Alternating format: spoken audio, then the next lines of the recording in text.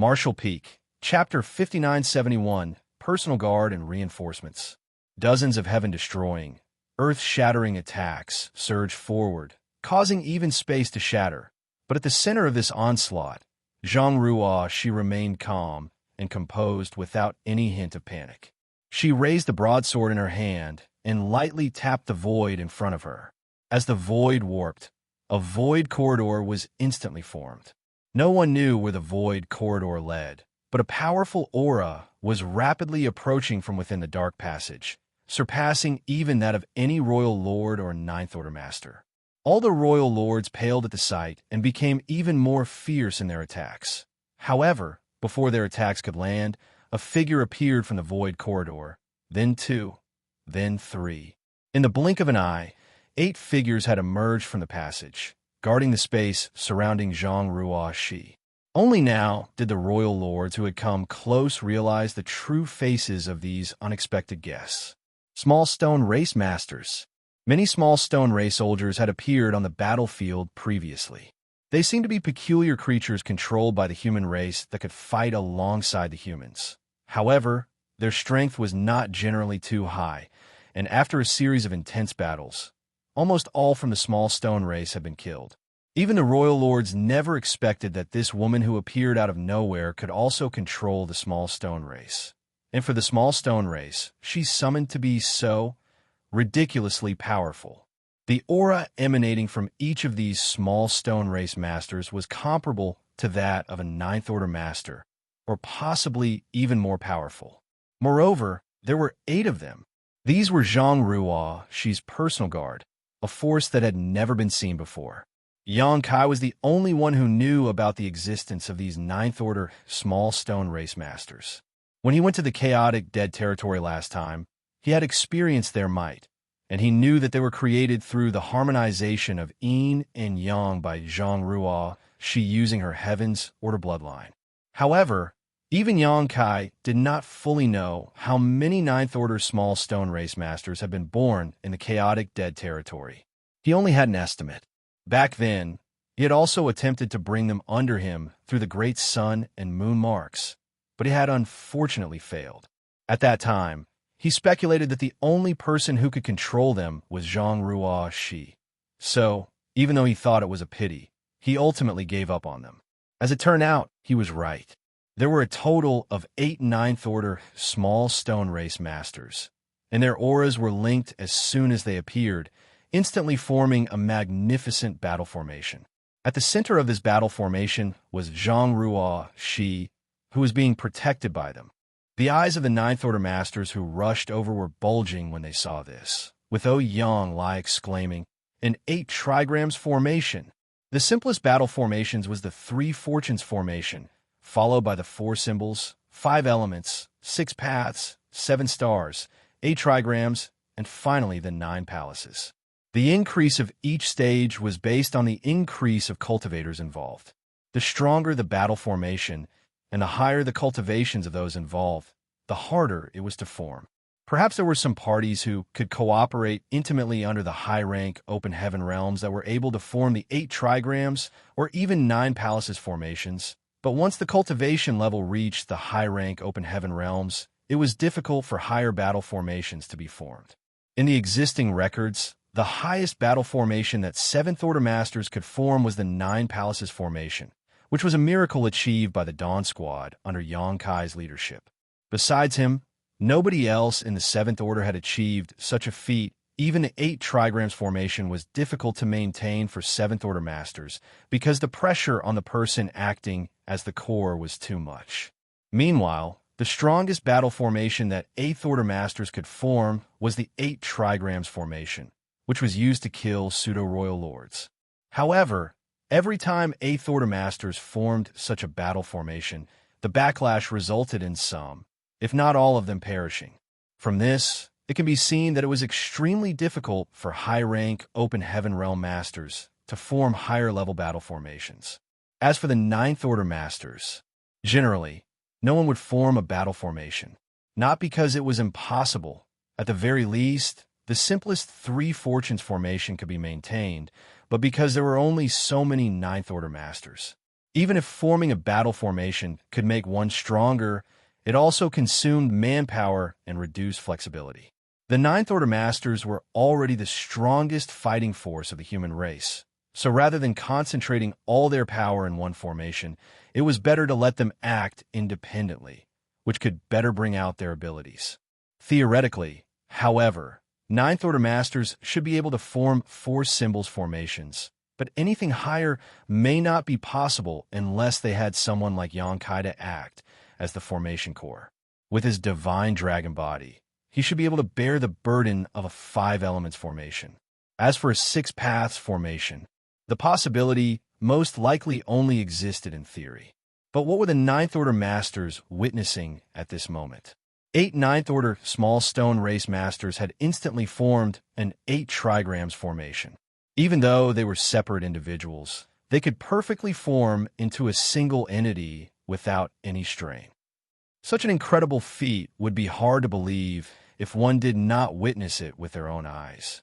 8 Ninth Order Small Stone Race Masters joining forces formed an impenetrable barrier around Zhang.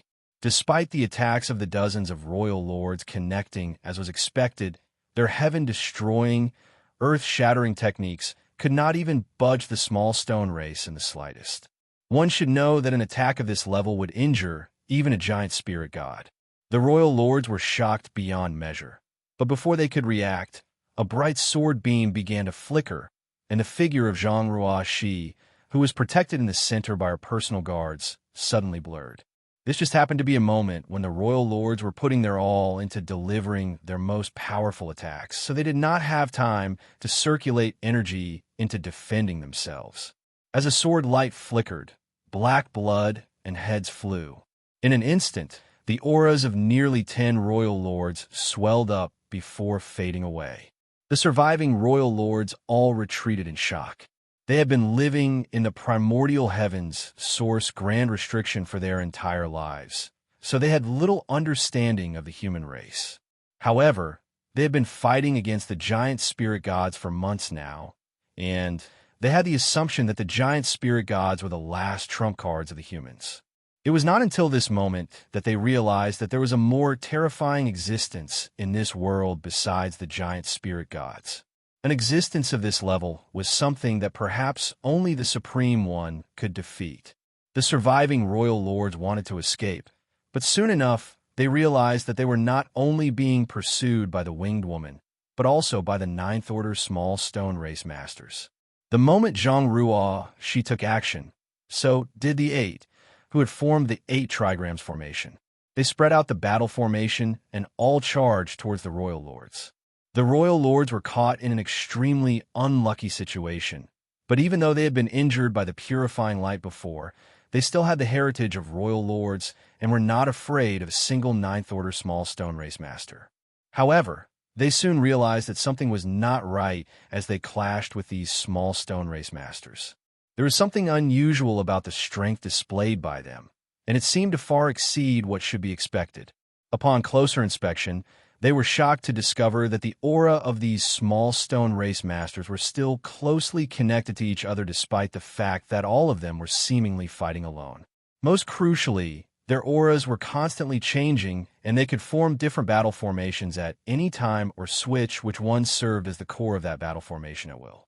The masters who had rushed over to help also noticed this, and all of them had incredulous expressions on their faces because what they saw before them was impossible according to everything they understood. When human race masters formed battle formations, they had to take great care in maintaining the connection of their auras. The worst possibility was if a battle formation collapsed due to the link being broken.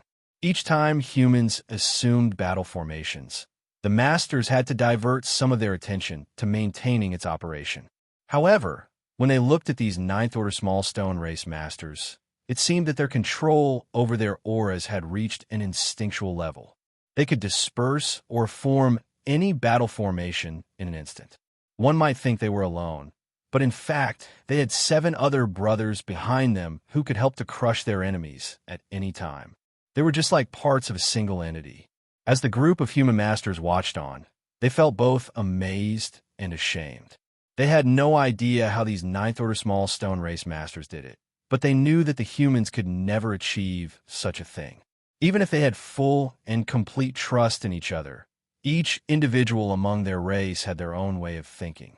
Even more fundamentally, there are differences in strength and aura among humans, so achieving a perfect balance was just now feasible. The appearance of the 8th and 9th Order Small Stone Race Personal Guard not only helped to relieve Zhang Ruoxi's crisis, but also opened up a counterattack opportunity against the Royal Lords under Zhang Ruoxi's leadership. But that was not the end of it. The Void Corridor that Zhang Ruoxi had created with her amazing skills did not disappear. Following closely behind the 8th and 9th Order Small Stone Race Masters, more of the Small Stone Race soldiers stepped out from it. They continued emerging in an endless stream, too many to even be counted.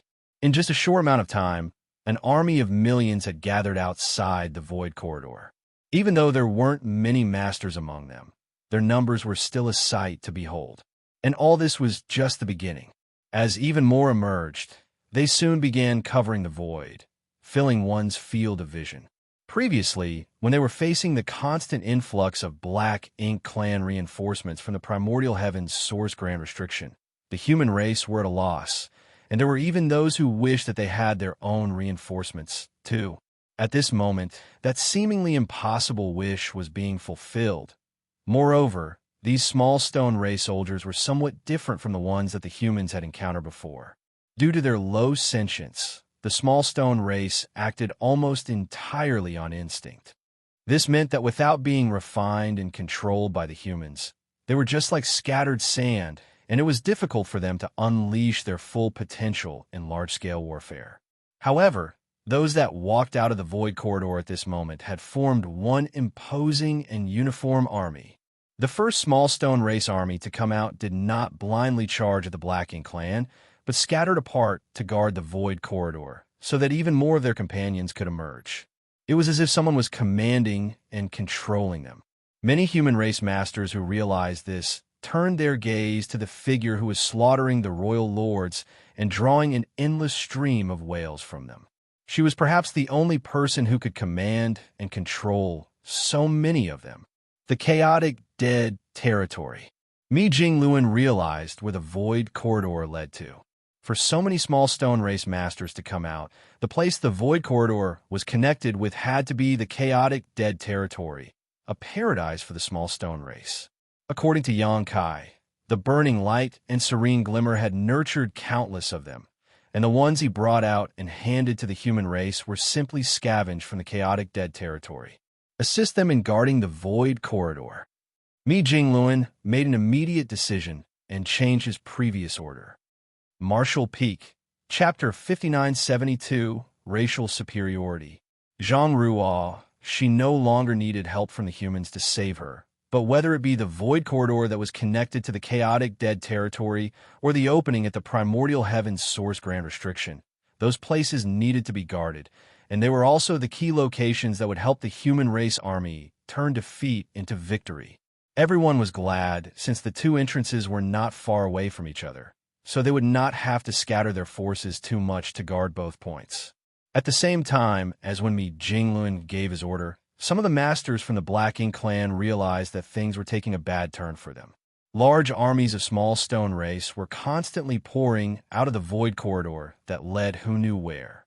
In just a short while, tens of millions of them have come out. If they did not bring down that Void Corridor, then it would not take very long for the small stone race to even the playing field with them in terms of numbers. And if that were to happen, then it would not simply be the humans that they had to deal with. While the human race army were rushing to the Void Corridor, many masters from the Black Ink clan led their own subordinates in the same direction. The Void Corridor to the chaotic dead territory had instantly become a focal point of the battlefield, catching the attention of millions of pairs of eyes. Even though the human race army moved sooner than the Black Ink clan, they were also further away. So, when they were only halfway there, the Black Ink army had already surrounded the Void Corridor in all directions. But the emergence of the small stone race had also diverted much of their attention, which resulted in the situation becoming much safer for the human race. A war that was even more intense from the fight between the human race and the Black Ink clan broke out. Although the human race army was completely made up of elite soldiers, they were very limited in numbers. During the previous confrontation, the human race army strategy was to use superior mobility to slaughter as many enemies caught in their path as possible. Rarely would they engage in large-scale head-to-head confrontations with the Black Ink clan. The current situation with the small stone race was different. They were desperately defending the Void Corridor, so there was simply no way to retreat or escape. Once the Black Ink clan army were to come in from all directions, both sides would immediately break out into a stunning battle. Both sides were like two colliding torrents with countless bodies caught in the rolling waves. Those from the small stone race were constantly incurring casualties, but their numbers were also being replenished continuously. Even though they were far inferior to the Black Ink clan in terms of numbers, with battle formations and momentum, they managed to hold their ground. It was as if there was an invisible hand that was controlling everything about the small stone race, so that these creatures that were supposed to have little sentience and could only act on instinct could now be molded into a single strict army that knew when to advance or retreat. There were not too many masters among the small stone race, and the drawbacks of that were soon apparent. This was Yang Kai's inadvertent mistake when he took so many 8th Order and 7th Order small stone race masters with him on his last trip to the chaotic dead territory, resulting in the small stone race army lacking masters among them. The small number of 8th Order small stone race masters here were no match for the pseudo-royal lords. So no matter how much they replenished their numbers, it took only a few moments of fighting before the Black Ink army were able to find opportunities to rip several openings into their line of defense. Fortunately, the human race army arrived just in time. Under Mi Jing Luan's command, the humans immediately split into several groups and plugged into the different openings to fill them. With the help of the 9th Order Masters, they were able to hold their line, albeit only barely. The situation was still not looking optimistic. The Black Ink clan army's attack was growing increasingly intense, and if the small stone race army couldn't gather enough mass, then there was still a risk of their lines being broken through. The small stone race and the Void Corridor were already gathering their troops at the maximum speed possible, but they could only barely keep up with the rate of their casualties. The defensive line kept on shrinking, and the space for the joint forces of the small stone race and the human race to move around and was constantly being constricted. Black Ink clan seemed to have found a ray of hope and was attacking more and more aggressively. Originally, Zhang Xi's emergence and ruthless slaughter were enough to deter the royal lords who were eager to attack, and now, no royal lord dared to come out from the Grand Restriction, fearing that they would be killed next.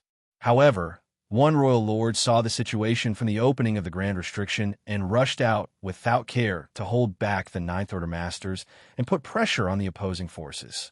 Now, the defense line being held up by the human race army and the small stone race army was in danger of collapsing at any moment. Once the defense line collapsed, not only would they not be able to defend the Void Corridor, but even the human race army that came to help would also be caught in the Black Ink clan's encirclement. At that point, other than the 9th Order Masters who had the ability to escape, the others would all be at great risk. Red-eyed, Otto was fighting a group of royal lords. He had always been silly and foolish, so he was surrounded by the royal lords previously until he was covered in injuries. Now, he only wanted to kill his enemies ruthlessly without a care for anything else. On the other hand, Aer, who was smarter, noticed the situation on the human race army's side, but he was powerless to help even though he wanted to. Just like Ada, he was surrounded by royal lords and was simply unable to divert his attention unless he could get rid of them. The only ones they could put their hopes on, Zhang Xi and her 8 personal guard, were still chasing after the royal lords who had scattered and fled in all directions. There were dozens of royal lords at first, but only a little over 10 of them remained, all of whom were agile with their movements and had good luck, but under her pursuit, they would also fall sooner or later. She did not seem to have any intention of coming to their rescue. Just as the battlefield on the joint army side reached a limit and their defense was about to collapse, Zhang Xi, who was chasing after the royal lords, suddenly stopped in place, and without even looking, lightly clenched a fist in the direction of the void corridor. With his clenched fist, heaven and earth hummed and trembled. All over the battlefield, yellow and blue lights suddenly started moving. These lights came from the remains of the small stone ray soldiers that were scattered among the Black Ink clan army. Since they did not possess flesh, if they were torn to pieces, not a drop of blood would flow out. They would only turn into pieces of stone like this. The power that nurtured them still remained in the debris. It was naturally the powers of the burning light and serene glimmer, the purest power of yin and yang. As the light emerged, all of the Black Ink clansmen who were enveloped by it had frightened looks on their faces. They had no idea what the yellow and blue colors represented, but they had witnessed the power of the purifying light that Zhang she had brought forth before. That was why the Black Ink clan had gained an instinctive fear of this strange light. Most of the Black Ink clan were still shocked by the changes around them. A few of the sharper masters wanted to retreat when they noticed the situation turning against them. But how could they have the time to run? The defense line of the human race and the small stone race had been suppressed again and again. The Black Ink clan army surrounded them on all sides and were pressing hard, passing through the remnants of countless fallen small stone race along the way.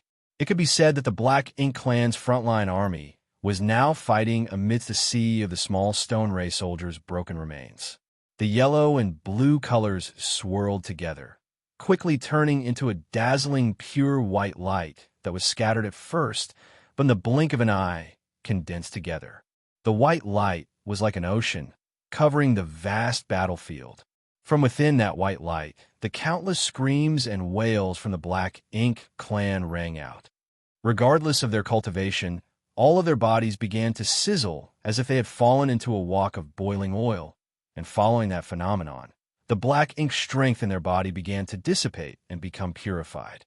Those caught in the center of the white light were the most greatly affected, and soon, those with insufficient cultivation perished. Even if some managed to survive, their foundations were severely damaged. The best time to cull them was now, when they were weakened, and the counterattack of the human race and small stone race armies commenced in an instant. The small stone race members were being controlled by Zhang Shi, who naturally would not miss such a good opportunity. And when the humans saw the flowing yellow and blue lights, they realized what was about to happen. After all, they had witnessed this kind of scene before from Xianxia. So, before Mi Jingluan could even give the order, the human race army had already blown the horn to begin their attack alongside the small stone race army. On Pure Yang Pass, Mi Jingluan sighed his heart.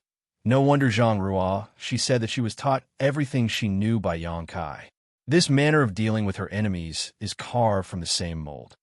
The Black Ink clan army suffered grave losses due to being caught off guard in this unexpected situation, and the troops on the front line were completely annihilated almost instantaneously. Even several of the royal lords, who had jumped into the battle from the primordial heaven's source grand restriction, died in this trap. The defensive line that had been suppressed to the limit began to expand in all directions, and with the collapse of their army in the front lines, the Black Ink clan's rear also quickly withdrew. By the time the dazzling light subsided, the intense exchange of offense and defense had ended as well. The joint army's defense line was restored to its previous state, but they did not continue pursuing the fleeing Black Ink clan. Not because they did not want to, but because they could not. Right now, their main focus was protecting the void corridor that led to the chaotic dead territory. As they watched the small stone race army gather in the void from afar, the Black Ink clan was overcome with grief and anger. The Black Ink clan possessed too many advantages over the humans. They were created from Black Ink nests, so they could be bred in numbers sufficient to crush the humans. Moreover, their Black Ink strength was also extremely disadvantageous for humans. If the humans wanted to fight with them, they had to make all sorts of preparations beforehand. For example, they had to take their purifying Black Ink pills just so they could defend against being corrupted. This was their racial superiority, granted to them by their creator. Nobody could change that imbalance. However, when compared to the small stone race, the superiority of the Black Ink clan crumbled. The small stone race may not be able to reproduce as quickly as the Black Ink clan, but they had an advantage in comparison to the human race. They had no fear of Black Ink strength, and they were even extremely sensitive to it. If nobody was controlling them, then they would simply rush to where Black Ink strength was densest. But what disgusted the Black Ink clan the most was the fact that these small stone race soldiers treated them as mortal enemies when they were alive, and when they were dead, the powers remaining in their bodies could still be drawn out to condense, purifying light that perfectly countered Black Ink strength. Having suffered a huge loss twice already, the surviving Black Ink clan soldiers no longer dared to act rashly. So what if they wiped out those from the small stone race? Without the ability to dispose of their corpses, the rubble that was left behind was still a great weapon against the Black Ink clan. Looking from afar, the Black Ink clan army was hesitant to act. The small stone race was beginning to show some unusual movements. Everywhere the human race army was located, a small stone race army would be there, opening up a passage to the rear.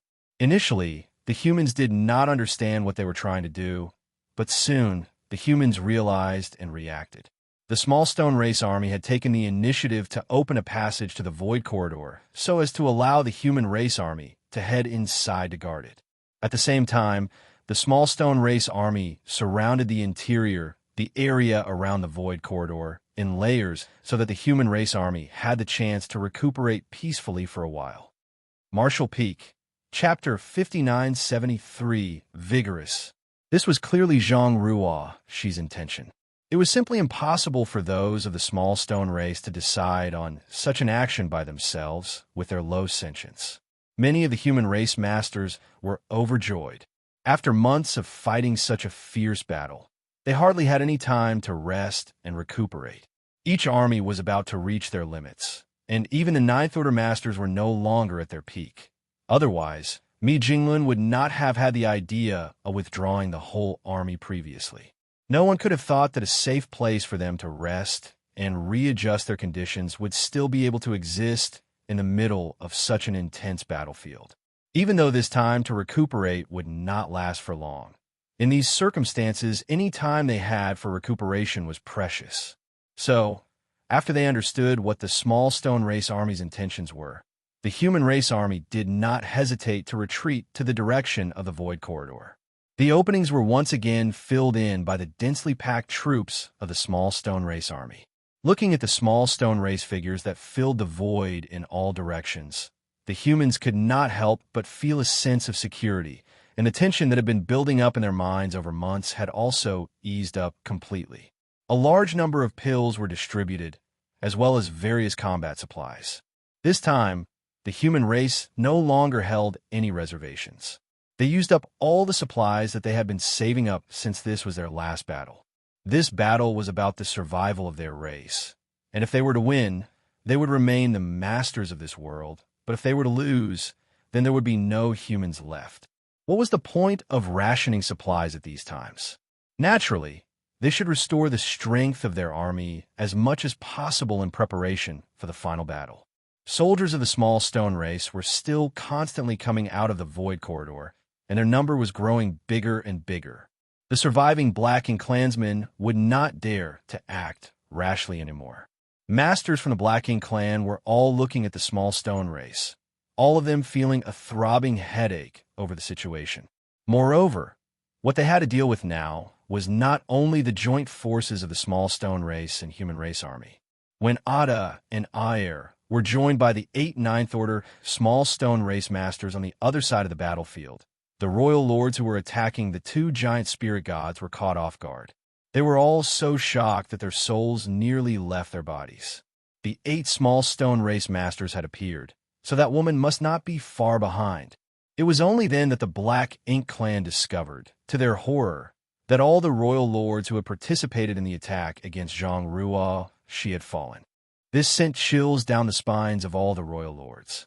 One had to know that there had been dozens of royal lords working together, and yet such a powerful force had been decimated in such a short time. The number of royal lords surrounding Ada and Ayer was not far from the number of royal lords who went to attack Zhang Ruo, but their allies had all been killed, so they were probably next on the chopping block. When they noticed Zhang Ruoxi's aura approaching from afar, many royal lords left Ada and Air and turned around, making for the opening in the primordial heavens source grand restriction. Together, they instantly broke through the defense line of the small stone race army and plunged into the grand restriction without even glancing back. For some of them, it had only been days ago they were dreaming of escaping this cage called the primordial heavens source grand restriction and conquering everything before their eyes. They had waited millions of years for this dream to come true. However, the feelings of joy did not last long. They had now realized that there was no safer place in this universe than the primordial heavens source grand restriction. Unless the Supreme One woke up, no one could stop that woman's massacre. With nearly half of the royal lords who were restricting them out of the way, and with 8 Ninth Order small stone race masters assisting them, the 2 giant spirit gods turned the tide in an instant. Ada reached out and grabbed a royal lord who was trying to escape, and, with a roar of rage, stuffed the royal lord into his mouth. No matter how hard the royal lord struggled, he could not shake off his huge hand. Once he had been sent into the large abyss, Ada bit down on him, as if he were biting into a worm. Black blood spurted between his teeth, and the royal lord's aura was instantly obliterated. Ada then roared, venting his anger. He was a powerful giant spirit god, yet he was being put into such a miserable situation under the encirclement of the royal lords. This insult was simply unbearable. Air did not stay idle either. He punched and kicked, each blow appearing simple, but could in fact crush a large piece of the void, blocking the royal lord's plans of escaping. The wings on Zhang Ruoxi's back flapped, sending her across the battlefield as a long pure white band of light trailed behind her in an exceptionally beautiful sight. She did not care about the battlefield where the giant spirit gods were, and instead charged straight past it and into the opening of the primordial heavens source grand restriction. Many other royal lords were watching the battlefield from within the grand restriction, including those who had fled back inside. They thought that they were safe inside the grand restriction, but then disaster followed. A commotion erupted at the opening, and royal lords were being slaughtered rapidly, their miserable screams ringing in the void. At the center of the small stone race army's defenses, among the human race soldiers who were recuperating near the void corridor, countless masters looked on in awe at this amazing scene. They had never felt as good and as happy as they were at this moment. Now that gets the blood going. Yonglai quietly wiped the sweat from his forehead as he refined the medicinal efficacies of his spirit pills. Even he did not expect Zhang Ruoxi to enter the grand restriction. It was truly an attention-capturing event, especially since that was where the Black Ink Clan's mother nest or source was located. Who knew how many royal lords were gathering inside? He had met Zhang Ruoxi a few times before and knew that this woman was very close to Yangkai, but he had never known that she was this powerful. But what tickled his curiosity even more was how this woman's shocking cultivation had come about. The power that she wielded had already surpassed that of the giant spirit gods. There was still an indistinct but large number of figures standing around at the opening, and many more of the Black Ink Clan's reinforcements were pouring out to provide support on the battlefield. However, Zhang Ruoxi rushed in and cut them all down like vegetables, sweeping the entrance clean until no more of their figures could be seen, and the Black Ink Clan's reinforcements also came to an abrupt halt. It was not until an hour later that a figure emerged from the opening, the wings behind her back still as glossy as jade, a sight that dazzled all that beheld it. "Damn woman, have some consideration for the elderly." The voice of Wu Kuang rang out beside Ruoxi's ears, sounding slightly helpless. He was tasked with controlling the primordial heavens source grand restriction and was united as one with it in a sense, so every time the grand restriction was ripped open, he would suffer a certain amount of backlash. The openings that happened previously were mostly done of his own accord, so he could control them to a certain extent. However, when Zhang Ruoxi suddenly rushed in, the large opening in the grand restriction had been torn apart 3 times before, and though royal lords could pass through it, it was still not enough for someone like Zhang Ruoxi to pass through. Just now, Wu Kuang had almost shrieked when he saw Zhang Ruo she rushing over. From his standpoint, it was as if an unstoppable force was charging at him. Even though he expanded the opening as fast as he could, he was still caught off guard by Zhang Ruo she's sudden charge, and he could not regain control for a while. The feeling was just like having his entire being ripped apart, and that was why he had to complain.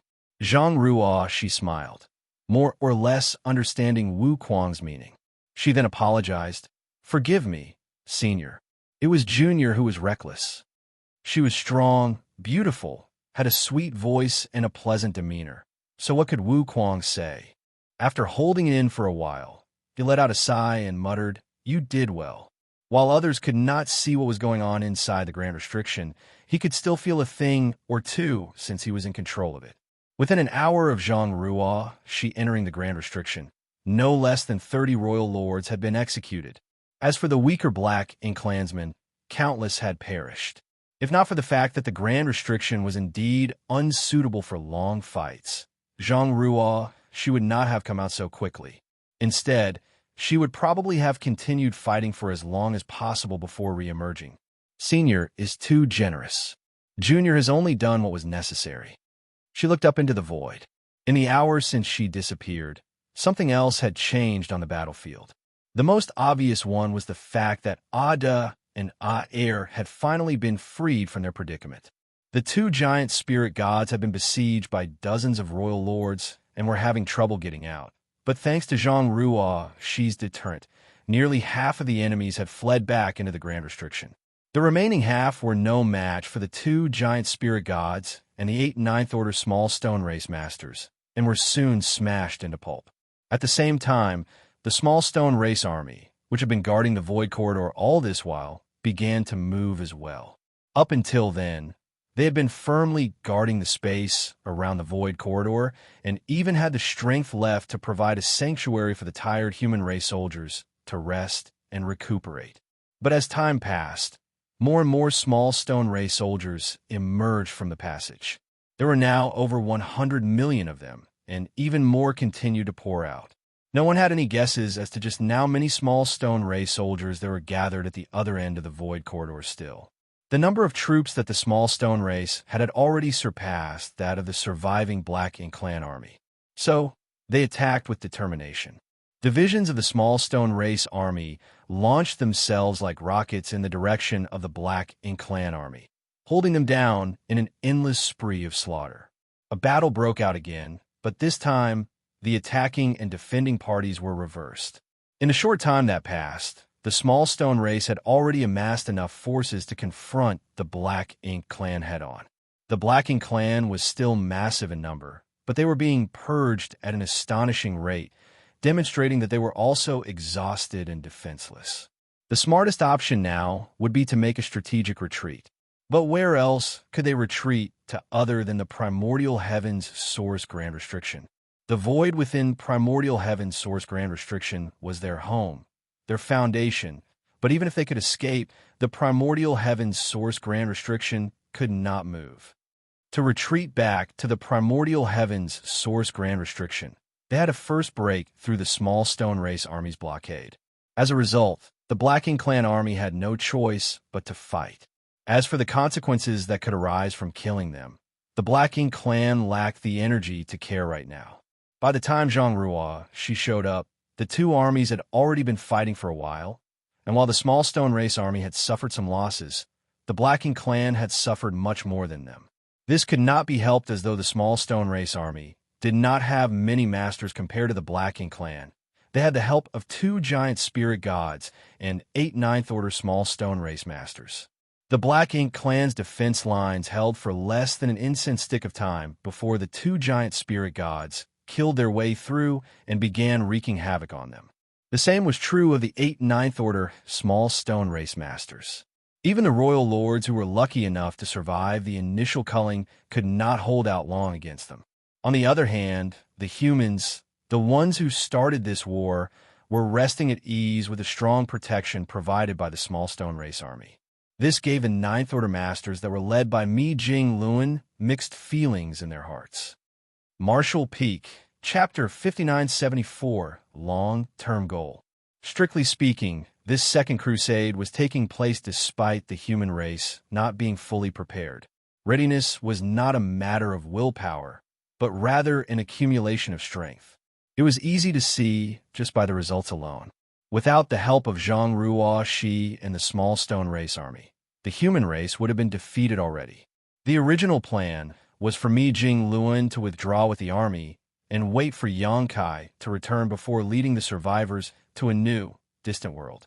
Once they left, this whole region, covering the entire 3,000 worlds, would surely fall under the Black Ink clan's total control. Was it because the human race did not fight hard enough? Was it because the heavens did not favor them enough? It was neither. Great potential could erupt from a race during the critical juncture between life and death. In just a short few thousand years, the human race has grown from near total decimation to recovering the 3,000 worlds and the no-return pass. But that was already their limit. If they had not worked hard enough, they would not possess the heritage they have today, and if the heavens did not favor them, they would not have the open heaven realm cradles. However, when it came to facing powerful foes like the Black Ink clan, what ultimately mattered was strength. The time given to the human race was too short, so no matter whether or not they were ready for this crusade, they had to go on. That was because Mo was about to awaken. Under such circumstances, it was better to be proactive than reactive. After all these years of fighting, the human race army had already been tempered into one entity after going through the baptism of war, but it was still not enough. As the battle raged on, Mi Jingluan weighed his options before deciding to give up on supporting the small stone race army. The battle had not reached an end yet, and the small stone race army should have enough troops to hold their own. What's more, after this battle came to an end, there would be an even more treacherous one waiting for the human race army.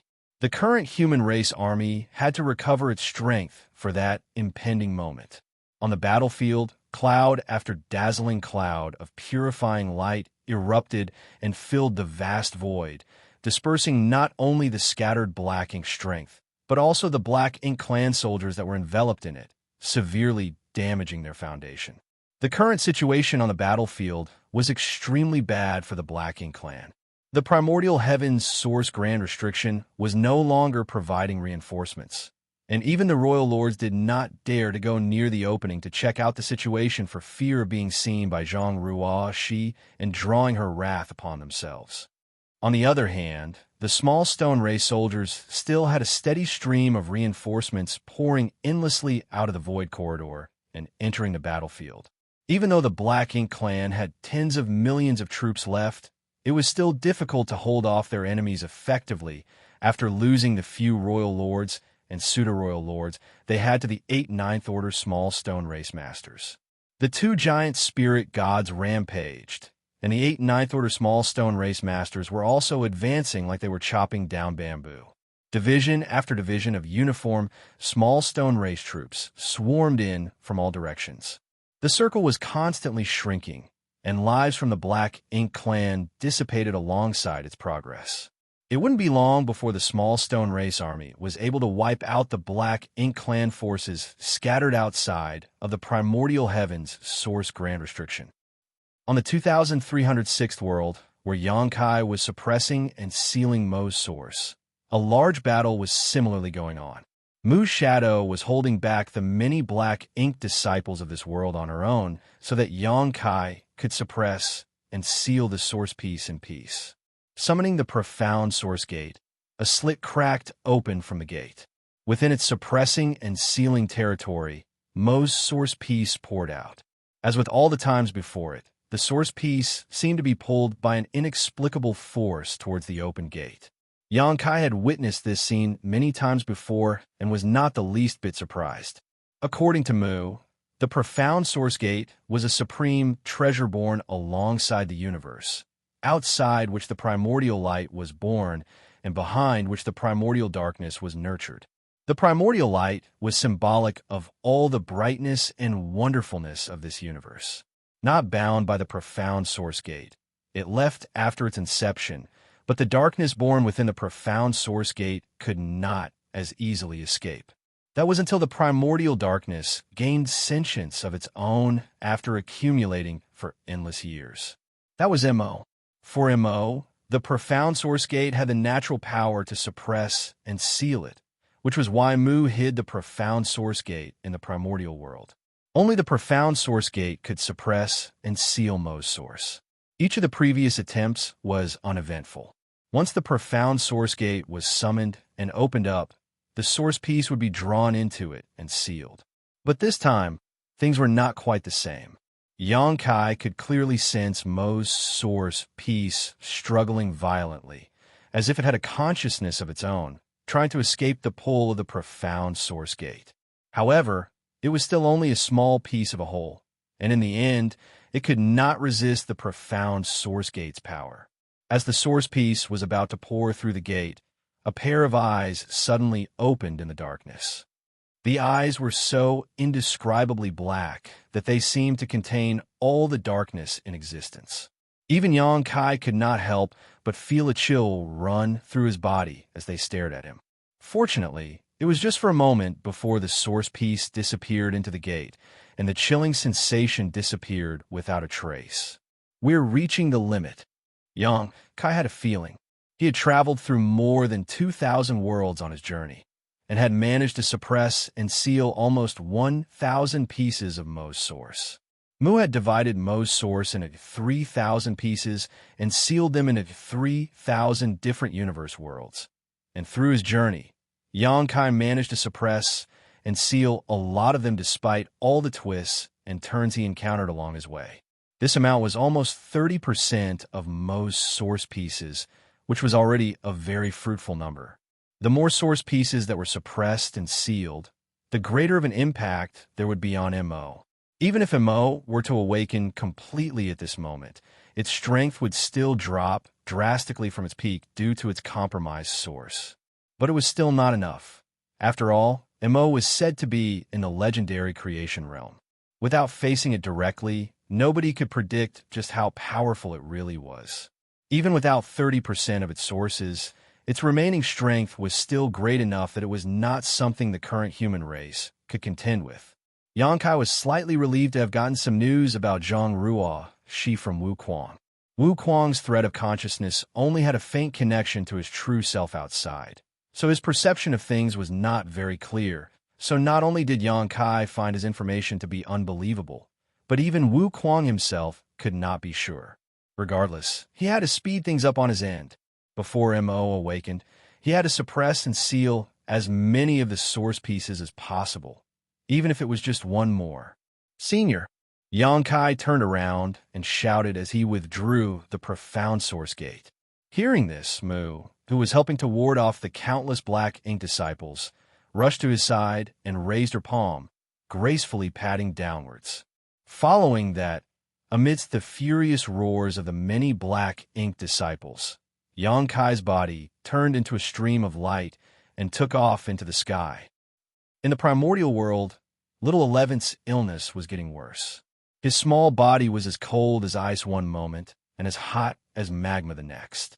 At first, he was able to keep himself conscious, but by now he was mostly asleep, and the time he could stay awake was getting shorter and shorter. As he slept, he was haunted by unceasing nightmares that caused him to shake and shiver constantly. Mu remained by his side, watching him carefully. When Little 11th finally woke up and opened his eyes, he saw Mu sitting by his bedside, holding him gently. Mu seemed to have sensed his movements as she looked down at him, her eyes bloodshot. She had no idea how long it had been since she had properly rested. "You're awake?" Mu opened her mouth, but her throat sounded very dry. Looking at the red blood vessels in Mu's eyes, Little 11th's heart ached. A sour taste filled his mouth, and even the corners of his eyes grew wet. He turned his head away and wiped the corners of his eyes with his hand, answering with a soft hum.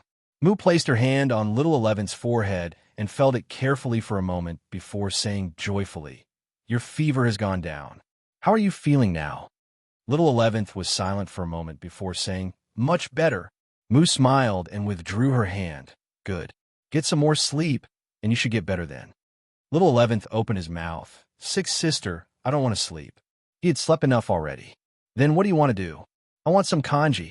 The sister and brother, unrelated by blood, had been living together and relying on each other for survival in this bustling city.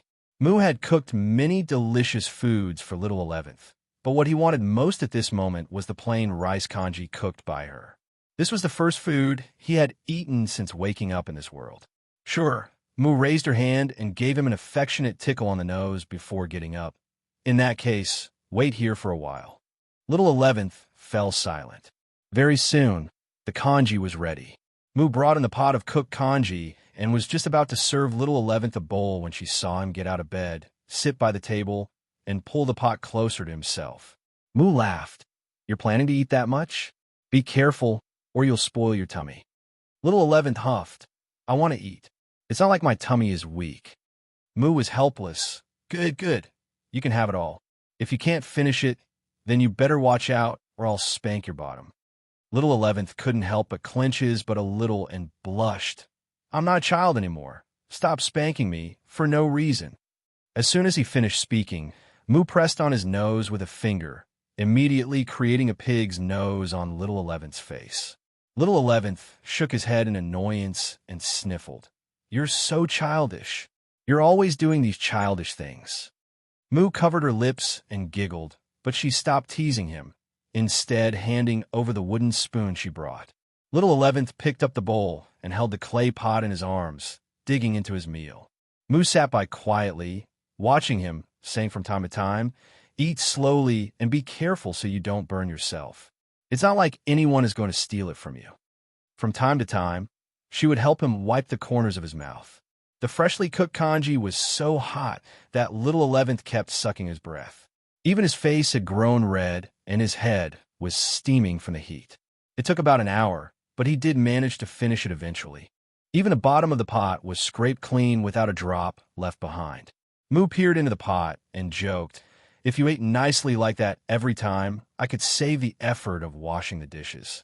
Little 11th rubbed his round tummy and made a face at her. Then won't you turn into a lazy woman? Be careful, or you won't be able to get married in the future. Mu raised her hand and smacked him upside the head. It's not up to you to say whether I can get married or not. Little 11th held his head with both hands and complained, You're hitting me again. I'm still a patient. Mu raised her hand as if to strike him again, but in the end, she just stroked his head gently. Little 11th lowered his head. The atmosphere turned silent. Marshall Peak, Chapter 5975, Hello, we finally meet. In a humble house on the edge of Dawn City, a pair of sister and brother sat opposite each other. Only after a long time did little 11th speak. Sixth sister, what's the matter? Let's talk after I've finished washing the dishes. All right? Mu smiled, got up, and picked up the clay pot before walking out. Looking at her back, little 11th sighed, a sadness that did not match his age appearing on his small face. The dust-covered memories from long ago began to stir. In the boundless darkness, where not a trace of light could be seen, a consciousness began to emerge. At first, it was dull and incomplete, just fumbling through the infinite darkness by instinct. After an unknown period of time had passed, that consciousness slowly became complete, and as it did so, it gradually became aware of its surroundings. It was as if it was trapped in a strange place, a place of nihility and emptiness where time flowed endlessly, and that made it feel lonely. It began to consciously search for a way out so that it could escape from this place that was keeping it trapped, but it did not even know why it wanted to leave. All its thoughts and actions were purely based on its instinct. It took action, but to no avail, and after long years of suffering, it finally found the way out of that place. However, there was a tightly sealed gate blocking the way. It tried with all its might to break it down, but it was as if the strange gate had a complete suppressive power against it. No matter how hard it tried, it could not budge it in the slightest. Day after day, year after year, it gradually came to feel an emotion called despair. It understood that it was impossible for it to open the gate with its own power. Despair never came without reason. It only appeared when one's hopes were extinguished. For countless years it lived in this dark, lonely world, never understanding what despair meant. until the seed of hope was planted in it.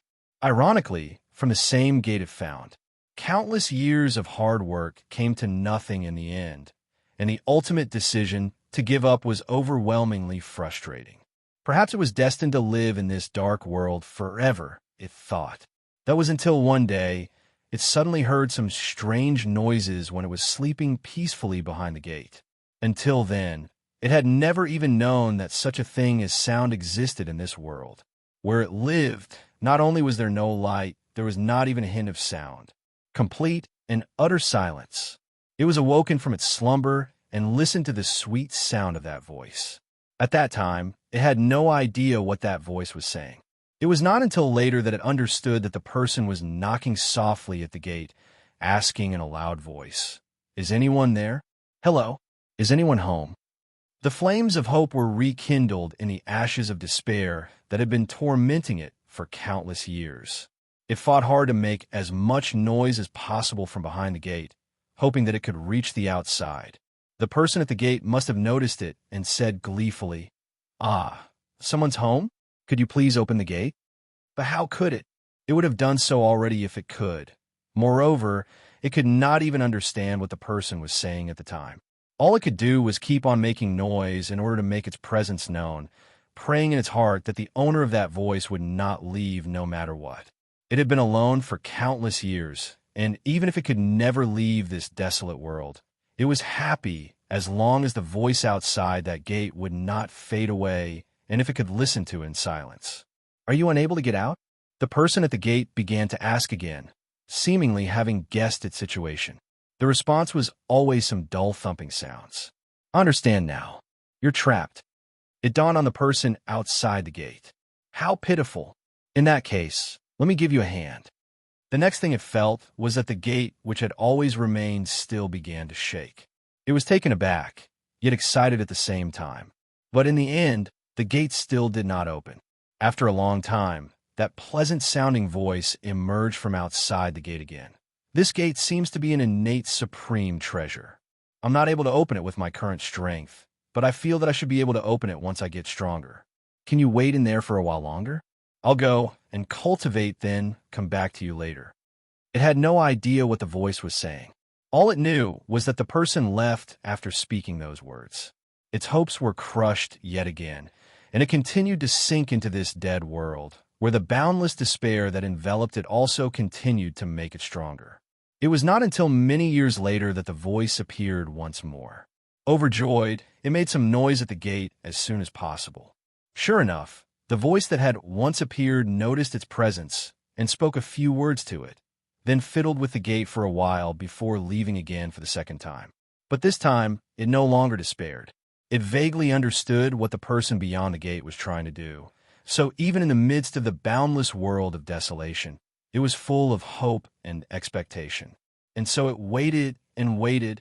In the endless years that followed, in a long river of time that was far too long to trace back, the two powerful existences, one inside and one outside, gradually became acquainted and formed a relationship of tacit understanding with each other. And as the person outside was talking to themselves, it got to learn their language and could already begin to communicate with them in a simple way. For it, this was an exceptionally wonderful experience, and the dark world in which it lived was no longer as dreary, because in the midst of that darkness was a heart filled with hope.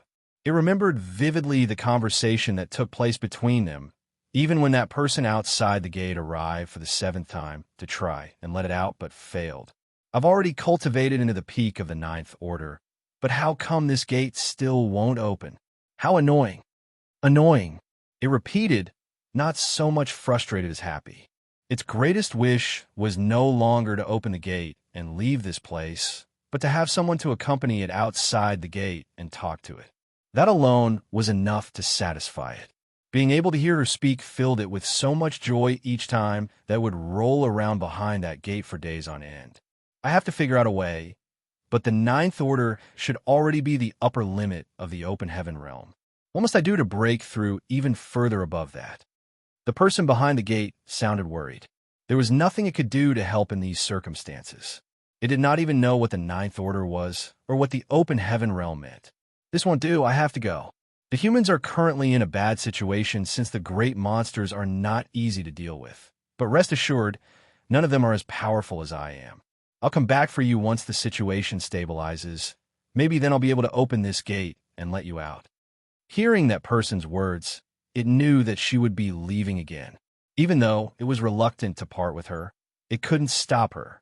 In the end, it could only give a stiff reminder, "Take care, be safe." "I will." The person outside the gate answered gleefully. The final wait felt unbearably long, seemingly lasting much longer than the times before. So, it kept waiting at the gate, making some noise from time to time, as if afraid that that person would not notice its presence when she arrived. Eventually, that person came. "Listen, the world is such an amazing place. There's actually a thing called the universe furnace, and it appeared out of nowhere a few years ago, and I went inside. There was a really, really long river in there, and I have no idea where the source is or where it ends, so I call it the Infinite River." "What's a river?" it asked. "A river. It's hard to explain, but once you come out, you'll know if I bring you there. Besides the river, there are also big mountains." "Oh, what else?" Then I emulated the Infinite River and refined a long river of my own, but it was still a far cry from that Infinite River.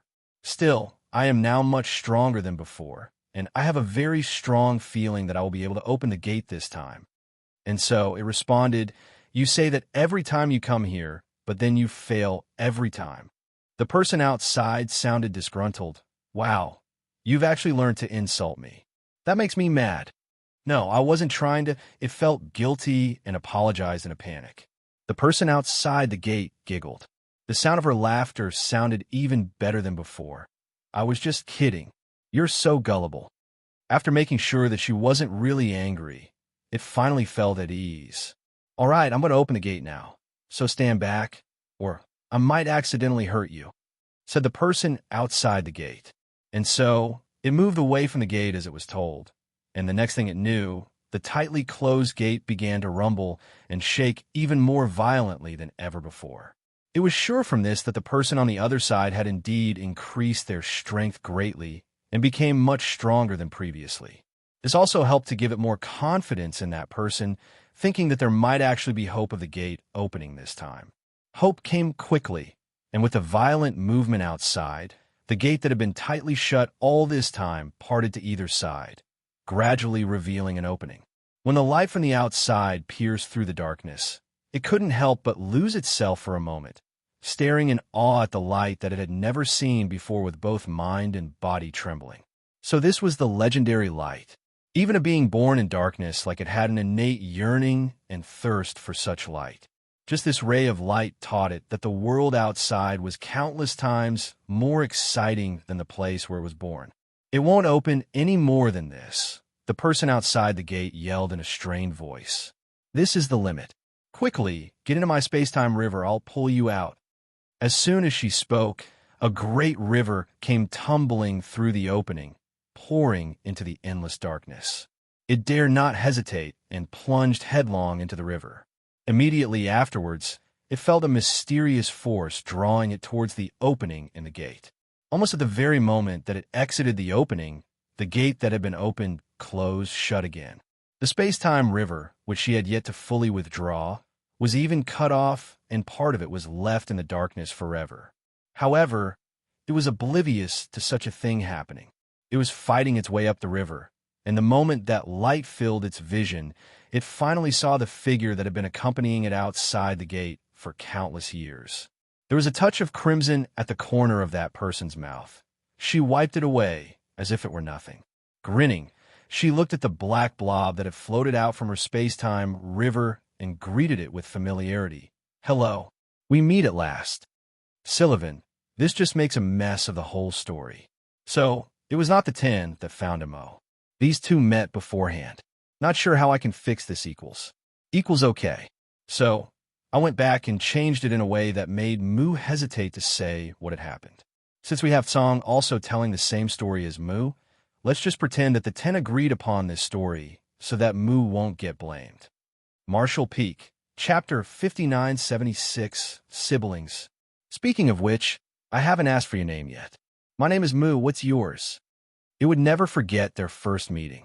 There was a touch of red blood on the corners of her lips as this quiet and gentle woman stood in the void, looking at it with a smile on her face. What is my name? It had no idea what its name was. It did not even realize that such a thing as a name existed in this world. Before meeting her, its world was nothing more than endless darkness and desolation. It was because it met her that its world now had sound, had expectations, and today, light had also become a part of it. I don't know what my name is, it mumbled in reply. Inexplicably, a lowly feeling of shame took root in it, as if it had blasphemed her just by looking at her like this. No name. Mu walked around it. Then she suddenly clapped her hands and smiled. I know. Seeing as how you're so dark. Your name should be M.O. M.O. It murmured, and then it slowly beamed. My name is M.O. It had its own name now, and it was Mu who gave it to it.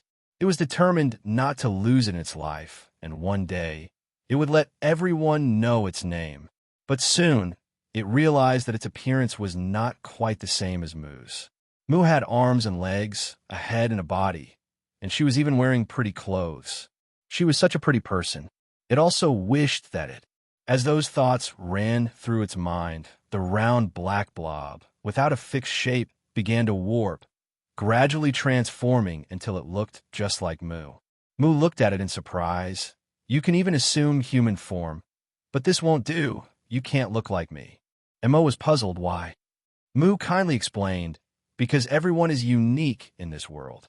Mo didn't quite understand, but if Mu had said it, then it must be true. It was a shame that it couldn't look like her. She definitely had the most beautiful appearance in this world, it thought to itself. Then what should I look like? Mo asked. Just the way you were is good, too. After a pause, she added, but if you have to assume human form, then why don't I give you a hand? With what? Changing your appearance. Mu reached out her hands and pounced on it with a teasing grin on her face. Then she began to rub and shape it. Mo did not resist, allowing her to do as she pleased. Mu worked for quite a while before taking a few steps back and studying Mo carefully, after which she nodded in satisfaction. There, that'll be your look. Mo held out its hands and spread them out in front of itself, feeling confused as it looked at its small hands. Seeing its confusion, Mu took the initiative to explain, this is what my brother looked like, but he died when he was very young, so you could take his form from now on. Okay. Mo responded obediently. Mu then looked up at the profound source gate again and rushed over to it with excitement. This gate is a treasure. It ate a part of my space-time river, so I'll have to take it with me. She then turned to Mo. This is the door to your home. Do you still want it? Mo waved his hand. I don't want it. You can have it. Who would even want such a thing? Mu nodded. In that case, I won't stand on ceremony. The space-time river was summoned again and wrapped itself around the strange gate. Perhaps because a piece of her space-time river was left inside the gate. This time, Mu was able to collect it with ease. Let's go. Mu beckoned to Mo and led him away into the distance. On the way, Mo asked the question that was on his mind. Mu, what is death? Death. If a person dies, then we will never be able to see each other again, and that person will only live on in the memories of others. What is a little brother? Well, it's a sibling born from one's parents. Then, am I your little brother? Yes, you'll be my little brother from now on. You're my little brother, too. That's not right. I'm your big sister. Sixth sister, to be exact. What is a big sister? A big sister is a sibling born from one's own parents. But isn't that what a little brother is? Hey, listen, a little brother should speak less because if he talks too much, his mouth will glue shut and he'll never be able to open it again. Shocked, Mo covered his mouth in a panic. Mu, where did this little friend come from? This is the one I told you about, the one who was shut behind that strange gate. You got him out of there. A crowd of people surrounded Mu and Mo, their eyes filled with scrutiny and curiosity. Mo clung to the corner of Mu's clothes and hid behind her. It had never known that so many people existed in this world, and that they all looked different. It was no wonder why Mu said that everyone was unique. Little friend, what's your name? Someone asked. Mo shook his head and did not answer, a timid look on his face. The speaker asked with pity in his voice. Is he mute? Mu laughed. Of course not. The child is just a little shy. There is something odd about this boy. I've never seen that power inside his body before. Mu, do you know what you've rescued? I'm not sure, but it was too pitiful to see him trapped behind that gate all alone. I couldn't just leave him after I discovered him. I just hope you know what you're doing. Rest assured, with how weak he is, he can't do much even if the power inside his body is a little strange. I'll keep an eye on him. That's good. Right now, the great monsters are running amok, and our people are in a tough spot. We can't afford to deal with any more trouble. It was Mo's first time meeting someone other than Mu, and after a brief conversation with them, he was led off to rest by Mu. In the days that followed, they slowly came to know each other better, and it became clear that Mo was no mute. Mo had also figured out the relationship between these people and Mu. The 10 of them had such a close bond that they called each other siblings. Mu was ranked 6th out of the 10, which was why Mu asked him to call her 6th sister on the way here. As he was the youngest, he was affectionately called Little 11th by everyone. Mo also finally figured out what a big sister and little brother was. It even witnessed death. In those days, the great monsters of the early ancient era were committing atrocities all across the land, and the human race chose to stand up to them. Thus, everything under the heavens was put under a constant baptism of blood and war. It was not known just how many humans had thrown away their lives in those battles. For a being who had been locked behind a gate all this while, it was a great shock for Mo to suddenly see such an unimaginable scene. Because of Mu, it began to think of itself as a human, and as it watched Mu and the 9 others busying about, it too wanted to help. It wanted to kill those early ancient era great monsters and give the humans a peaceful place to live. And Mo began cultivating, but the human race's open heaven realm method did not suit it at all, and no matter how hard it tried, it could not raise its cultivation. That was until one day it unwittingly felt the power surging deep inside the bodies of some of the humans, and almost instinctively, it drew that invisible and formless power into its body, refining and absorbing it. It actually felt as if it had grown a little stronger. And Mo was both pleasantly surprised and horribly terrified by this discovery. It was pleasantly surprised to have found a way to cultivate, but also terrified because it had never heard of this kind of cultivation before. It went to look for Mu at once to ask for clarification. However, Mu was out fighting at that time. By the time she returned, it was several dozen years later, and Mo had grown significantly stronger. Mo could not forget the joy on Mu's face. How happy she was that it became stronger. The words that reached its mouth were stuck there, but Mo suddenly realized that this was not so bad. As long as Mu was happy, what else mattered? Having found the right path to cultivate, Mo's strength soared by leaps and bounds. One day, it would finally become strong enough to step onto the battlefield. Mu did not give it any preferential treatment just because of who it was, and Mo simply participated in its first battle against Monster Race as the most ordinary of human soldiers. After all, Mu was one of the 10 commanders of the human race of that era and had more important things to do than babysit. It was impossible to keep Mo by her side and watch over it at all times. During Mo's first battle, the army that it was in was ambushed by the early ancient era's great monsters and torn to pieces. The casualties they suffered were severe. Mu rushed to provide support when she received the news, but by the time she reached the battlefield, the fighting was over. Originally, she thought that Mo was already no more, but what she saw instead stunned her. The human race, which had been at an absolute disadvantage in terms of military strength, had won the battle at a huge cost, with just 30% of their forces surviving in the end. Mo stood in the middle of the bloody sea of corpses, with many of the early ancient-era great monsters nearby bowing down in submission as the cheers of the surviving soldiers came like a tide.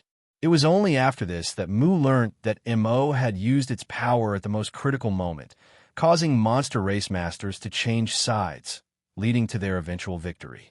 It was only now that she realized the special nature of black ink strength, which seemed to have the ability to twist the mind and spirit of living beings. Mo had no choice but to confess to Mu about its years of cultivation, and that subduing monster race masters with its power was just an idea that happened to crop up. It had never done it before. For the first time, Mu reprimanded him. Mo panicked, not knowing what it had done wrong, but seeing Mu's reaction, it knew it had to have done something wrong.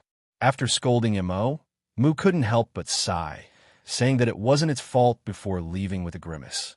As it watched Mu's somewhat sullen back, Mo vowed to itself that it would never use that method of cultivation again, nor would it ever use its power to subdue any living creature. However, things rarely went as one wished in life. As the battle between the humans and monster race raged on, the fighting only became more and more fierce. Even if the human race had the 10 martial ancestors, the early ancient era great monsters had a considerable number of powerful masters of their own. Things were looking increasingly dire for the human race, and there were even many who had submitted to the monster race, willingly becoming their slaves in order to survive. Battle after battle, and Mo, who had witnessed countless deaths, could no longer resist the urge to use its power once more, twisting the hearts of the humans who turned against them. Not one person on the entire battlefield was spared during that event. Even those of the monster race were subjugated by it. In that battle, the human race army, which had not seen glory for a long time, received an overwhelming victory. Martial Peak, Chapter 5977, The Right to Live. Once the darkness was unleashed, it was difficult to seal it up again.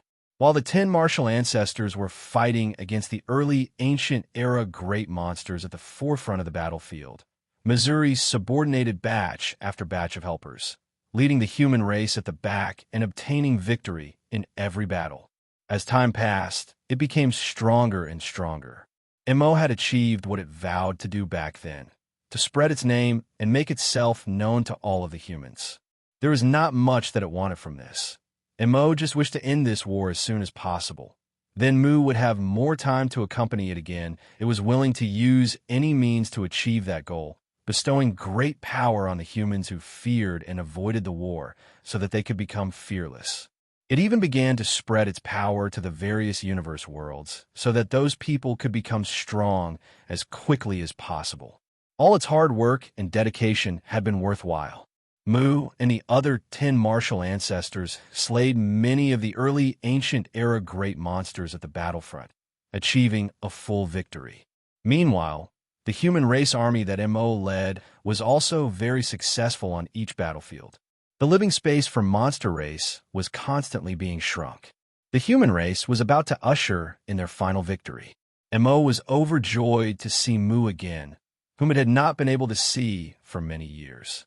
With great excitement, it told her about his efforts and achievements over the years, not noticing the troubled look in Mu's eyes.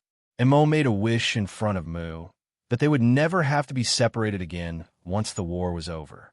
Rubbing its head, Mu agreed. From then on, Mu would bring Mo along wherever she went. Mo was no longer allowed to use the power it had used before, and it was no longer allowed to set foot on the battlefield, but it did not care. Compared to being extolled by countless humans and bending the disobedient ones to its will, Mo preferred simply staying quietly by Mu's side. The war finally came to an end, and the human race emerged as the final victors, becoming the masters of the universe, while the early ancient era great monsters were almost slaughtered to extinction. Even though there were still great monsters left, it was no longer possible for them to stir up any waves. Mu took Mo on a journey to witness the beauty and peace of the universe, acting like true brother and sister. During that journey, Mu showered it with nothing but care. Mo felt that even if it died at that time, it would have no regrets. Many years later, Mo would ask itself many times why it really didn't die in that beautiful memory, because its life would have been perfect if that was the case. One day, Mu said she would bring it home to visit the place where it was born. Though it was reluctant to return to that place that had trapped it for so many years, Mo could not deny her, since it was Mu who requested it. The two of them traveled together, returning to that ancient land. The other 9 big brothers had already arrived and were waiting for them. After Mu led Mo there, It keenly sensed a massive array being activated, sealing the void in all directions. Imo did not understand what was going on until Mu told him the truth. Imo never would have thought that Mu would one day trick it like this. Shock, anger, resentment, all sorts of complicated emotions overwhelmed it. The reason Mu let it here was just so they could suppress and seal it here again, and that last journey would be its final fond experiences. Mo's heart felt as if it had been stabbed. The dependence and trust it once had turned into grief, causing Mo to lose its rationale for a moment. The power that had been built up over the years was released, and Mo's mind became completely twisted. Under Mo's influence, all the beings previously corrupted by his power were turned into slaves. The human race, which had only been at peace for a few years, was once again thrust into an endless war. Inside the small house, Mo sighed faintly as its small figure grew rapidly, transforming into a handsome young man with delicate features in the blink of an eye. He got up, walked out of the house, and looked up at the sky, his gaze absent as his mind drifted. Such an innocent memory from so long ago. Mu came out of the kitchen, wiped her hands on her apron, and looked at him with a faint smile. "Are you leaving?" Mo turned his head and looked at Mu with a complicated gaze before nodding gently. Mu said to him, "All these years it was Sixth Sister who wronged you." Mo raised his hand to interrupt her, smiling back. You did the right thing, Sixth Sister." "Huh?" Mu cocked her head at it in confusion.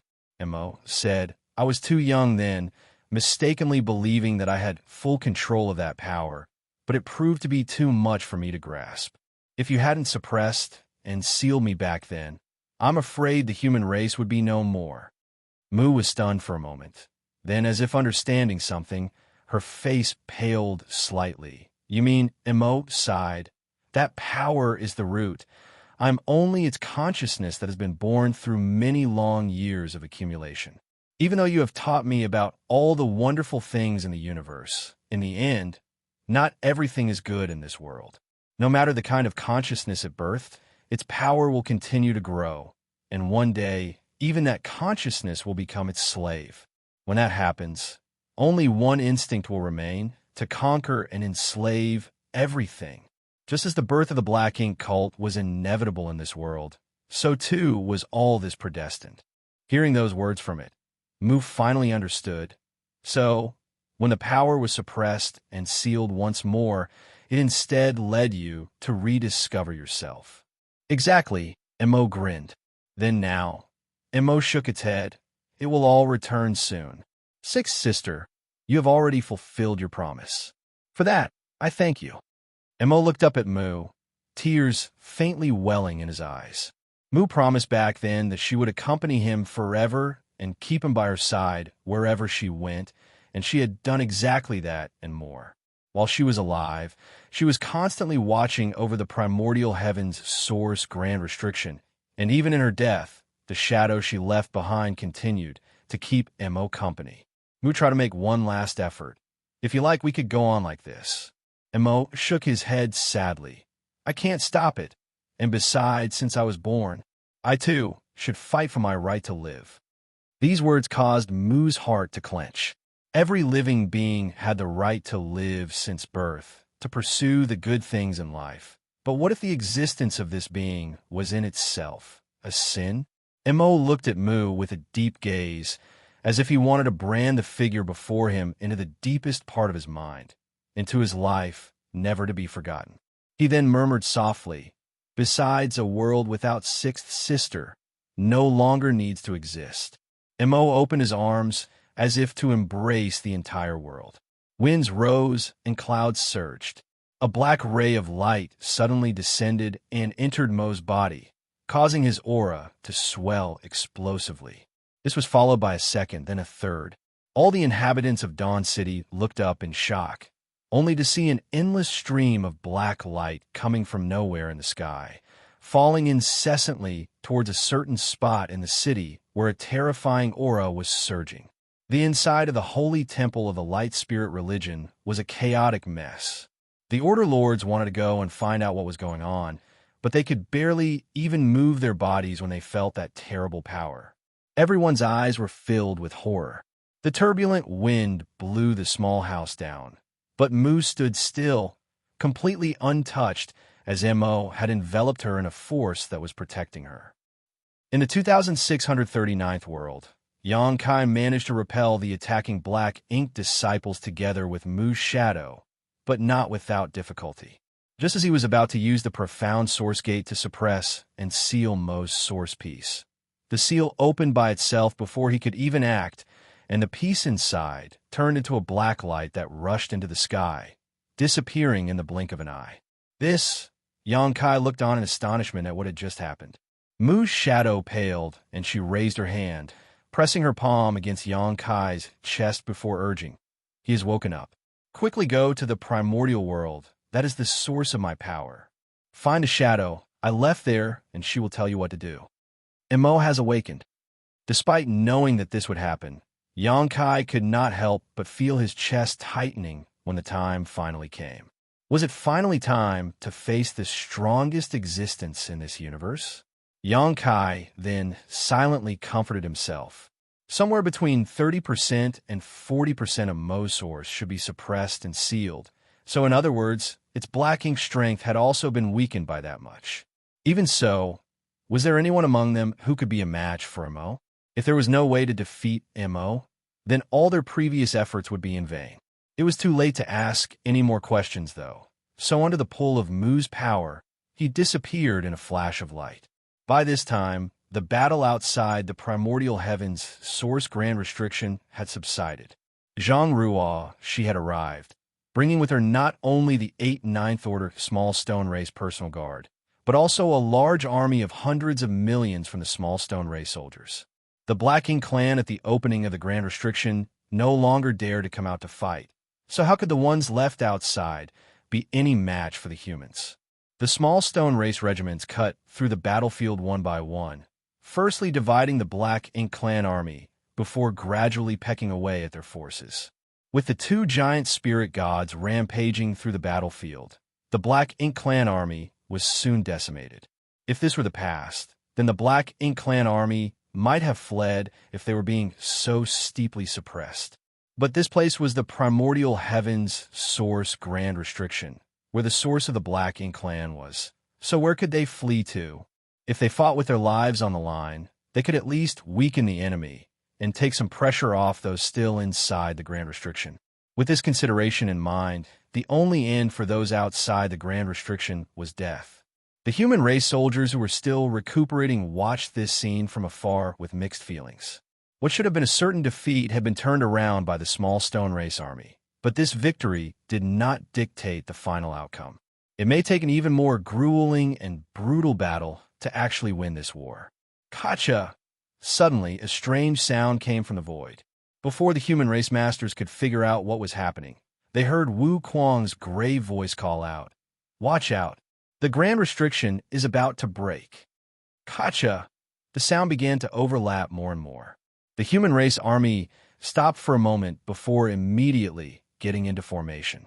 As countless pairs of eyes watched on, cracks appeared in the endless darkness of the void, the lines becoming as dense as a spider web in the blink of an eye. A figure had also emerged from somewhere in the grand restriction, hurriedly moving towards the human race army. It was Wu Kuang, who had been standing guard at the grand restriction for thousands of years. Martial Peak, Chapter 5978, The Way Forward. As the primordial heavens source grand restriction was about to break, it was pointless for Wu Kuang to stay connected to it any longer. In fact, he would even have to suffer the backlash if he remained. So, the moment he realized that the situation was irreversible, he left the grand restriction as soon as possible.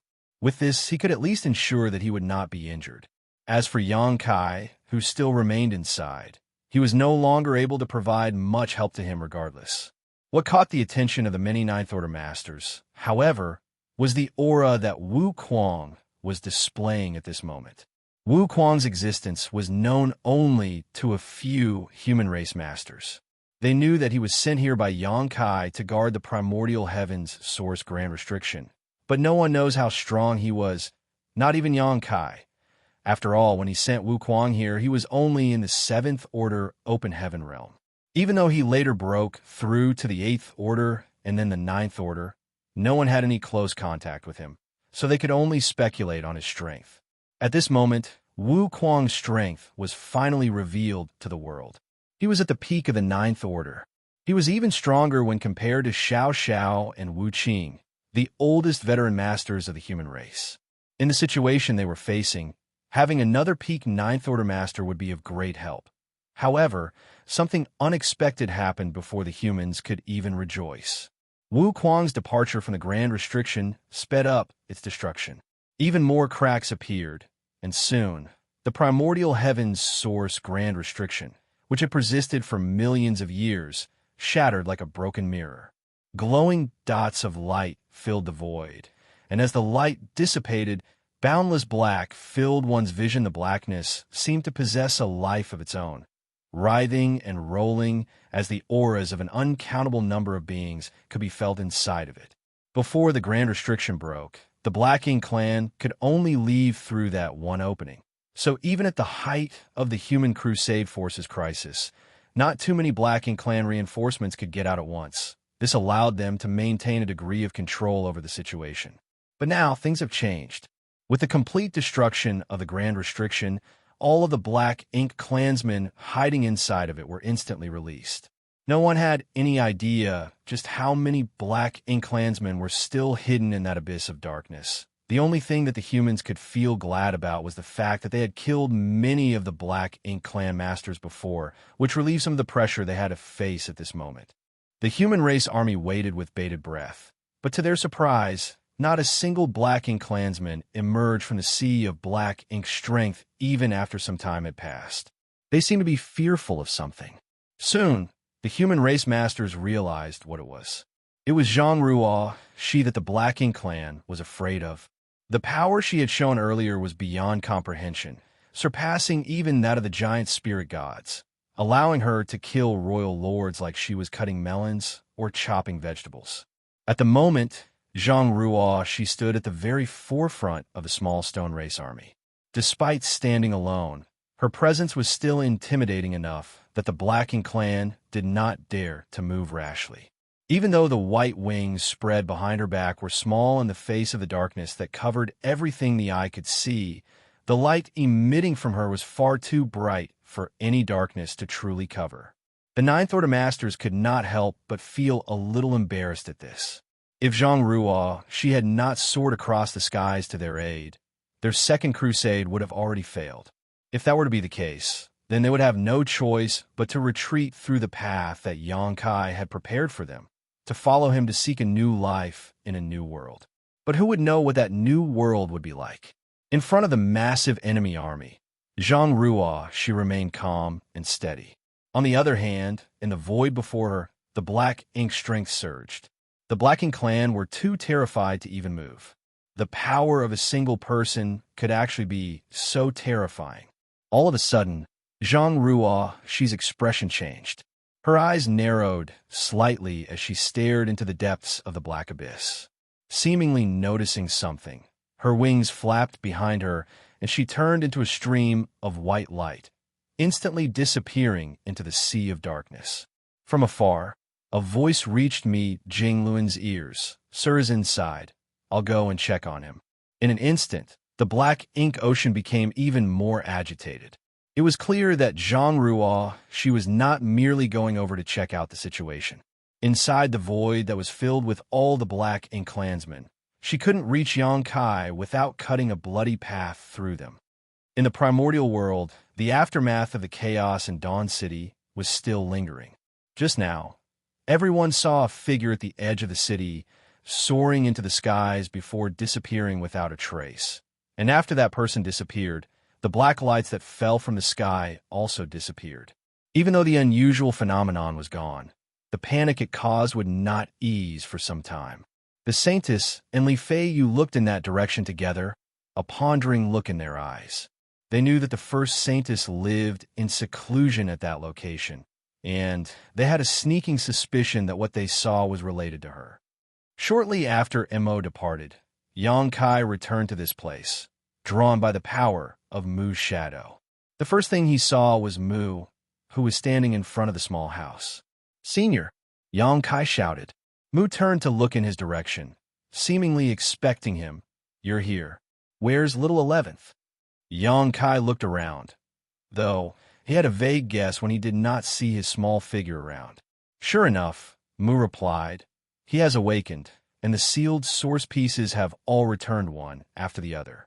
This universe world cannot withstand his power, but he was unwilling to destroy it, so he has left my space-time river already."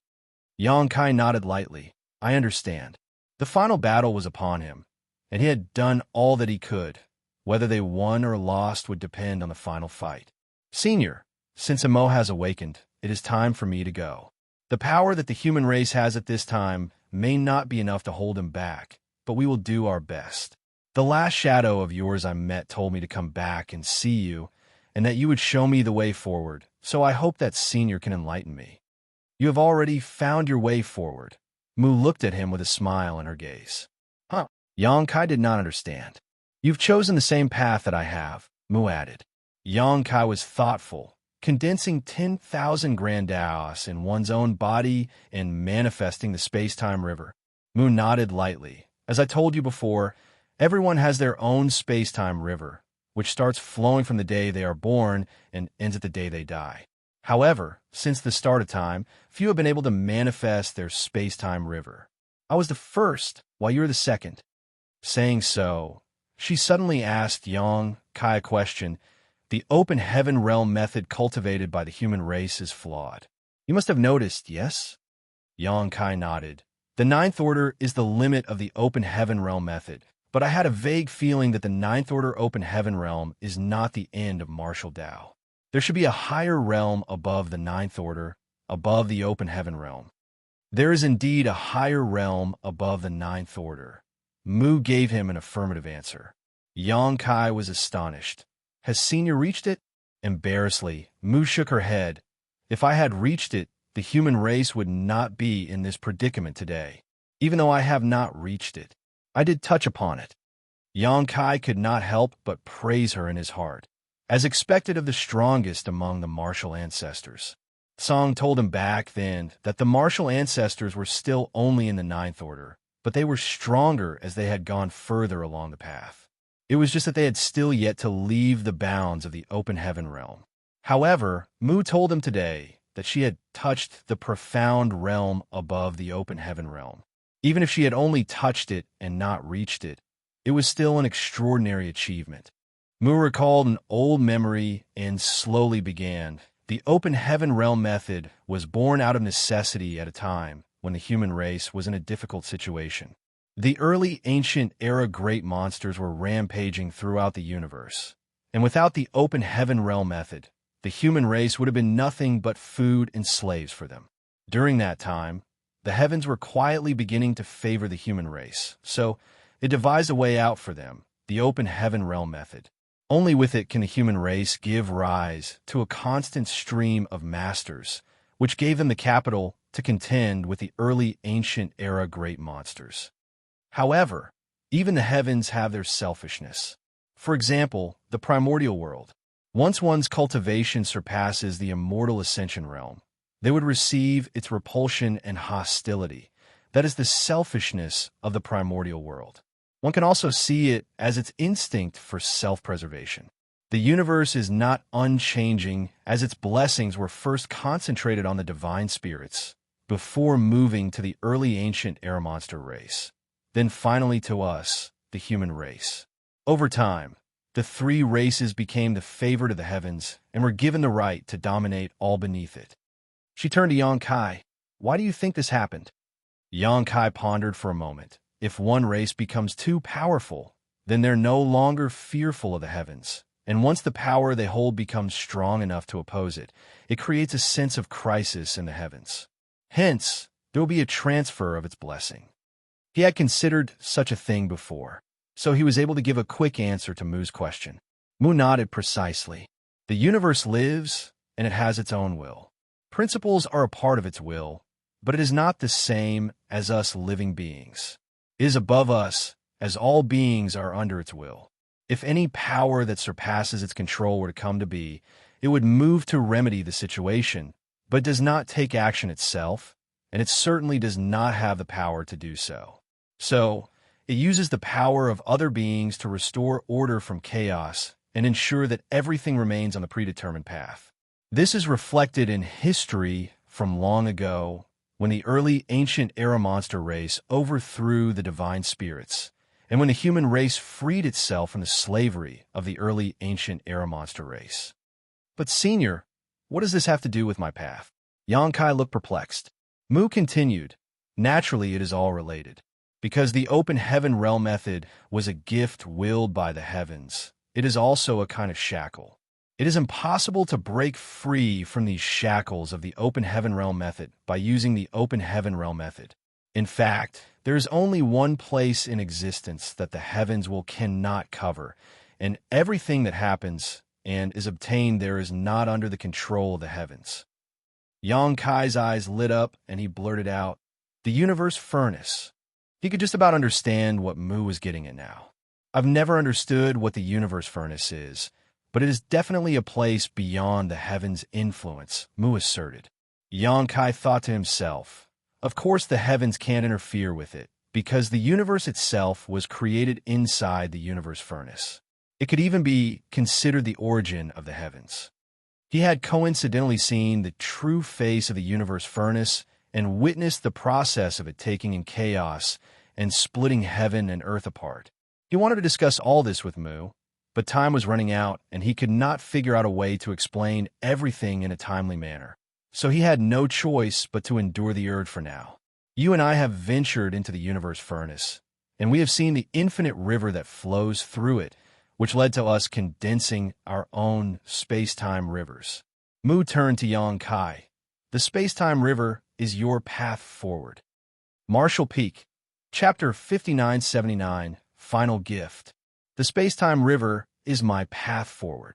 Xianxia pondered. Senior means to say, the reason why I have placed a barrier outside of my space-time river is because I knew no one other than those who have also condensed their own space-time river have the power to save the universe. For those who do not have that ability, it would not benefit them in any way even if they found my space-time river. Since that is so, it would be better to cut off the hope for those who approach sooner to avoid them having to go through even greater despair later. Mu had hidden her space-time river in the primordial heavens source grand restriction, and when Xianxia was brought to it under Wu Kuang's lead, he felt something blocking him when he tried to enter. However, he was able to pass through easily. He thought at first that it was because of his identity as a human, but it was only later that he discovered this was because he had also condensed his space-time river. If not for that, no other human would have been able to enter this place, not even if they were in the Ninth Order. To the humans of the primordial world, the so-called Holy Sun was the savior of this world, but the savior that Mu spoke of was someone who could save the 3,000 worlds. To defeat Immo, the strength of the Ninth Order open heaven realm alone is not enough. Immo can only be defeated when someone who can break through the shackles of the Ninth Order and reach the next realm, a realm which I was only a step away from reaching. Xianxia hurriedly asked, so what is the next realm? Why was Senior unable to make that breakthrough? Mu laughed bitterly before looking at him. As for what exactly the next realm is, even I am not sure. But as for why I did not manage to reach it, it is because my space-time river is incomplete. Xianxia could not help but become lost in thought, recalling the wide and beautiful river that he saw before. Even that massive river is incomplete? Then what should a complete space-time river look like? In the first place, what makes hers incomplete? And what sort of problem did she encounter for her space-time river to remain incomplete? Is there no way to fix it? Xianxia asked. Logically speaking, the space-time river was a condensation and manifestation of one's comprehension of 10,000 Dao strengths. Even if it were to be damaged in the midst of an intense battle, there should be a chance for it to recover as long as the foundations of one's grand Daos remained. The only possibility that would lead to the complete inability for the space-time river to be recovered was if the foundation of one's grand Daos got destroyed. Mu shook her head. It is not possible to fix. Long past memories tumbled around in her mind, leading her to recall the events of that day, and the corners of her mouth could not help but lift up into a smile. When the profound source gate cut off a section of her space-time river, she did not think much of it then. She was immersed in her joy of finally rescuing Mo from behind that closed gate. She originally thought that she only needed to open the door again to retrieve that part of her space-time river. Who could have expected that when she did open the profound source gate, that there would be nothing behind it, only an endless pool of desolation and darkness? But even then, she had not realized the severity of the problem. Not until her space-time river continued to grow and her cultivation became more robust. When she tried to break through to the next realm, it was then that she helplessly realized that the damage to her space-time river had cut off all her hopes of taking that final step. If that incident had not happened back then, she should have already broken through the confines of the open heaven realm and reached that mysterious realm. Did she regret it? Not once. She only blamed herself for not teaching Mo properly when she saved him from the profound source gate. By the time she found out about what happened later, the situation was already too far gone to be salvaged. And compared to that, it was not as if she was completely without any harvests. If the profound source gate had not devoured a part of her space-time river, she would not have been able to refine it so easily. It was one of the most profound, innate, supreme treasures, after all. As she dispelled the memories from her mind, Mu withdrew her smile and looked seriously at Xianxia. You have already set foot on the path, and you will reach the endpoint sooner or later where you will have to open up the new way forward, but not much time is left for you now. I hope that you can achieve what I failed to back then. At once, the pressure that Xianxia felt weighing on him was like a mountain, but he still gave a firm answer. Junior will try his best. Mu smiled and walked up to him.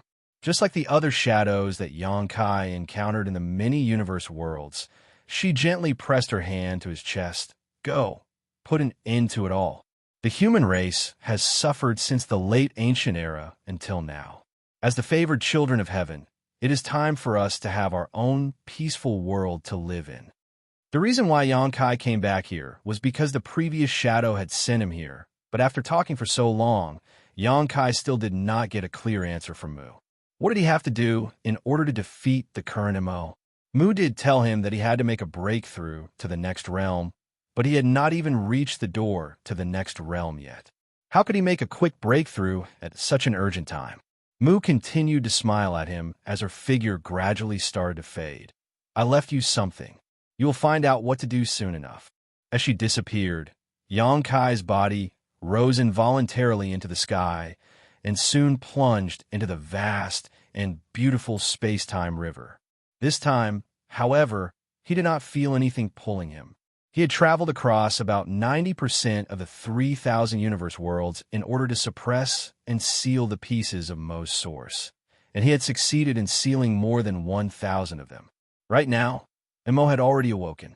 The source pieces that Xianxia was not able to suppress and seal had returned to Mo, so there was no longer any point in visiting those universe worlds. Xianxia's body bobbed up and down in the river as the currents inside of it stirred. Then, a strange feeling suddenly arose in him. That was, he felt an indescribable sense of affinity and recognition by the space-time river that should belong to Mu.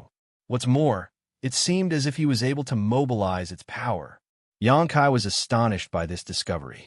This was, after all, Mu's space-time river, the culmination of her lifelong cultivation. Even if Mu had departed from the world of the living long ago, even if he himself had his own space-time river, it did not make sense for him to feel this affinity and recognition from it. Scenes flashed before his eyes, scenes of him in each universe world at the moment when he parted with Mu. Whether Xianxia managed to seal the source pieces or not in each universe world, as long as Mu's shadow still existed, he had not failed to find her and bring her away with him because he was unwilling to see this senior, who had fought alone for countless years, continue to wait and suffer endlessly. The way he brought her away was through taking the last shreds of energy from her shadows into his own body. Each one was a moment in Mu's lifetime. Mu had divided Mo's source into 3,000 pieces, suppressing and sealing them in different universe worlds, and she had also separated herself into the same number of shadows in order to remain by the source piece's side. Every person had their own space-time river from the moment that they were born, and it ended at their last breath. Each shadow injected the last of their strength into Xianxia's body, which was equivalent to granting Mu's existence, during the time used to conceive the shadow, to Xianxia. During this long journey, the number of shadows that Xianxia had encountered was over 2,000. In other words, out of Mu's many shadows, he had gained the recognition of at least 70% of them. Xianxia finally understood what it was that Mu had left him. She had left him her own space-time river. With the approval and acknowledgement of most of its owner, Xianxia could now refine her space-time river and use it for himself. This was Mu's last resort, as well as her final gift. A tidal wave of grief crashed over Xianxia, overwhelming his entire being. However, he had no time for sorrow. Mo had awakened and escaped, so the human race was in danger of being annihilated at any moment. He had to receive Mu's gift as soon as possible and strengthen himself. However, Xianxia was acutely aware that despite all of the hidden hands that Mu left behind, it was still not inexhaustible. She must not have thought about the problems with her own cultivation. Mu had gained enlightenment about her own space-time river at a point when she was no longer improving in her cultivation back then. But Xianxia was different. He was merely at the peak of the 8th order when he trained inside of the universe furnace, before he even took the risk to use the 3-self source reconstitution art to break through to the 9th order. It was there where Xianxia had condensed his own space-time river, long before reaching the peak of the 9th order. When the final war between the human race and Black Ink Clan broke out at the No Return Pass, the time left for Xianxia to cultivate was cut short, and even if he did borrow the power of the 2 open heaven realm cradles and diligently cultivated with the help of his space-time river at every opportunity, there was still a considerable distance left between his current cultivation and the peak of the 9th order. The reason Mu gifted Xianxia with her space-time river was most likely in hopes that Xianxia could borrow its power in order to break through the shackles of the open heaven realm method and reach the mysterious next realm in one step. As long as he could reach that realm, defeating Mo would not be an issue. But right now, the situation was that Xianxia's cultivation was still a great distance from the peak of the 9th order, and even if he did receive Mu's gift, it was impossible for him to make a breakthrough in such a short amount of time. Mu's gift would undoubtedly help boost the power of his Tao strengths greatly, but could not help to grow his cultivation. Mu might have considered that, or she might not have. Regardless, she had already done all that she could. As one of the 10 martial ancestors, she had left absolutely everything she had behind for her juniors of the human race. After working out Mu's plans, Xianxia calmed his mind and summoned his own space-time river directly inside of Mu's. If Mu's space-time river was like a coiling grand dragon, then Xianxia's space-time river was like a little snake. At the very best, it would be a big python. There was simply no contest. However, when Xianxia's space-time river appeared, the waters stirring fiercely around him began to gather around it and merged into it, increasing the size and volume of Xianxia's space-time river. Xianxia could not help but grunt as his mind felt dizzy from the phenomenon. He was almost overwhelmed by all of the mysterious sensations that were crashing down on him, as if to drown out his very being. The space-time river was a condensation of many Tao strengths with space-time Tao strength as its foundation, and the river's water was all a manifestation of those Tao strengths.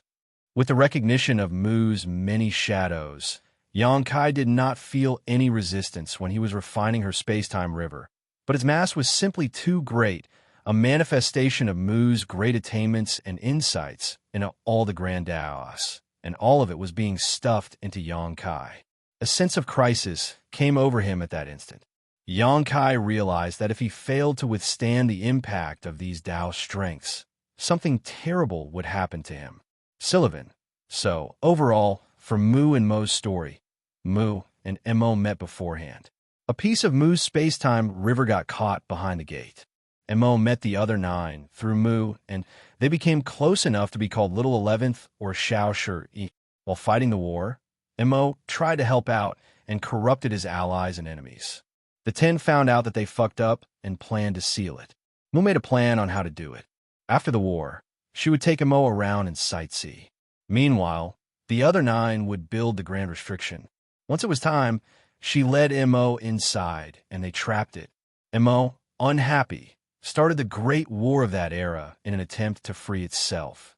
I guess, during that time, the 10 agreed on this lie to say that they met Mo instead of Mu freeing Mo, else the other humans would target Mu in anger. Sometime later, war got pushed back to create the Spiritless Land. Mu went into the Grand Restriction. I believe she was trying to find the missing part of her space-time river. There, she found out that a part of Mo was still inside the gate.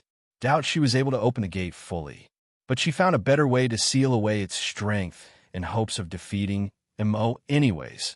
She found out that she can't go above the open heaven realm.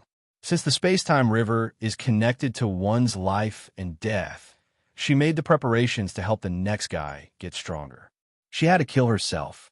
Else, the space-time river would not be able to split from her and be left behind. Well, that's how I made sense of the story so far. Martial Peak, Chapter 5980, it's you. Xianxia had a nagging feeling that if he failed to withstand the onslaught of Tao strengths washing over him right now, he would become part of the Tao strengths, and both space-time rivers would collapse. To be one with the Tao, a strange thought occurred to Xianxia. This is an obstacle in the path of cultivation. All is well if I make it through, but if we don't, all is lost. So, this is the hurdle that must be faced when one reaches the pinnacle of the martial Tao. He quickly used the power of the soul-warming lotus to protect his consciousness. The situation improved ever so slightly, but the soul-warming lotus, which had been infallible in the past, could not be of any decisive help this time around. If one were to describe Mu's final gift as a feast, then the soul-warming lotus was stomach medicine. In the past, whenever Xianxia's soul was threatened by outside forces, the soul-warming lotus would keep it well protected. It ensured that Xianxia's soul did not get destroyed and his consciousness remained intact. However, that was not the case with Mu's gift. The Tao strengths within her space-time river were not poison. On the contrary, they were the greatest of supplements. The situation came down to whether Xianxia could digest everything he had been given or not. The soul-warming lotus could not do much in this situation, as it was Xianxia who took the initiative to refine and absorb everything inside Mu's space-time river. It was up to him to take the many Tao strengths in for himself. Xianxia's space-time river, which had been like a snake earlier, was rapidly expanding. As it grew bigger, its speed of devouring and refining increased as well. A sudden surge of pressure made Xianxia's skin split apart and blood poured out at once. It was hard for him to withstand everything with his current strength. Not daring to hesitate for even a breath, a sonorous dragon roar rang out and a massive dragon manifested. Now that Xianxia had assumed his dragon form, the burden on his body eased a lot. However, the shining golden light of the divine dragon looked different now. The concentrated Tao strengths circled Xianxia's dragon form in an attempt to transform him into Tao strengths, but his dragon scales tensed up to block the encroachment. Dragon roars kept ringing out inside the meandering space-time river. Meanwhile, outside the space-time river, Mo growled softly as his source pieces, which had been suppressed and sealed in the past, were returning to him. His power was increasing at an alarming rate. While Xianxia was struggling with himself, Mo calmly observed the situation occurring inside the space-time river. The source pieces he regained were the ones that had been taken away from him in the past, so he was simply reabsorbing them now. Still, he had not fully regained everything yet. Instead of hatred or resentment, though, Mo merely had a complicated look on his face, just as he had said in his final conversation with Mu. Although his mere existence brought harm, since he had gained sentience, he had the right to fight to survive. It was not fair for him to be locked behind a door forever. Lacking strength was the root of his existence. and his consciousness had simply emerged from it. Even without Mo, something else that was similar would have come out of the darkness eventually. "I should thank you," Mo murmured as he cupped his fist lightly, reabsorbing all of the remaining source pieces. In the past, he could barely control his own strength as it had grown beyond his ability to manipulate.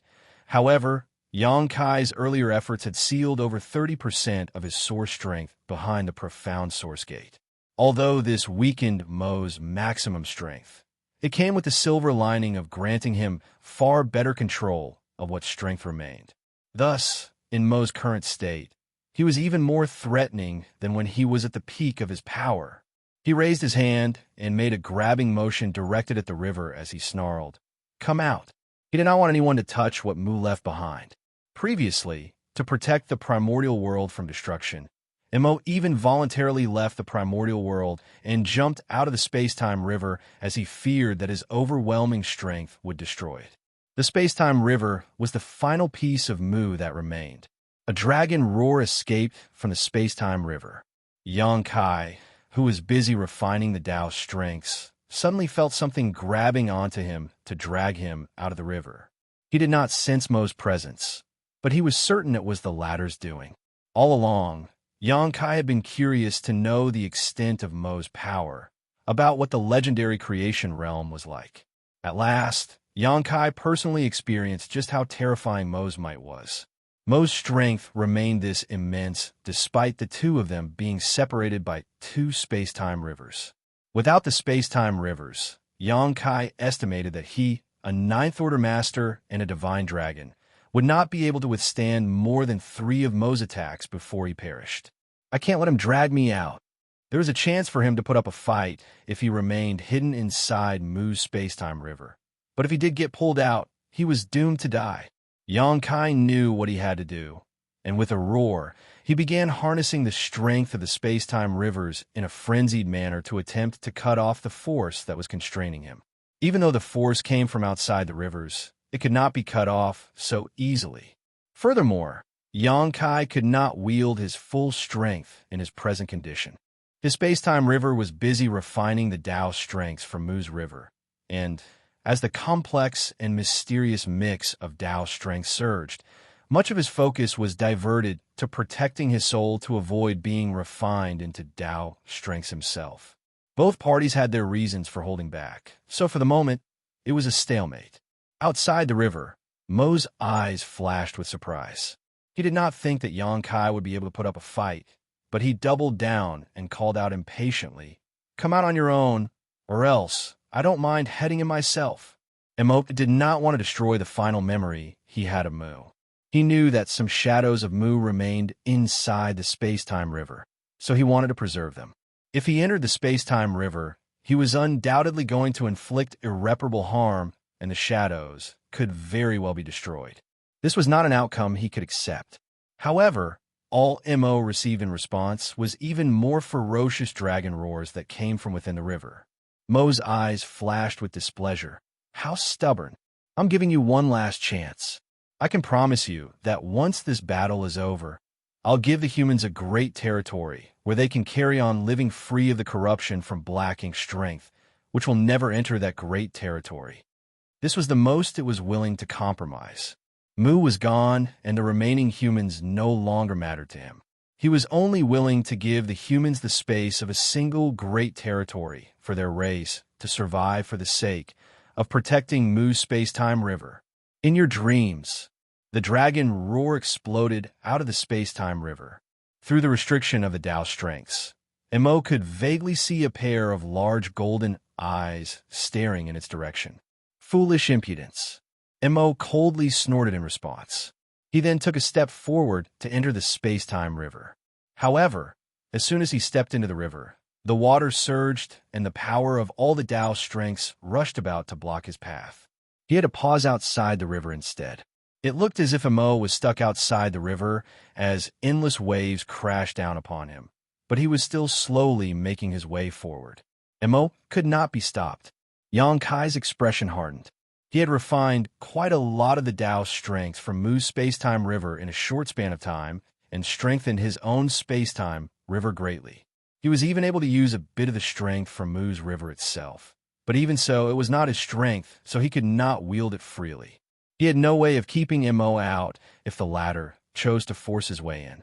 Soon, Xianxia made up his mind. Since he could not keep Mo out, he was not going to even try. The space-time river was a mysterious place made up of the solidified Grand Daos with space-time Dao strength as its foundation. Even if Mo entered the river, it would not be easy for him to locate Xianxia. The only thing Xianxia could do now was to avoid Mo's attacks while doing his best to refine the river and strengthen himself. As long as he could grow powerful enough, he could put up a fight against Mo. Just as Xianxia prepared himself for this final gambit, Mo, who was busy pushing his way into the river, abruptly turned his head around and looked over his shoulder. He had sensed something strange. A brief moment later, a spark of white light appeared in the distance where countless masters from the Black Ink clan were stationed. The white light shrouded a figure which was traveling at astonishing speed. Everywhere this figure passed, all of the Black Ink clansmen turned into a sea of black blood, be they simple soldiers or royal lords. In just a flash, the white light arrived at the space-time river and Zhang Ruoxi's figure appeared.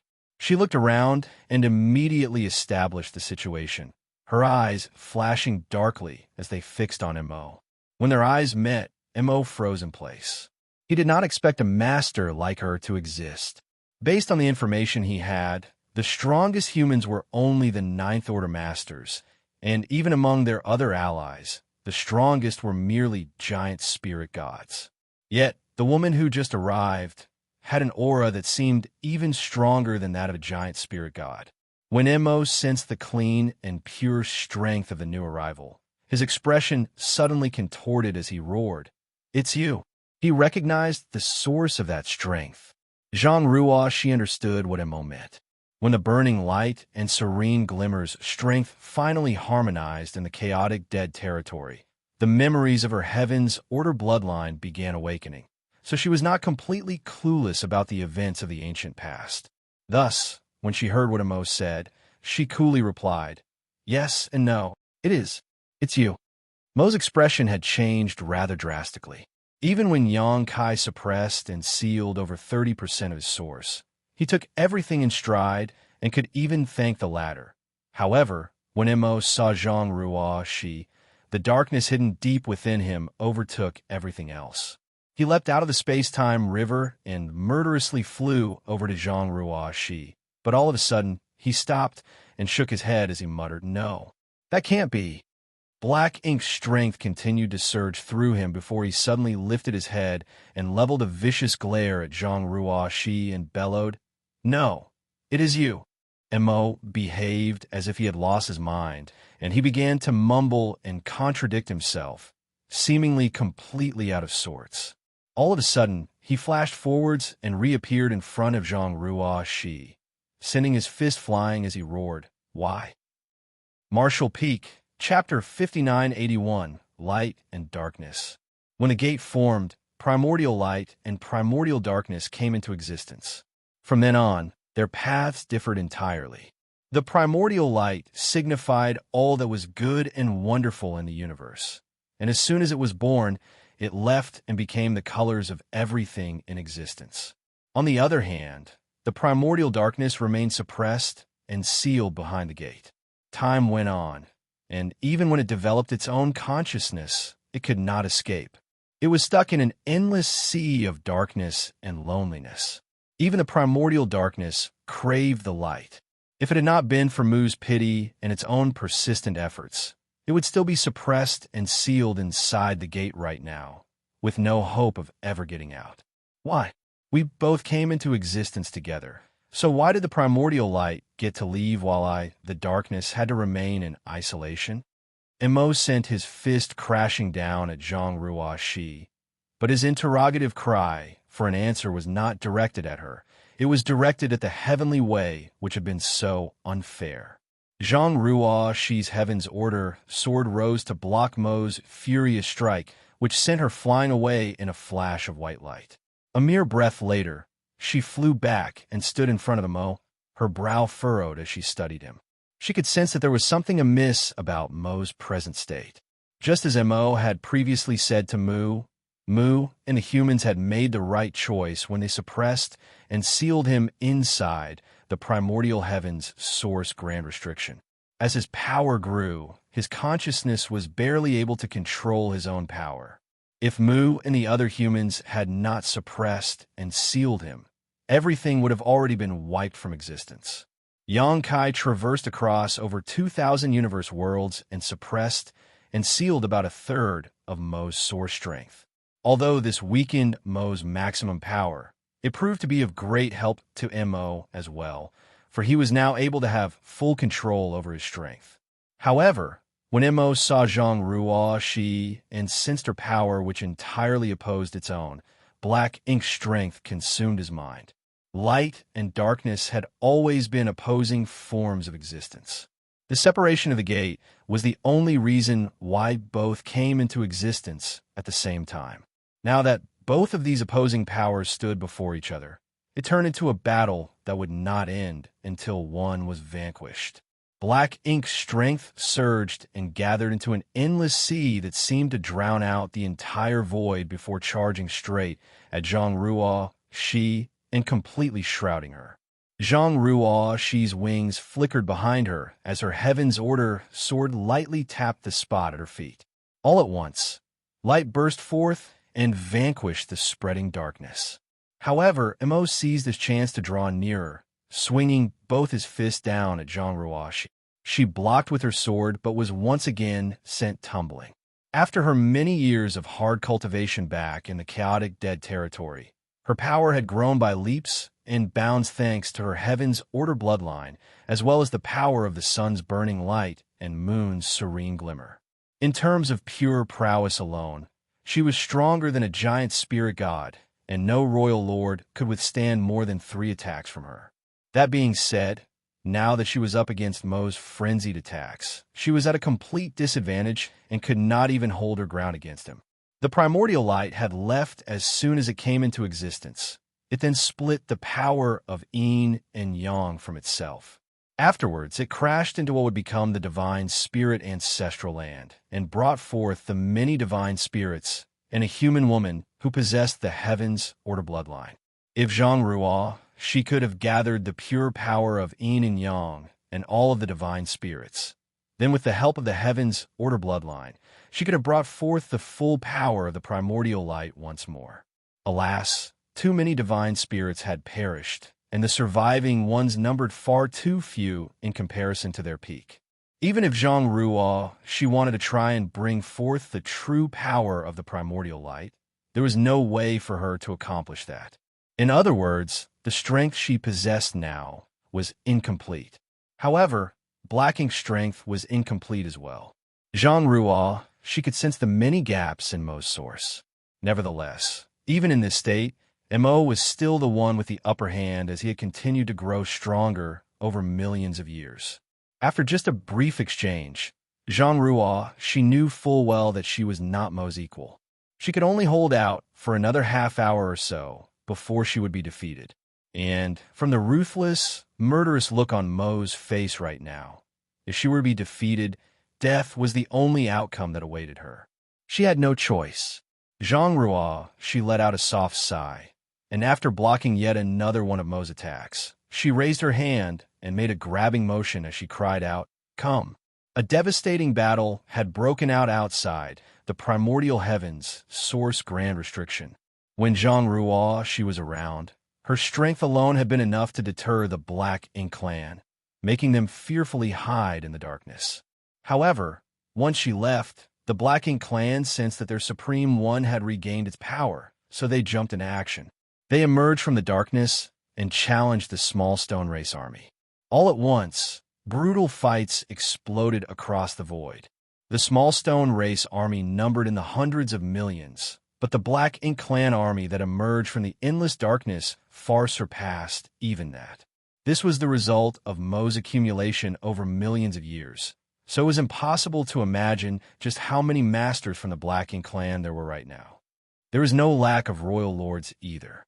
Faced with such a massive army, the human race army which only numbered a couple tens of millions, was nothing more than a drop in the ocean. It was only now that the humans realized just how ridiculous their crusade was. If the human race had to face off against that many masters from the Black Ink clan alone, they had no chance of winning. Thankfully, Zhang, she brought the small stone race army with her. Hundreds of millions of small stone race soldiers bore the brunt of the battle, so the humans had a fighting chance.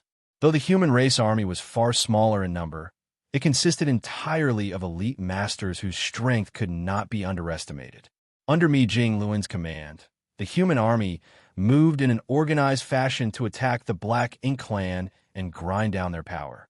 If someone from the Black Ink clan was targeted by the humans, their fate was sealed as they had no means of escaping. The humans had grown stronger too and had dozens of Ninth-Order masters among their ranks. Furthermore, Wuquang no longer needed to control the primordial heaven's source grand restriction, and thus, the terror of the heaven-devouring battle law was unleashed for all to see. Relying on the heritage of a peak Ninth-Order master, Wuquang weaved through the Black Ink clan army alone and killed all in his path. Even the royal lords could not stop him. The situation with the two giant spirit gods had changed as well. At the start of the battle, they had to guard the opening at the primordial heaven's source grand restriction and had been besieged by swarms of royal lords as a result. Now that the primordial heaven's source grand restriction was no more, they were no longer pinned down. Nothing held Ada and Air back anymore, so they worked together to rampage through the Black Ink clan army. Everywhere they went, they crushed the enemy in their path. Furthermore, there were also the 8 Ninth-Order small stone race masters. These 8 were scattered across the Black Ink clan army as they slaughtered their opponents. Though it looked as if they were fighting separately, their auras remained connected in a battle formation that could bolster the strength of any one of them at any moment. Some of the more arrogant royal lords had suffered due to ignorance and died from a single blow from them as a result. Even though the royal lords might be as powerful as the Ninth-Order small stone race masters, their opponent could borrow the strength of their fellow masters at any time, completely blindsiding the royal lords. In this, the fiercest battle to have ever taken place in human history, huge swaths of soldiers from the small stone race and Black Ink clan died every second. The divine spirits who received the great sun and great moon marks from Yonkai weaved through the battlefield to wield the power of the two marks. Each time they did so, yellow and blue light would shoot out from the rocks left behind by the fallen small stone race members. The two lights merged and turned into dazzling, purifying light that killed scores of the Black Ink clan army. At the same time, it cleared the Black Ink strength left behind by the deaths of the Black Ink clansmen, thus changing the environment of the battlefield. The human race army kept snaking their way around the battlefield without ever coming to a stop, as they would be surrounded by the Black Ink clan if they did. The situation was dire and fraught with tension. Even an old veteran like Mi Jingluan could not predict how this battle would ultimately go. The armies on both sides were too great in numbers. The battle had to proceed for some time before the chances of victory grew clearer. The human race and the small stone race armies simply had to work together to persistently slaughter their enemy and fight to emerge victorious. Everyone knew that this was the final battle. If they won, peace would return to all the lands, but if they lost, the humans had come to terms with the outcome of a defeat. All they could do now was give their all for one last time. Even though the humans focused on the outskirts of the battlefield, they were still under a lot of pressure. Now and then, the Black Ink clan army would try to cut them off, and they would have to carve out a path for themselves through blood and slaughter. One after another, numerous warships exploded, and the human race masters died alongside them. Amidst this battlefield, even the divine spirits were at risk of peril. A clear phoenix cry echoed through the void as the 30 or so different colored phoenixes transformed into their true forms and spread their wings. They were the only remaining clansmen of the Phoenix clan. The Phoenix clansmen were carefully guarding the giant parasol tree in their center, their sacred treasure. They had not used their sacred treasure in any of their precious battles, as it was the foundation of their existence. All of the Phoenix clan came from the Immortal Parasol tree. However, this was the final battle, so the Phoenix clan no longer held back. A white phoenix, together with its clansmen, sat on the parasol tree and wielded the power of the sacred treasure, causing space to twist and contort. The contortions circled the human race army, and as the space rippled, the humans vanished. At the very next breath, the human race army emerged in a completely different part of the battlefield where the situation was dire. The small stone race army's defense lines were on the verge of breaking. However, the Black Ink clan had been caught off guard by the sudden appearance of the human race army, and soon, the situation stabilized as the Black Ink clan suffered heavy casualties. Once again, space rippled. With the help of the power of the Phoenix clan and the Immortal Parasol tree, the human race army shuttled the void to different parts of the battlefield to stop the Black Ink clan's frenzied attempts to break through the front lines. Nevertheless, the Phoenix clan's aid could not be sustained forever. After numerous uses of their strength, they could no longer maintain their true forms and reverted back to their human forms. The Immortal Parasol tree then weakened and dimmed. Without the blessing of the Immortal Parasol tree, the humans lost their ability to freely traverse the battlefield. Worse, what they had done earlier drew the attention of countless masters from the Black Ink clan, and now, the Black Ink clan charged at the humans in a bid to seek vengeance by wiping them out for good. Dragon roars then rang out as the Dragon clan combined their strength and summoned the Crystal Palace. Similarly, numerous sacred treasures were summoned across the battlefield. These were the foundation of the various divine spirit clans, and every single one of them had gone through countless years of accumulation and refinement.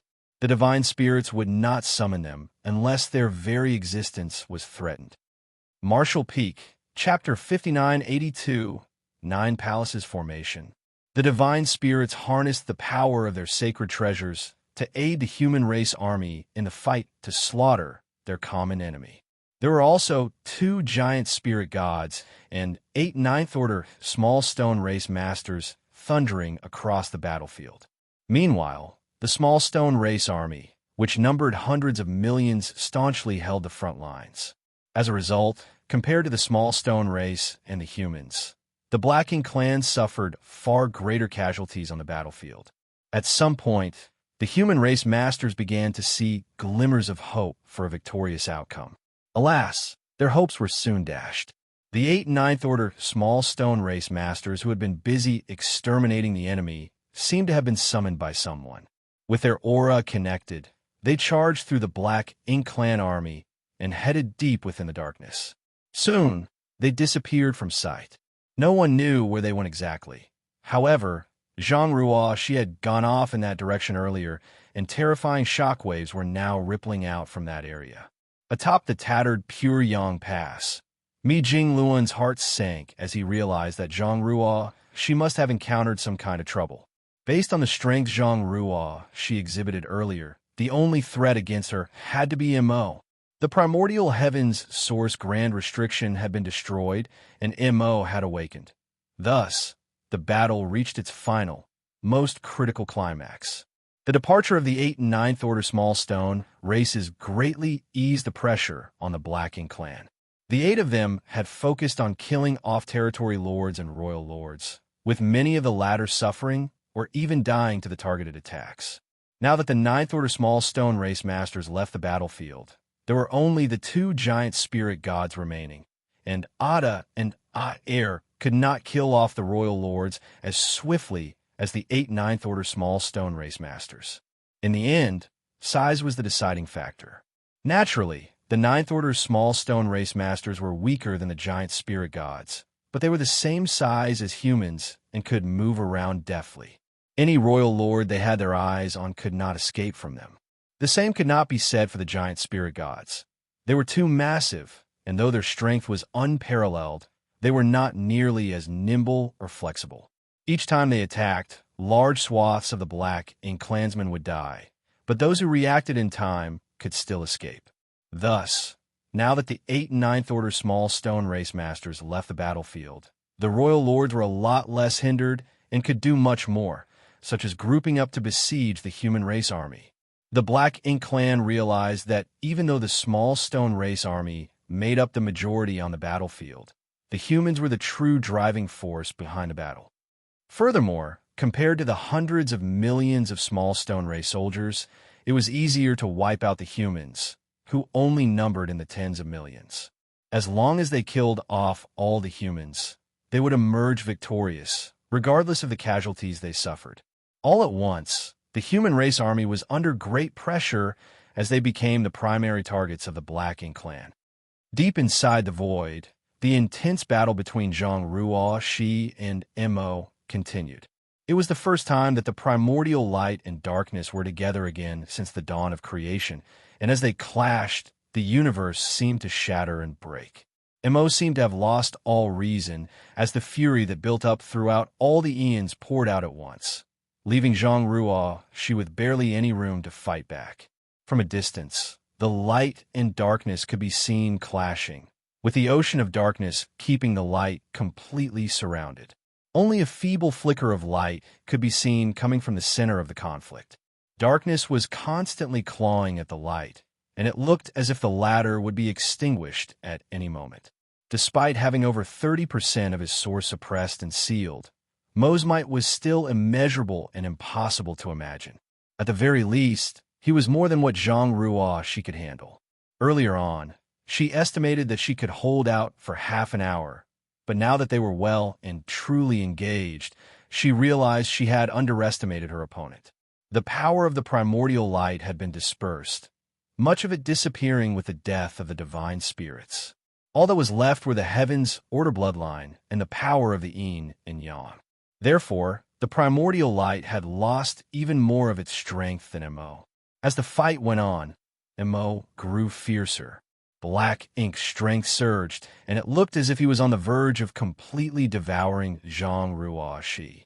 Zhang Ruoxi was at a great disadvantage, and her situation only eased once she summoned the 8 Ninth Order Small Stone Race Masters over.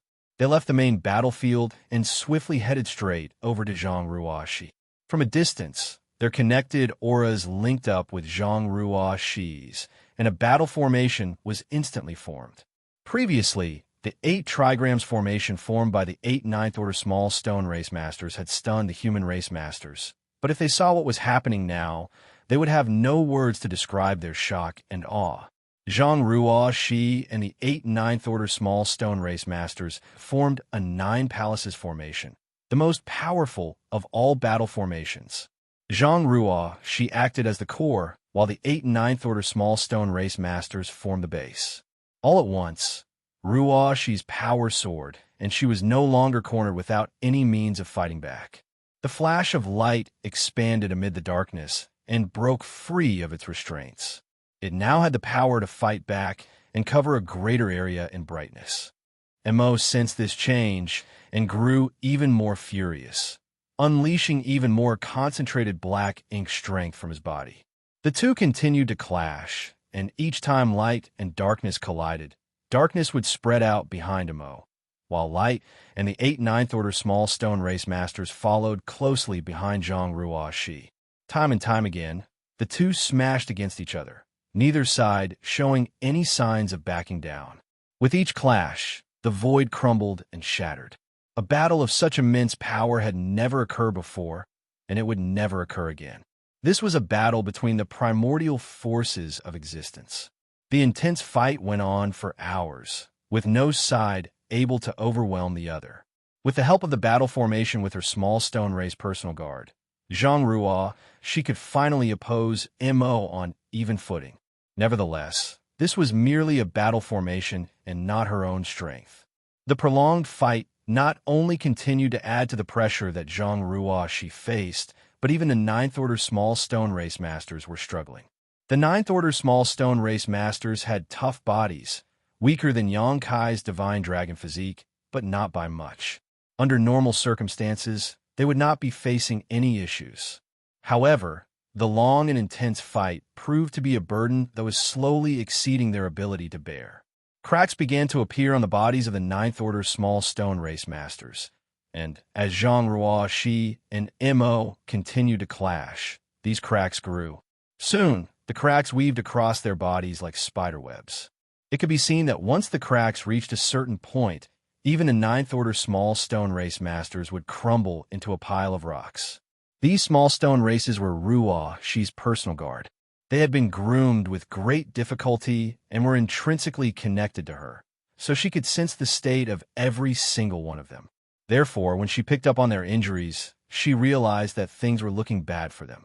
She was only able to fight Mo because she had formed a battle formation with her small stone race personal guard. But if something happened to the latter, the battle formation would collapse, even if only one of them died.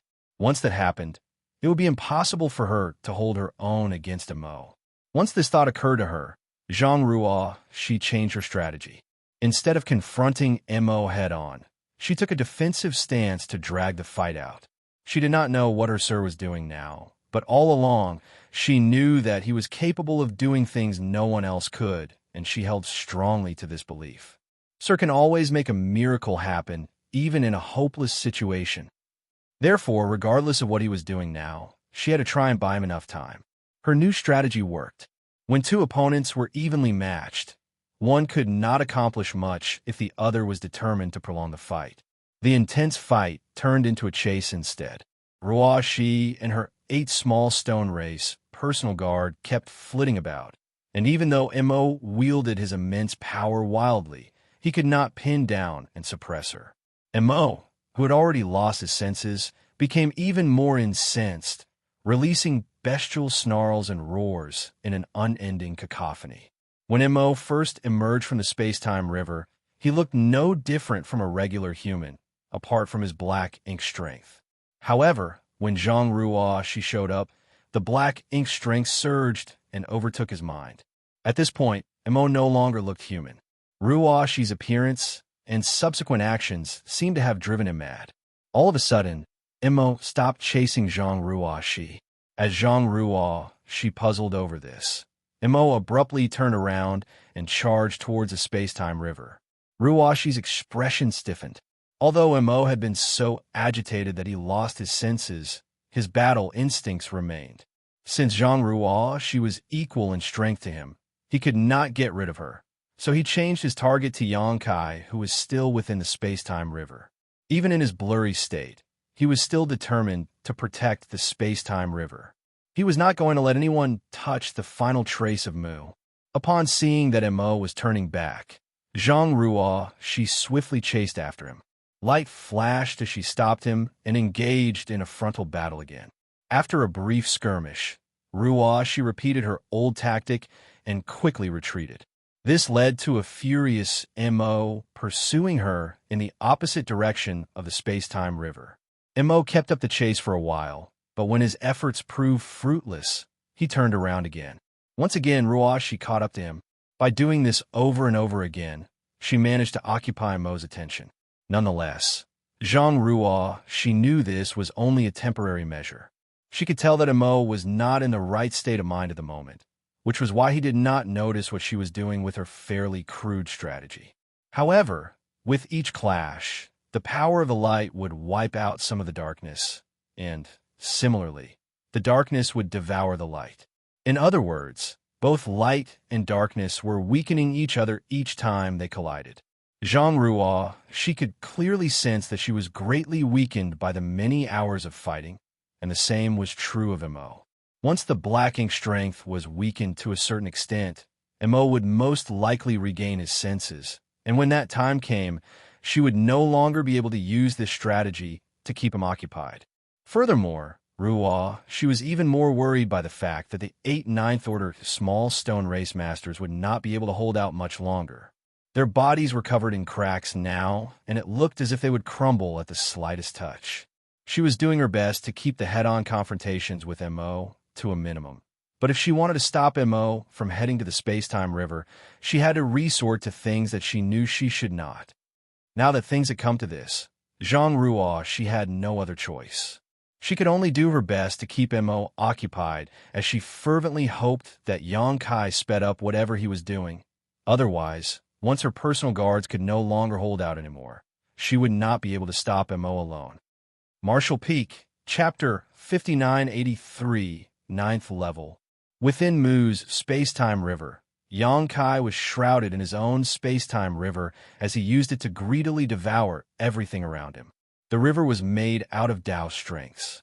Every single undercurrent and wave surged with Tao strength, and as time passed, Yongkai's space-time river grew bigger while Mu's river shrank. It was entirely by chance, but it could not be denied that Yongkai and Mu had walked the same path. This gave meaning to Mu's countless years of patience and perseverance. Due to trying to open the profound source gate in the past, Mu's space-time river was no longer complete, which cut off her future path. She could not explore the deeper mysteries of the martial Tao. Therefore, she passed down her hopes to those who came after her. Among all the hidden hands she left behind, her space-time river was the final gift she had to offer. However, if a person wanted to harness this gift to make themselves more powerful, it would take time. Perhaps even Mu would not have expected Yongkai to be approved by so many of her remnant shadows. Under normal circumstances, if Black Ink's strength had the irrefutable advantage in any of the 3,000 universe worlds, and there was no hope of suppressing and sealing that particular source piece, there would be no reason for Yongkai to waste any time on that universe world. Nevertheless, during Yongkai's previous travels, he did his best to find every single remaining shadow of Mu. He wanted to save them all from their suffering and take them away from the universe worlds. Each one that disappeared signified that the Mu of that time approved of Yongkai. After moving through some 2,700 universe worlds, Yongkai received approval from over 2,000 of them, which was a massive number. This allowed him to devour and refine Mu's space-time river with greater efficiency. As Yongkai's river kept expanding, his command over the many Tao strengths increased as well. The enlightenment from the many mysteries exploded in his mind. Yongkai was deeply engrossed and could not extricate himself from what was happening inside his mind. The joy of glimpsing into the mysteries of every grand Tao was impossibly tantalizing for any master. Grand Taos were the basis behind all existence and the ultimate goal of all cultivators. If someone were to be entirely immersed in this, there was a chance that they would forget all else and transform into Tao strength themselves. This meant that Yongkai's situation was tricky as well. On the one hand, he had to resist the lure of the Tao strengths, while on the other, he had to do his best to take them in to strengthen his own mastery of the Grand Taos. He tried his best to maintain the balance of refining as quickly as possible, while still remaining in control over his senses, making sure to not let himself be lost in the process. All of a sudden, his mind felt as if it had received an awakening. It was as if he had broken through a barrier that had been preventing him from growing stronger. Yongkai realized that his mastery of the Tao of Time had reached the 9th level. A master's strength was essentially divided based on their cultivation. Of the 9 orders of the open heaven realm, each higher order was much stronger than the previous. It was a clear and easy way of distinguishing between masters. However, this kind of division was not comprehensive, and there could be great disparity in power even among masters in the same order of open heaven realm. The disparity came from the difference in accumulation of each master, the power differential in the heritage of the master's small universe, as well as the master's understanding of their grand Taos. The open heaven realm involved the discovery and mastery of grand Tao. In a sense, the higher the mastery of one's grand Tao, the stronger the master. Since the dawn of existence, no one had a clear way of defining the levels of mastery of the grand Tao. Thus, Yongkai had split the mastery of grand Taos into 9 levels based on his own growth. Superficial contact, peering through the doors, taking the initial steps, traversing a familiar path, attaining mastery through comprehensive understanding, exceeding the ordinary to reach the extraordinary, standing above all others within sight, summiting the peak, and finally shocking history and dazzling the present. This was merely his own method of division, one he shared with others, and some had adopted it. Until now, none tried to correct it. Yongkai felt that he had differentiated them correctly. His primary grand Taos were the Tao of Time and the Tao of Space. These were the Tao strengths that formed the basis of the space-time river. However, despite his many opportunities and his mastery over the Grand Daos, after all this time, he had only managed to cultivate the Tao of Time and the Tao of Space to the 8th level. All this while, Xianxia did not know how to break through to the 9th level. However, he had a vague feeling that if his mastery of the Tao of Time reached the 9th level, an indescribable change was bound to happen. Finally, as Xianxia refined Mu's space-time river, he was able to make a breakthrough on one of his primary Grand Daos, allowing it to reach the 9th level. To think it's the Tao of Time first, not the Tao of Space. Xianxia had always thought it would have been the latter that would be the first to reach the 9th level of mastery. Xianxia was a little taken aback, as the Tao of Space was the first one that he truly cultivated. He had his dragon source to thank for his ability to cultivate the Tao of Time to its current level. The Tao of Time was the bloodline talent of the Dragon Clan. All at once, Xianxia gained a mysterious sense of understanding. As he lifted his hand ever so slightly within the space-time river, he seemed to be able to grab onto the flow of time. In the past, he was able to make time flow quicker within his space-time river to cultivate 10 times faster, but he could not truly control the passage of time. But he could do so now. With the increase in Xianxia's command over the Tao of Time, his dragon vein surged, and he could not stop himself from raising his head and letting out a dragon roar. His dragon scales rustled as his dragon form enlarged. His dragon vein had advanced even further. This was a great surprise. However, before Xianxia could dwell on his joy, his mastery over his other primary Grand Tao broke into the 9th level as well. This time it was the Tao of Space. Once again, the mysterious sense of enlightenment flooded Xianxia's mind. He felt his mind grow hazy. It was as if it had been stuffed full with the truth of the Grand Daos, which he did not understand in the past. The truth of existence was unfolding in front of him. He quickly harnessed the strength of his soul-warming lotus, even though he was uncertain whether it would help. The clarity that poured back into his mind made him feel a little better. Now that Xianxia's mastery of both the Tao of Space and the Tao of Time had reached the 9th level, his space-time river became even more massive. Previously, his space-time river looked like a blade of grass in comparison to Mu's river, which was like a tall tree. However, after all the refining he had done thus far, his river grew bigger and could now be likened to a shrub instead. While the tree was still a tree, it had grown a lot smaller. That was not the only difference. At first, Xianxia had a hard time keeping up with his frenzied attempt to refine Mu's river to strengthen his own. The Tao strengths of space and time formed the foundation of the river, and without a strong enough command over both, it was hard for Xianxia to control the colossal river. It was akin to a building. If a building's foundation had only been built for 5 stories, the building ran the risk of collapsing if 10 stories were built instead. Xianxia's command over the Taos of Time and Tao of Space was the foundation in this scenario, and by having a greater mastery over these 2 Grand Taos, his foundation became stronger. This transformation was evident in the river's physical state. While it looked a little scattered earlier, it was now a lot more concentrated. Martial Peak, Chapter 5984, Standstill. With the Grand Daos of Space and Time breaking through to the 9th level of mastery, Xianxia's space-time river now had a stronger foundation. Thus, it began devouring and refining Mu's space-time river at a far quicker rate. As the frenzy of devouring and refining continued, Xianxia's mastery over the Grand Daos increased as well.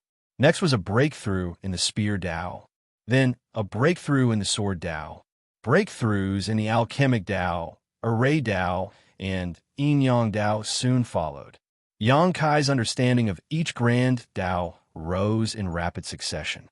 The barriers were broken through, and he achieved a new height of mastery.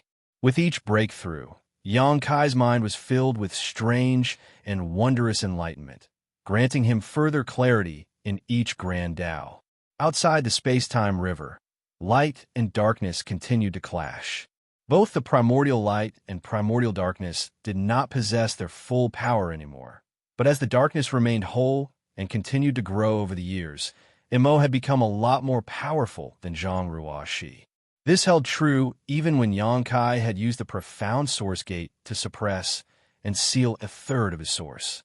Mo would have regained all of his strength and be even more powerful right now if it had not been for the many hidden hands Mu left behind. Zhang Ruo, she could only just barely challenge Mo to a fight with the help of the 9 Palaces formation she formed with her 8 small stone race personal guard.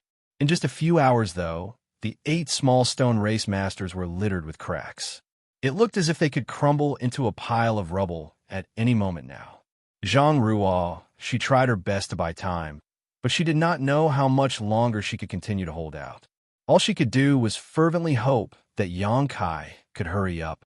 Each time light and darkness collided, their respective powers wore down the other.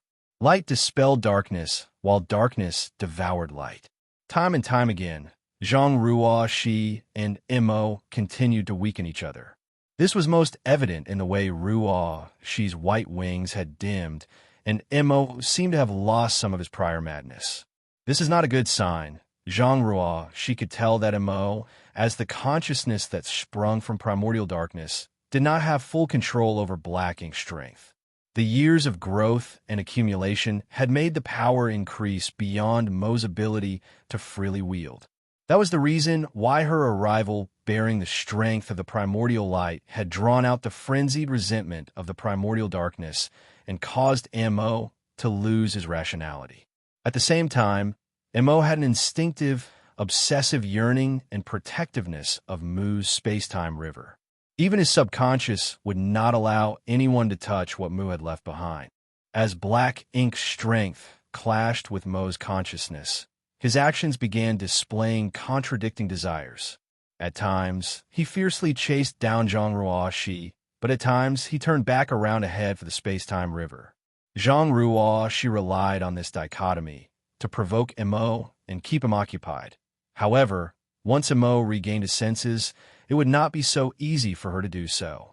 Although Mo currently possessed strength that surpassed all others, he was currently behaving like a wild beast without a sense of rationality. So Zhang Ruo, she could still deal with him by employing the right strategy. Even though Mo regaining his rationality meant that his raw power would be weaker, Zhang Ruo, she was not confident that she could stop him then. What one feared the most was often the very thing to occur. As the clashes continued, Zhang Ruo, she could sense that Mo's gaze was getting clearer. To make things worse, her personal guard could barely hold out anymore. That was not the only bad news, though. Even her strength, which relied on her Heaven's Order bloodline to harmonize the powers of Yin and Yang, was beginning to show signs of instability. Her Heaven's Order bloodline was indeed powerful.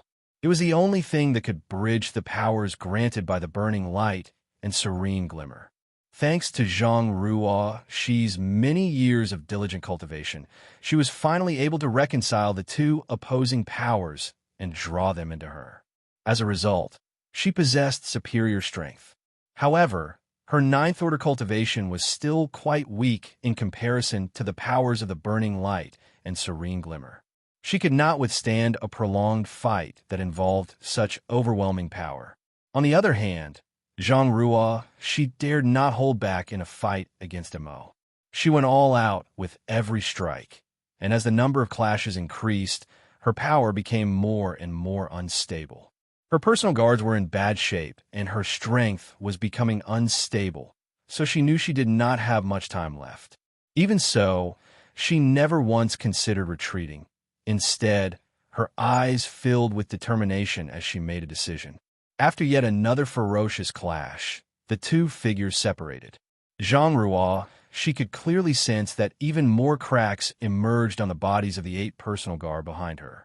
Her grip on the Heaven's Order sword tightened, and she exhaled softly as her wings began to flap, and her presence grew even more imposing. In the void opposite her, Mo stood unmoving with his head lowered. Just as Zhang Ruo, she prepared to strike once more, Mo raised his hand to block her. "You should stop now." Zhang Ruo, she did not listen. Her presence continued to intensify with no signs of stopping. Nevertheless, she could not ignore Mo's present state and could not help asking, "Have you regained your rationality?" Mo raised his head, and looked at her. Although his eyes showed signs of a struggle, it was no longer in a state of madness. "I have to thank you for that," he replied. Zhang Ruo, she knew what Mo meant.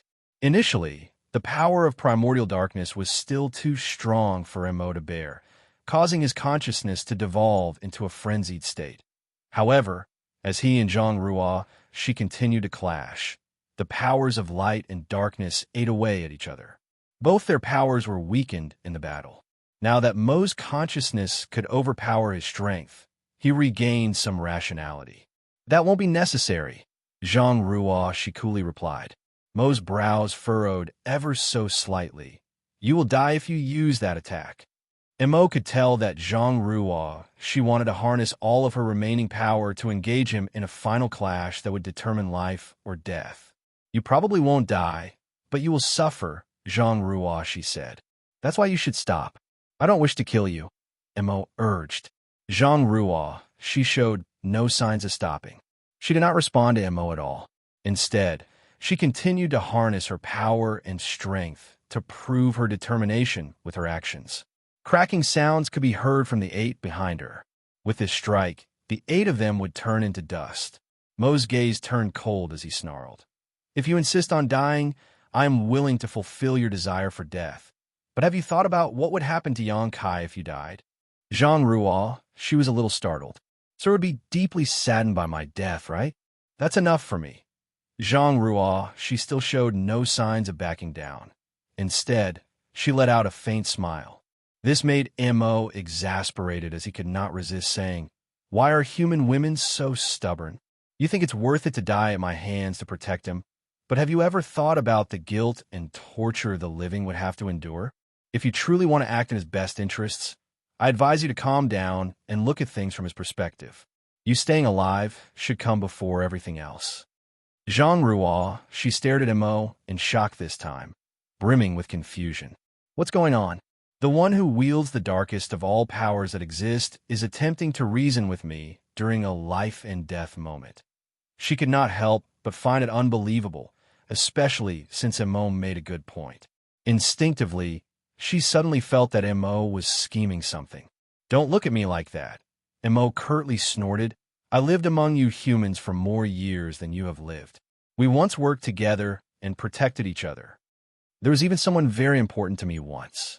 All I wanted to do was to help her, but in the end, I was destined to ruin everything." When Mo saw what Zhang Ruo she was about to do, he could not help but recall his own past. "Mu must have felt great anguish when she decided to lock me up. In the end, I let her down." Mo turned towards the space-time river and said, "Why don't we just wait here? When he comes out, I will fight him." Zhang Ruo, she frowned as she looked at Mo, too afraid to let her guard down. Mo turned back to her once more. "There's nothing for you to worry about. You are free to strike me at any given moment and engage me in a fight to the death. As you said, even if I kill you, I will suffer in the process, and when he comes out, perhaps I won't be able to hold my own against him." Zhang Ruo, she simply could not figure out what Mo was thinking. It would indeed be great for her if she did as Mo suggested. She had enough strength to unleash a powerful final strike, and she could do so at any time. So the only one who had anything to gain by agreeing to Mo's suggestion was her. Besides, even if Mo was plotting something sinister, would she be able to stop him? If Mo is truly willing to simply stop and wait now, once Sir comes out, he and I can attack Mo together. You better not do anything rash. After hesitating for a brief moment, Zhang Ruo, she withdrew her imposing aura. Naturally, Mo smirked as it remained standing in place. Zhang Ruo, she nodded. The two masters who had been dueling in a brutal, all-out fight to the death now stood together in the void, waiting in silence. Sure enough, life was unpredictable. Zhang Ruo, she was still on guard, so she led her 8 personal guards over to a spot between Mo and the space-time river to block Mo. Mo saw what she was doing and showed no inclination of stopping her, puzzling her even further. That being said, she had never encountered Mo before. She imagined Mo to be a brutal, sinister, and vicious existence, but after interacting with him herself, she realized that was not the case. Though confused, as Zhang Ruo she stared into Mo's eyes, she had a vague inkling and could not help but ask, "What do you want to do?" Mo's gaze went past her and stared at the massive space-time river as he asked, "It's very grand and beautiful, isn't it?" Zhang Ruo she did not answer Mo's question, instead frowning in doubt. "So what if it is?" "It saved me from endless darkness," and Mo replied, "So, to me, it is the light." This is what she left behind, and since she has chosen a successor, I want to see what happens. If her successor can kill me, it won't be a bad way for me to die. After a pause, Mo continued with a heavy heart, "When it comes down to it, I did something I shouldn't have. It only stands to reason that I pay the price for it. If you wish to die, I can fulfill your wish for you." Zhang Ruo she shot back, and Mo eyed her coolly. "Only the person who gave me my new life can kill me. No one else has the right to do so." Martial Peak, Chapter 5985, Perseverance. Alas, the one who had the right to kill Mo was no longer around, and nothing mattered to him anymore. Everything and everyone in existence was meaningless, and he could kill them off as he desired without feeling any hesitance. Zhang Ruo she and Mo stood opposite each other outside the space-time river.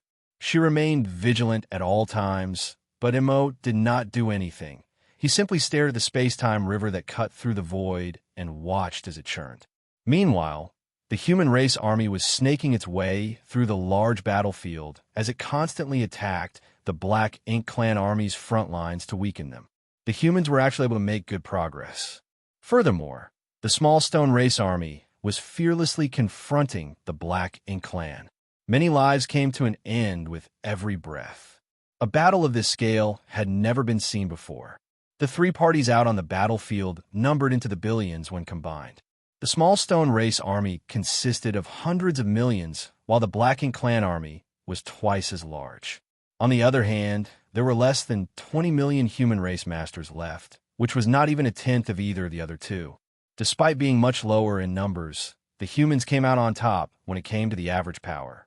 Only Fourth-Order Masters and above could directly join in the crusade, and after many millennia of cultivation, the human race now had a large number of Seventh-Order and Eighth-Order Masters. In this respect, neither the small stone race nor the Black Ink Clan could compare to the humans. Even though they had massive numbers, weak soldiers who could not contribute much made up most of their ranks. This was especially true of the Black Ink Clan. Whenever the human race army crossed paths with large groups of the Black Ink Clan's cannon fodder, all of the latter would be exterminated in great sweeping waves of death. Nevertheless, being so few was still an undeniable disadvantage. Although the human race army was able to attack the Black Ink Clan and wipe them out in large groups, they could not persist for long. The humans started this battle, but it was the small stone race army that enabled them to keep going. If Zhang Ruo she had not brought the small stone race reinforcements over, the humans would have been defeated the moment the primordial heaven's source grand restriction broke. These were sorrowful times. Many of the small stone race soldiers died and turned into rocks and pebbles that littered the battlefield. The divine spirits who had the great sun and great moon marks kept using the power of the marks to draw out the power of yin and yang inside the remains of the small stone race who had been sacrificed. These powers were then transformed into purifying light, which not only killed many Black Ink Clansmen, but also purified the environment of the battlefield. It was thanks to this that the humans and the small stone race could still put up a fight against the Black Ink Clan. Initially, Ada and Air, the two giant spirit gods, were able to move about with impunity. Without enough royal lords to keep them pinned down, they were completely invincible and seas of blood formed wherever they went. However, as more and more of the royal lords joined forces to besiege Ada and Aer, the latter pair slowly lost their ability to act freely. The fierce battle continued. Every few days, the human race army would retreat behind the small stone race's lines to rest and regroup before charging out again. Pure Yang Pass, which led the human race army into battle, was now a wreck. It did not look like it could hold out much longer, and the suppressing Black Ink Fortress was in a similar state. The extreme intensity of the battle was a taxing trial for all the humans, with even the Ninth Order Masters having a hard time, let alone those of lower orders. Nevertheless, the humans could not stop. This was the final confrontation, and if they backed down, total extermination was the only fate that awaited them. Therefore, all of them grit their teeth and persevered. A month after the start of the battle, the situation on the battlefield grew clearer. Mi Jingluan was fatigued and ashen-faced as he stood atop the worn Puryong Pass, his forehead covered in a layer of sweat. He had overexerted himself. As the supreme commander of the human race army, he faced the most pressure.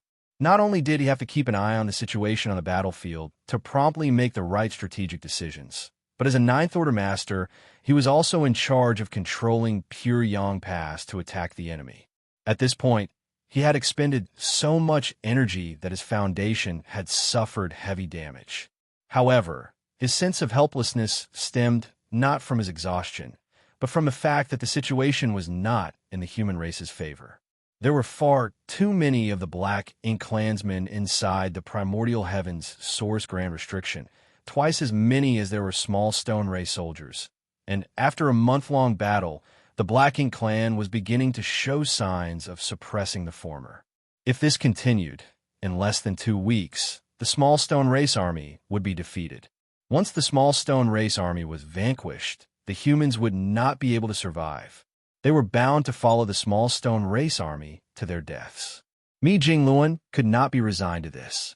The fight between the human race and the Black Ink clan began towards the end of the late Ancient Era and had carried on for millions of years since then. Was it going to end in tragedy for the human race? Still, there was not much he could do to change things now. In a massive battle like this, there was not a single strategy that could lead to a decisive outcome. Victory hinged on the strength of both parties. Mi Jingluan could not stop himself from casting a glance into the depths of the void. Over a month ago, Zhang she had abruptly left the battlefield, and the 8 Ninth Order Small Stone Race Masters followed soon after. Nothing had been heard from them ever since. Initially, great aftershocks of an intense battle reverberated out from that part of the void, but soon, everything went silent. Even now, Mi Jingluan did not know what was happening over there. All he knew was that Zhang she and her 8 personal guard were there. Xianxia was there too, along with Mo. If anything could turn the tides of this battle, it had to come from that part of the void. Stay strong. We must persist. As long as the worst did not happen, they still had a shred of hope of survival. The churning of the space-time river became even more ferocious.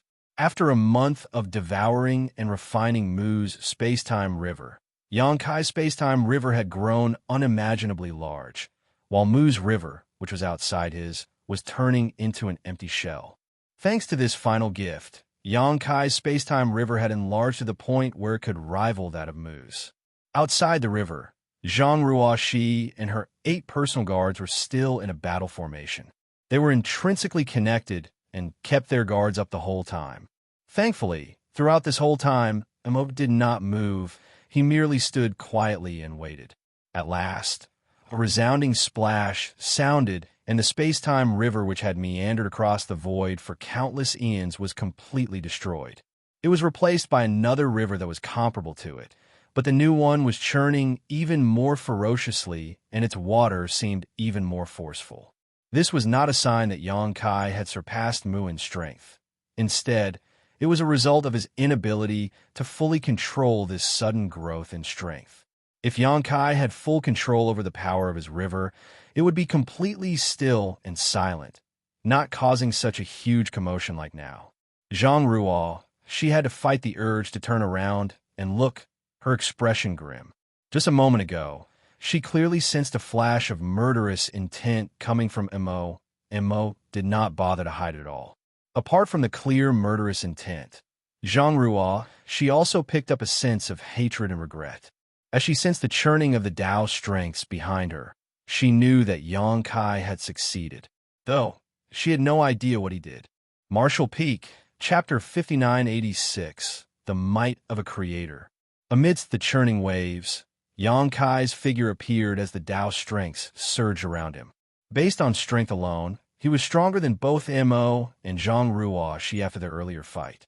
This was a result of his heightened mastery of Grandaos. The clearest evidence of this was the size of his space-time river. Xianxia's space-time river was comparable to the one Mu left behind, and it had grown colossal beyond imagination. A baby dragon was bound to become a divine dragon someday. Although Xianxia's cultivation did not increase by much, his strength was leaps and bounds above what it once was. A piercing gaze shot over at him. Xianxia immediately spotted Mo, who was standing in the distance. The abhorrence and murderous intent in its eyes were plainly visible. Mo looked a lot like Little 11th whom Xianxia met inside the primordial world. If Little 11th grew up as a normal human, he would resemble Mo's current appearance. Ruoxi stood between Xianxia and Mo with a grim and vigilant expression. Xianxia had been busy refining Mu's final gift and knew nothing of what was happening outside the river all this while. Upon sensing Mo and Ruoxi's present states, though, he realized that they had engaged in a fight earlier. Both seemed to have walked away injured, as neither one of them felt as powerful as he expected them to be. His divine sense tingled as it spread out like a gush of water. Soon, he picked up on the situation out on the battlefield in the distance. Xianxia's brow furrowed slightly. Compared to the situation over here, the human race army and the small stone race army were in a bleak situation. If things continued as they were, they would certainly be defeated. Ruoxi, Xianxia called out at once. "I'm here, sir," Zhang Ruoxi swiftly replied. "Head to the battlefield and help them." Zhang Ruoxi was startled. She figured that since Xianxia had emerged, they could work together to take on Mo now. While she could not face off against Mo alone, if she and Xianxia worked together, they had a good chance of winning this fight. And Mo was a lot weaker now, thanks to both Xianxia's deed of suppressing and sealing his source, as well as the earlier fight with Zhang Ruoxi. Light and darkness had clashed and worn each other down. If they got rid of Mo, they would completely eradicate the threat against the 3,000 worlds. Xianxia seemed to have deduced Zhang Ruoxi's thoughts as he said, "The human race army is the only remaining strength we have now. A victory against Mo is meaningless if they get wiped out. Go and help them at once, Ruoxi. Leave things here to me." Zhang Ruoxi knew that Xianxia was right. If the human race army was entirely vanquished, then even if she and Xianxia managed to defeat Mo, it was a pointless victory. The goal of this battle was to ensure the survival of the human race, and victory hinged on bringing the entire army to victory.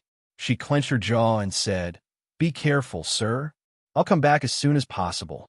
After glaring viciously at Mo one last time, her wings fluttered and she turned into a streak of light before shooting off towards the battlefield.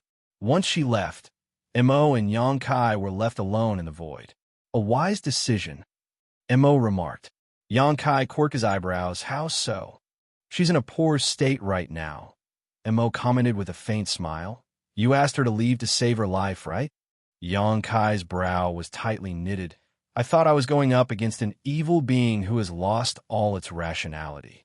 I didn't expect to be facing off against an intelligent opponent. This makes things a lot more challenging." With just one look, Xianxia noticed Zhang Ruoxi's condition. Although he did not know what would happen when the Heavens Order bloodline harmonized the powers of Yin and Yang, he could tell that the 8 Ninth Order small stone race masters behind Ruoxi were on the verge of crumbling apart. As the core of the 9 palaces formation, she was undoubtedly shouldering the heaviest burden. If she stayed here and partook in the fight against Mo, once the 8 fell apart, she would be doomed once Mo found the chance to strike her down. Naturally, protecting she was not the only reason why Xianxia told her to leave. The human race and the small stone race were in dire need of help too. They were bound to lose if they did not receive any outside intervention on the battlefield.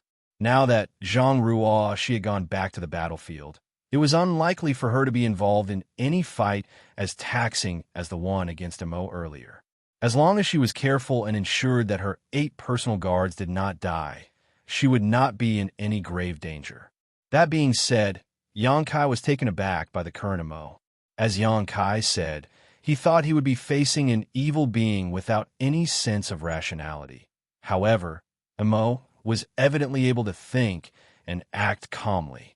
Xianxia would much rather go up against a senseless killing machine, as it was easier to deal with an opponent like that. I'm surprised you didn't stop me from devouring and refining Mu's space-time river, Xianxia spoke up. While refining the gift for Mu, he was vigilant against the possibility of Mo interfering, but the latter did not do anything else after his initial attempt was interrupted. Although Zhang Ruo, she had come over in time to occupy Mo, what Xianxia saw when he came out was simply a silent standoff between Mo and Ruo Shi. It was entirely unexpected. He knew that Mo could have chosen to forcefully break away from Ruo Shi, though he would have to pay a price. However, from Mo's standpoint, stopping Xianxia from refining Mu's river had to be the primary goal, and it would have been worth paying a price to accomplish that. After hearing Xianxia's comment, Mo lowered his eyes and let out a soft sigh. Did Mu leave something in the river to be used against me? Xianxia nodded. You noticed that, as expected. Mu had left her space-time river for someone who would succeed her, but it was impossible to refine the entire river in the blink of an eye. During that time, Mo was bound to interfere. It was not surprising that someone with as much intelligence and foresight as Mu had considered this and left something behind inside the river to target Mo. If Mo entered her river, he would end up stumbling around the endlessness of space-time in a hazy daze and would not be able to find Xianxia. Mo said to Zhang Ruo she earlier was simply for the sake of convincing her. Even if she did not try to stop him, he would not enter the river unless absolutely necessary. But without entering the river, he would not be able to locate Xianxia, and thus he would not be able to stop the latter from devouring and refining it. With all that Mu had set in place, Xianxia had guaranteed success at refining the river. Mu had been wise and insightful, and naturally, Mo knew her incredibly well. After spending all those years together, both she and Mo had a thorough understanding of each other.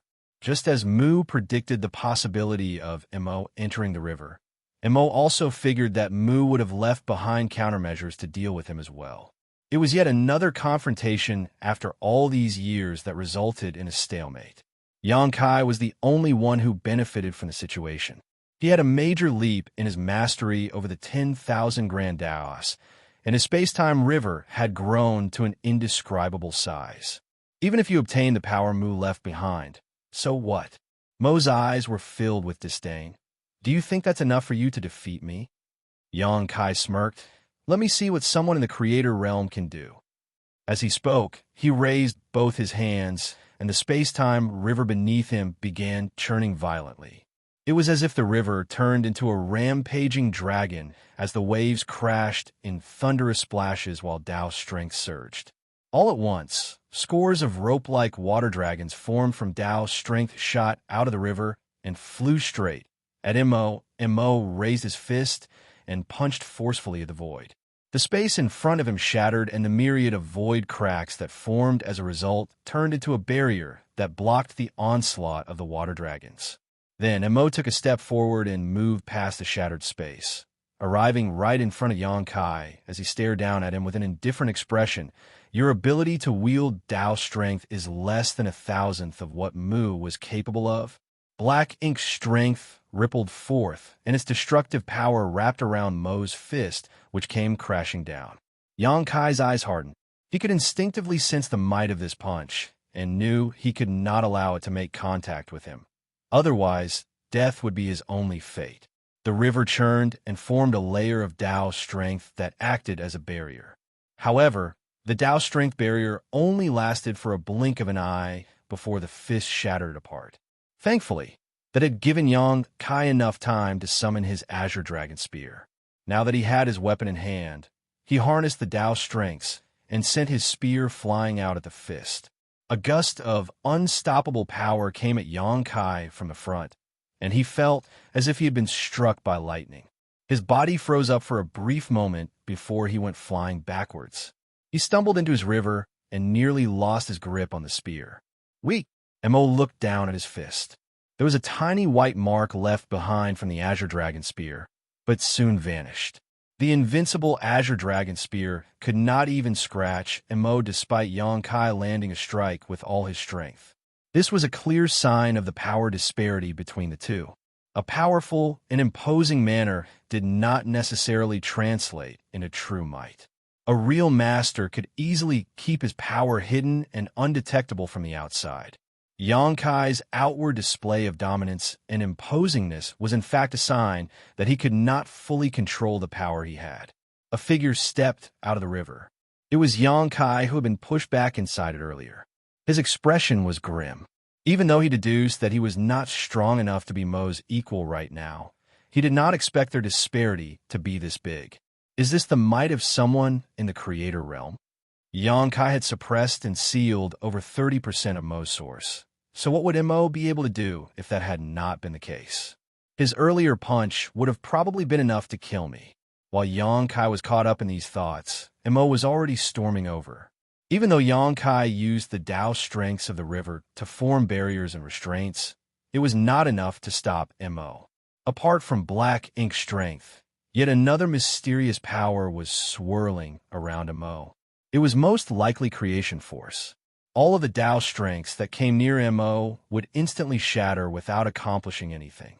As soon as Xianxia managed to steady himself, Mo arrived in front of him, his fist flying out again, aiming to pulverize his opponent.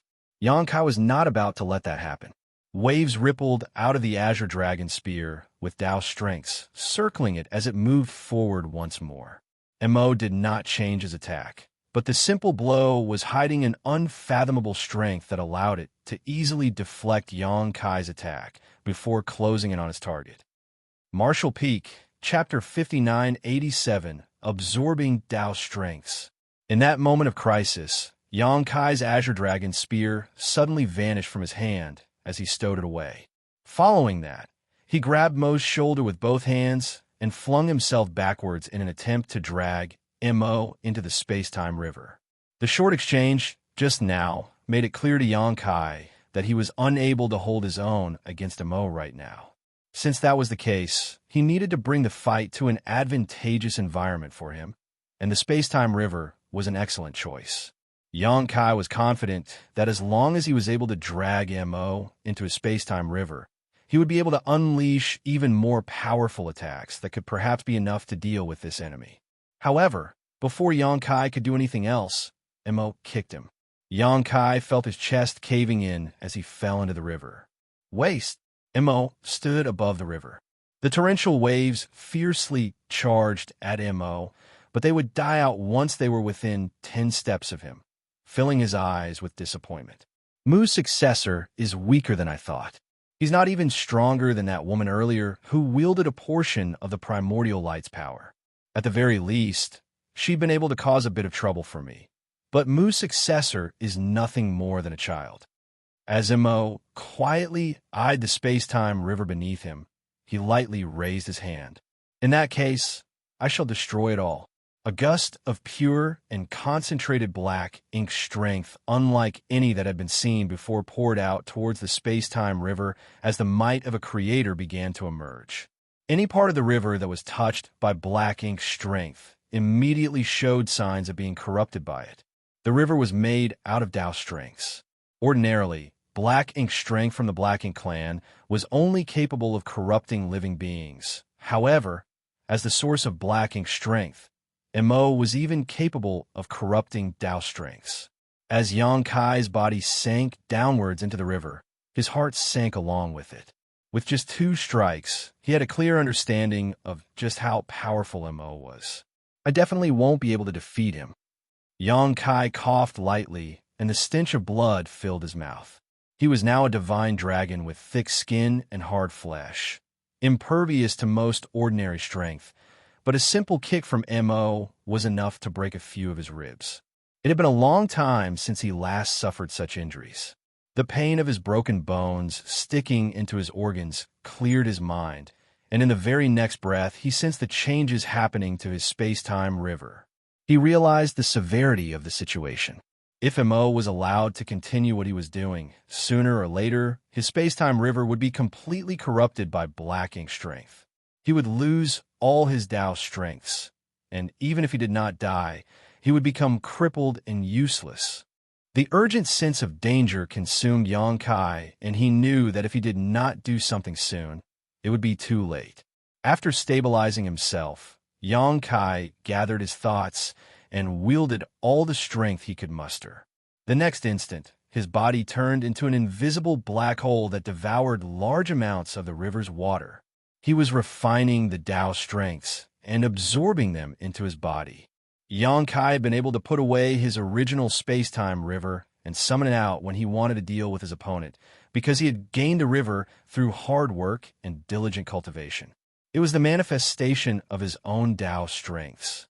However, the gift from Mu had been too overwhelming.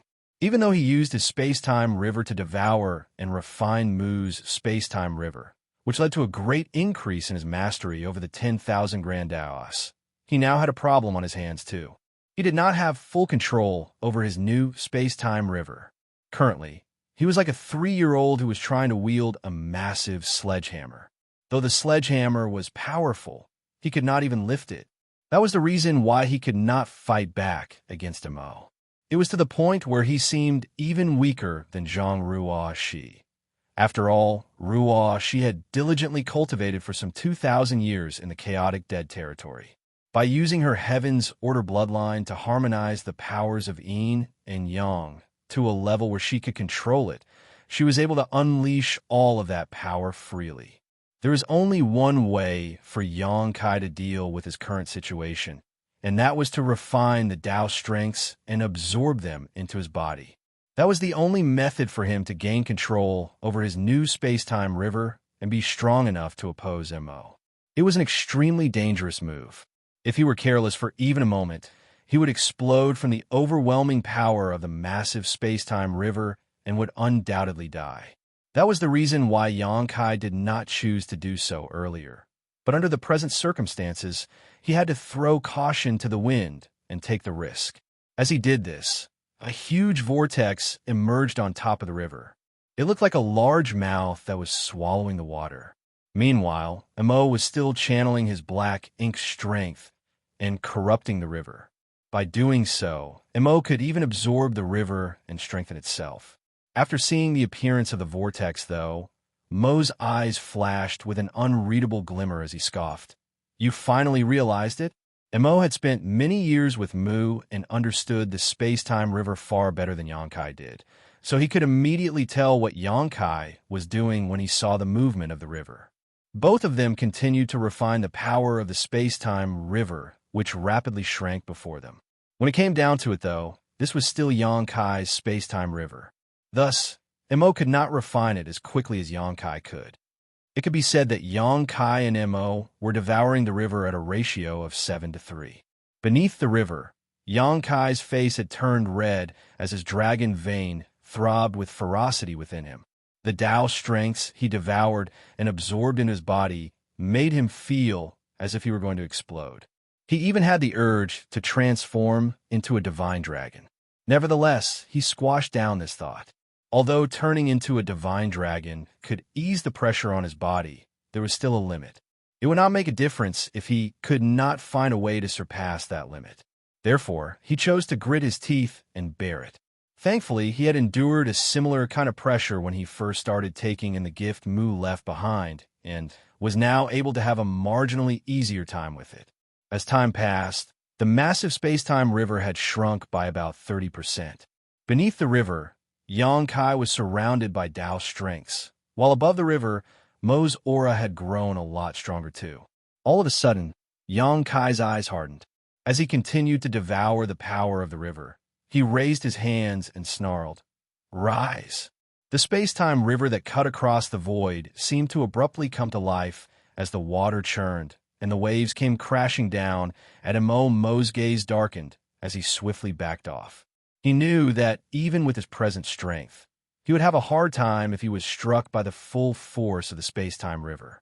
His eyes briefly flickered with surprise, as he did not think that Yang Kai would be able to gain control over the space-time river so quickly. If Yang Kai was previously likened to a 3-year-old attempting to wield a sledgehammer and failing due to his lack of strength, then he was now a young child able to raise the sledgehammer, though luck and fate would determine whether or not he could strike his opponent with it. As the river surged, Xianxia's figure appeared out of it. It was clear that something was not right with his present state. It was as if an indescribable power gathered within his body. He looked like he was about to explode at any given moment. That was indeed the case. He was at his limit from the Tao strengths that had built up inside him. He felt a pressing need to let it all out of him. So with that thought in mind, he shot up and charged at Mo. As he moved, the colossal space-time river followed behind him like a shadow. Martial Peak, Chapter 5988, Battle to the Death. In a flash, the two silhouettes collided and a fight broke out. Xianxia took the offensive and pushed out Tao strengths with each strike. He had to release the Tao strengths which had accumulated inside his body. Otherwise, he ran the risk of exploding. As a result of his ferocious attacks, Mo had to focus and fight back as well, using Black Ink strength to clash with and wipe out the rampaging Tao strengths. Even in the midst of the fight, Xianxia did not stop devouring the space-time river. There was a large vortex behind him that was sucking the river water into his body. As Xianxia continued absorbing Tao's strength into his body, the power he could wield grew stronger and his attacks became more intense. After exchanging a dozen blows, Xianxia suffered a hit from Mo and flew backwards into the river. However, he soon emerged and charged at Mo once again. Although he faced setbacks, Xianxia showed no sign of despair. Instead, his thirst for battle grew even stronger. During the first clash between the two, Mo could send Xianxia flying back into the river as soon as he emerged. Despite being a ninth-order master, Xianxia could not fight back at all. Yet, he could now hold out against Mo for a brief moment. This was the result of his absorbing the Tao strengths into his body. It was also the reason why he could control even more of the river's power. I could do better than this. Xianxia firmly believed, as long as I can control the entire river, I'll be powerful enough to challenge Mo. Time and time again, he shot out at Mo and was knocked back. The space-time river continued to shrink as Xianxia's aura grew even more powerful. As time passed, Xianxia was able to hold out against Mo for increasing amounts of time. From withstanding an exchange of 10 or so blows, he was able to slowly increase that number to 20, 30, eventually reaching 100 without showing any sign of falling behind. This seemed to set Mo off, and his attacks grew even more vicious as murderous intent surged. Xianxia used the profound source gate to suppress and seal over 30% of Mo's source, which weakened the latter by a fair amount. Mo's power had also been further weakened after the fight with Zhang. That being said, he had corrupted a sizable chunk of the river's power with Black Ink strength, which allowed him to make up for what he lost in the fight with Zhang. Mo was even more powerful now than when he first woke up. In a short amount of time, Xianxia was able to go from being completely powerless against Mo to just barely holding out against him. But that was already his limit. He couldn't defeat Mo in his current state. Not enough. Not nearly enough. Even if I gain control over the remaining river, it's unlikely that I'll be able to kill him. If Mo, the one behind everything, did not die, then the threat against all of existence would endure. Using the profound source grate to suppress and seal Mo's source had been the right thing to do. Xianxia's previous journey had proved that the profound source gate could indeed accomplish that feat. However, when one went up against an entity this powerful, how was one supposed to suppress and seal them without defeating them first? The only way to end this once and for all was to break out of the shackles of the open heaven realm and ascend to a higher realm. However, this was something impossible for the current Xianxia. It had not been long since he became a ninth-order master, and although he used the two open heaven realm cradles and the power of his space-time river to speed up his cultivation dramatically, it was only effective for him to grow within the ninth-order realm. It was not enough for him to reach the realm beyond. Throughout history, the best and most talented humans had been limited by the shackles of the open heaven realm method. They could not break through them at all.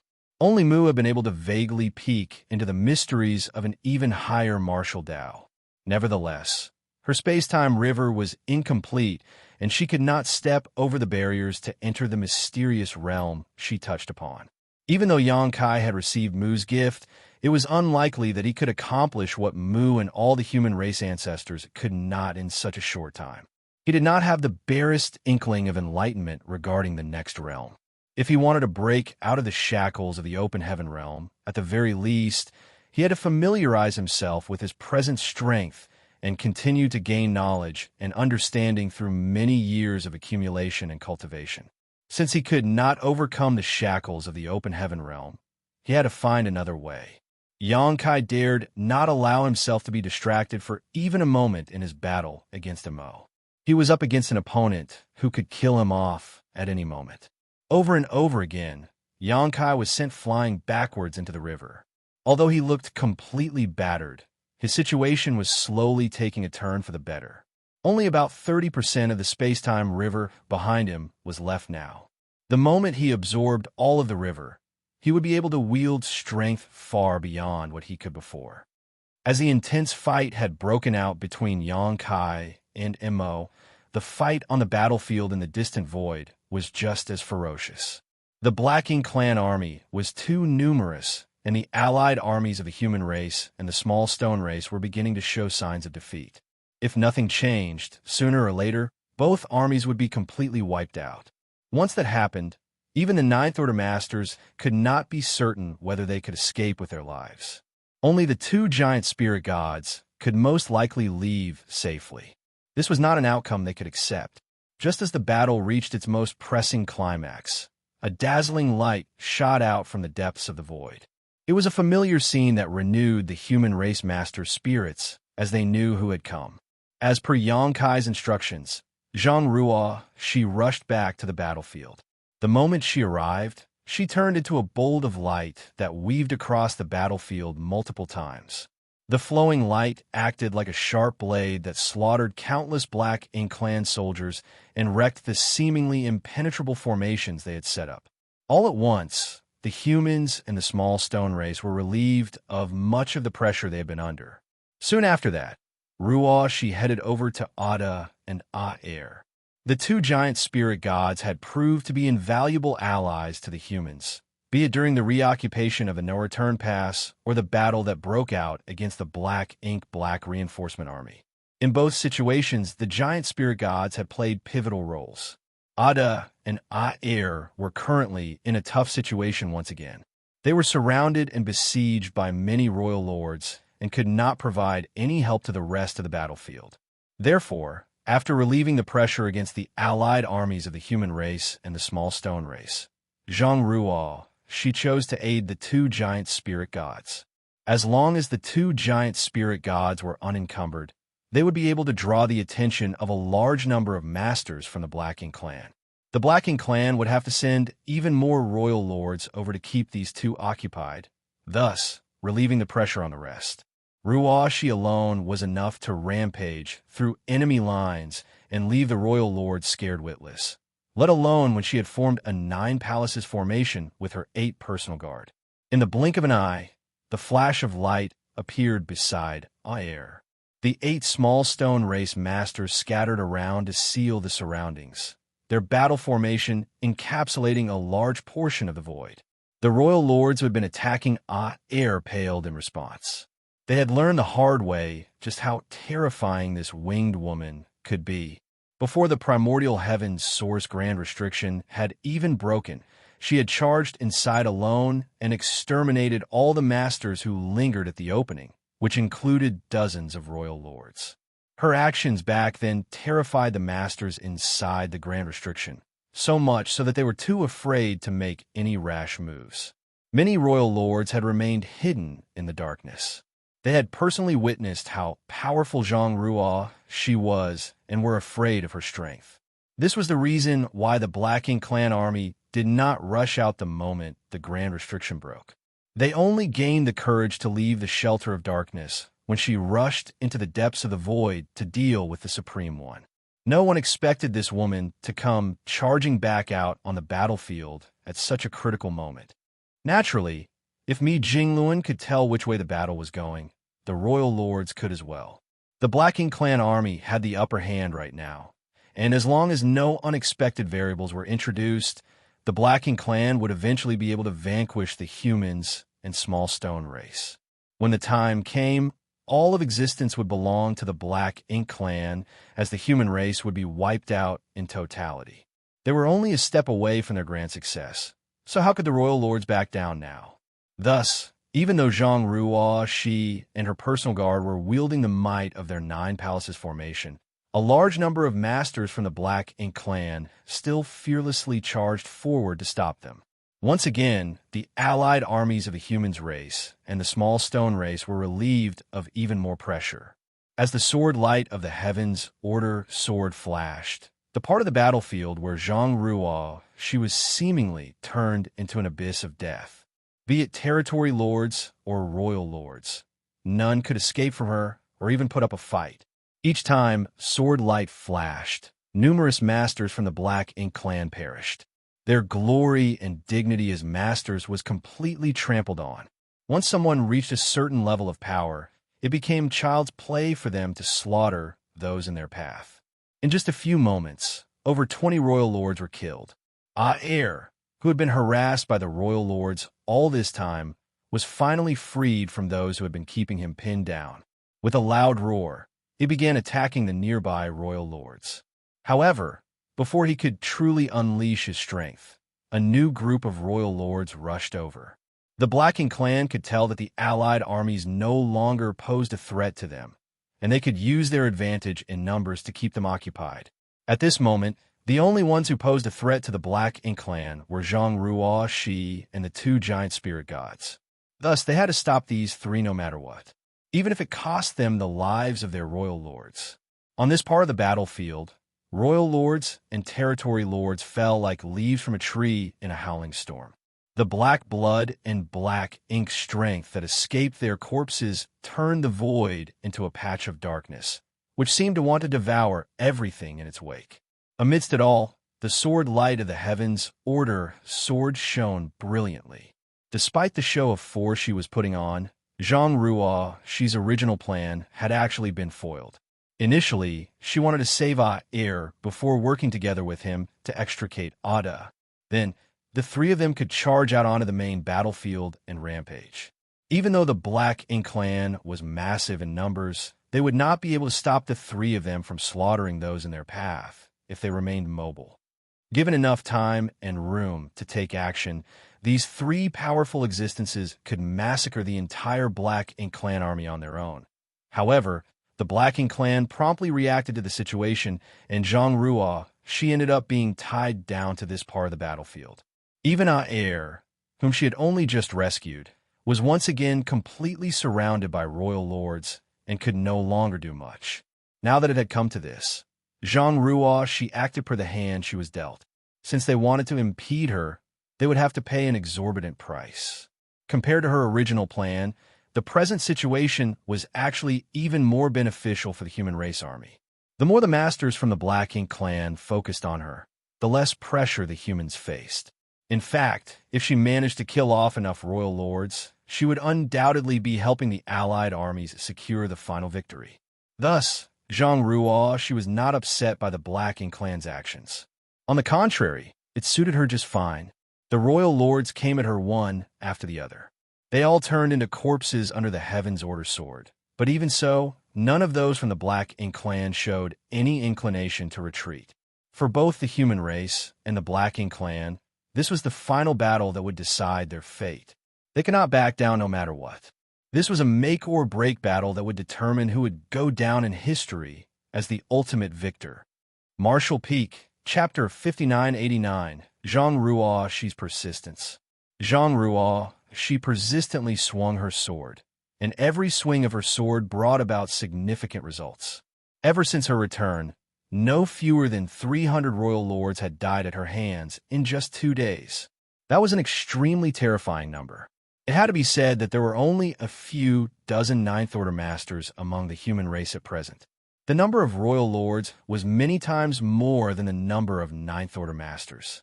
Furthermore, the inheritance accumulated in the primordial heavens source grand restriction over millions of years could not be underestimated. Even though Zhang Ruo, she had slaughtered so many royal lords, many more royal lords were surrounding Zhang Ruo, she, and the two giant spirit gods still. Zhang Ruo, she relentlessly slaughtered her enemies, and the movement of drawing her sword had almost become an instinctive reaction by now. The Black Ink clan had shifted the focus of the battle around her, which certainly resolved the crisis that had been looming over the human race army. At this moment, the allied armies of the human race and the small stone race finally regained their ability to hold their own against the Black Ink clan, even though they continued to face some pressure on the main battlefield. The situation was no longer as hopeless as before, where their defeat had been imminent and there was no hope for victory. The black ink clouds condensed from the dissipated black ink strength had reached extreme concentration. Even the Ninth Order Masters felt apprehensive when they saw the dense black ink clouds that encompassed the huge void. Aside from Zhang Ruo, Shi, and the two giant spirit gods, nobody could easily venture into the depths of the black ink clouds to fight against the Black Ink clan. Meanwhile, the immaculate white wings behind Zhang Ruo, Shi's back began to glow with a faint yellow and blue hue. The subtle change resembled an omen of something to come. At a certain moment, one of the royal lords fearlessly charged toward the Ninth Order small stone race master. He gathered all his strength in his fist and punched the personal guard with all his might. The personal guard staggered from the blow, then it immediately followed up with a violent counterattack that immediately killed the royal lord. Although the small stone race personal guard was equivalent to Ninth Order masters, these were currently joined in a 9 palaces formation with Zhang Ruo, Shi as its core. Any one of them could borrow the power of the battle formation at any time, so their current strength could no longer be judged by their mere cultivation alone. It could be said that Zhang Ruo, Shi, and her 8 personal guards were one. The attacks unleashed by any party in the battle formation carried the culmination of their combined powers. Even if the royal lords were strong, they could not withstand such attacks. Therefore, many royal lords had died at the hands of the personal guard over the last 2 days. The personal guard who slaughtered the royal lord earlier prepared to make its next move, but just as it raised its fist to attack, its hand shattered to dust. It was immediately followed by its arm, which then spread to its body. In the blink of an eye, the powerful personal guard was reduced to a pile of rubble. The surrounding royal lords and territory lord besieging it froze in surprise. When Zhang Ruo, Shi returned, her personal guard had all been covered in deep cracks. It was only natural for the surrounding royal lords and territory lords to notice such an obvious thing.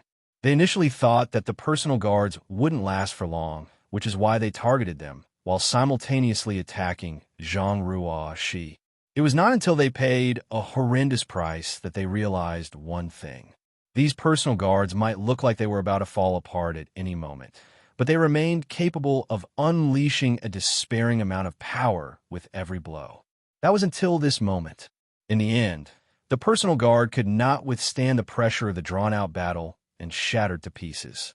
At the same time, the yellow and blue hue of the wings behind Zhang Ruo, Shi's back increased significantly when the personal guard crumbled to dust. Fortunately, Zhang Ruo, Shi seemed to have anticipated the situation and immediately switched the battle formation to the 8 trigrams formation. An increasingly violent barrage of attacks ensued. After the first personal guard shattered to pieces, the Black Ink clan suddenly saw hope in regard to their struggle to defeat Zhang Ruo, Shi. Their assault only became more and more aggressive as a result. Half a day later, the second personal guard shattered to pieces, and the 8 trigrams formation subsequently changed to the 7 stars formation. Another half-day passed, and the third one broke apart. When Zhang Ruo, Shi led her personal guard against Mo, they sustained indelible damage during the battle. If there had been enough time, she would have allowed them to rest and recover. Unfortunately, they were in the middle of a large-scale battle. There was no time for them to even catch their breaths, much less recuperate from their wounds. They only managed to persist until now because the intensity of the current battle paled in comparison to her solo battle against Mo. Even so, her personal guard had finally reached their limits. One after another, they crumbled to pieces. Their destruction also signified that the battle formation was steadily weakening. As the battle formation weakened, the power they could exert was also considerably reduced. At the same time, the yellow and blue hue of the wings behind her back became extremely obvious.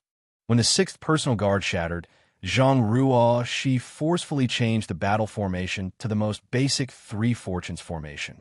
At that moment, the Black Ink clan finally saw the light at the end of the tunnel. It would not take much longer to defeat her. A voice abruptly sounded in Zhang she's mind. "Silly girl, you can't carry on in such a reckless manner. At this rate, you will soon struggle to maintain the balance between yin and yang.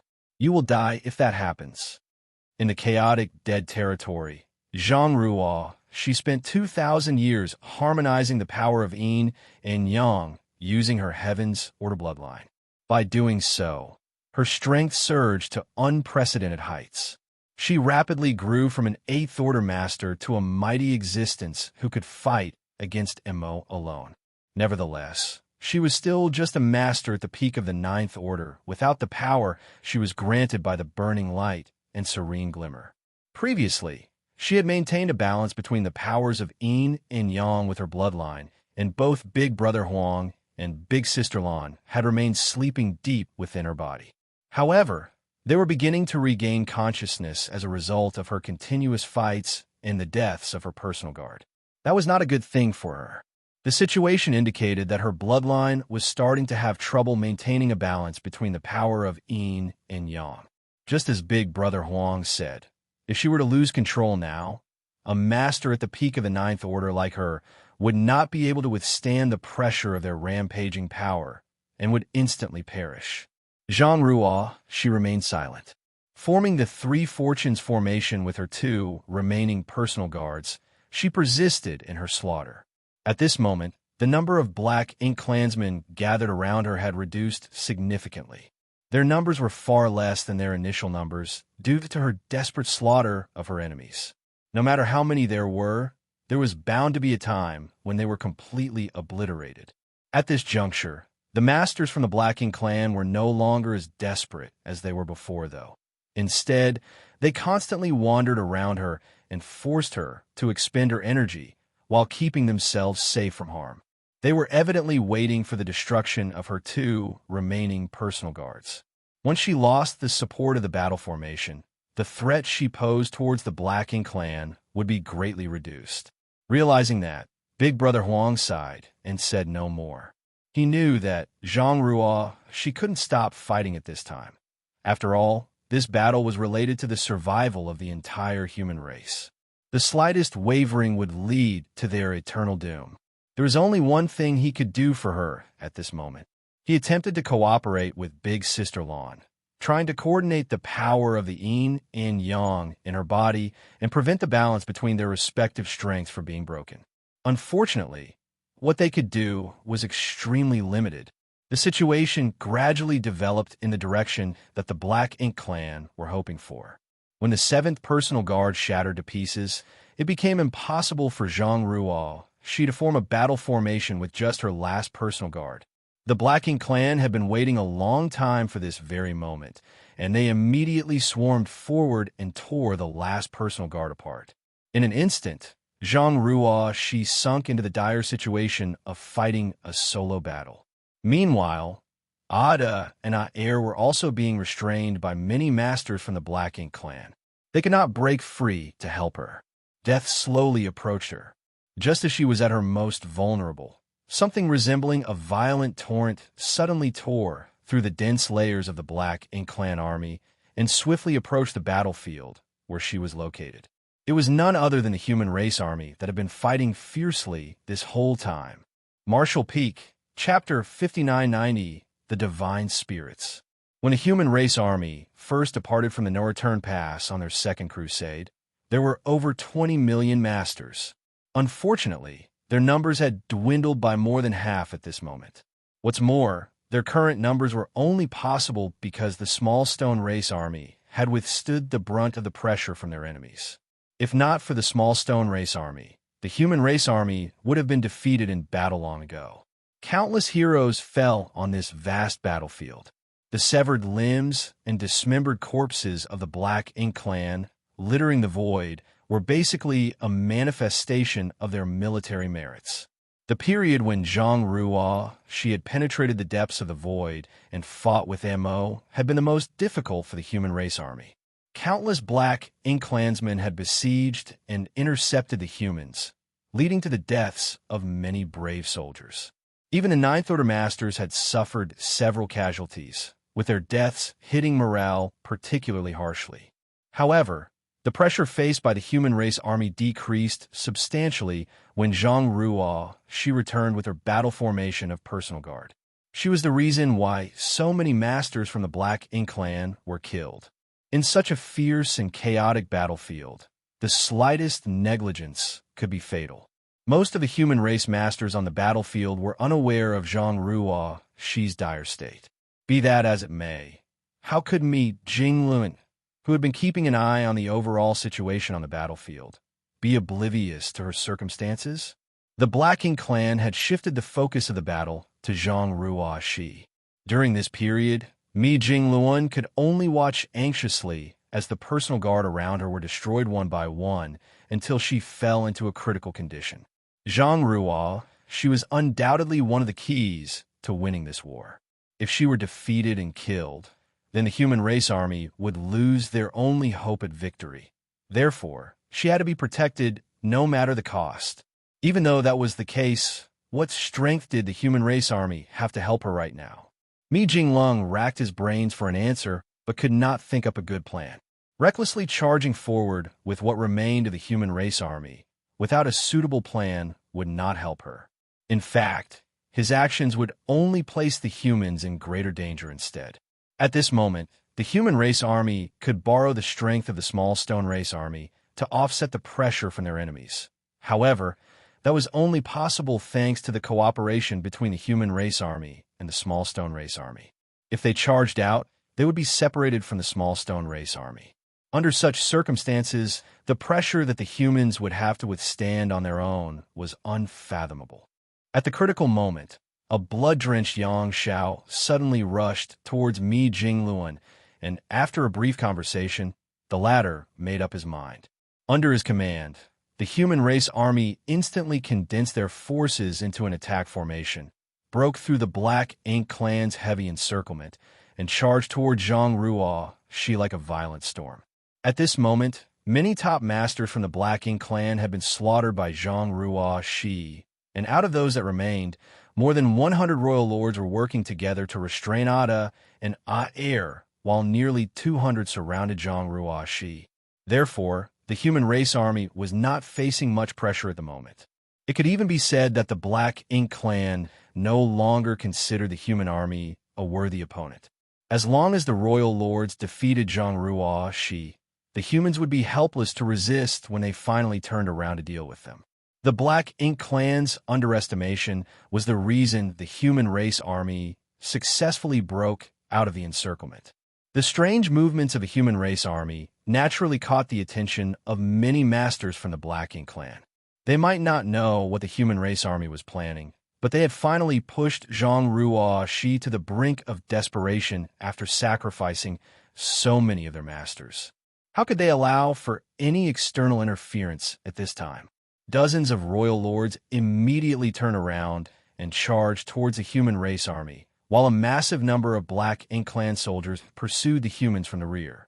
Under these circumstances, the human race army would be facing enemies from the front and back if they did not quickly escape the besiegement of the royal lords.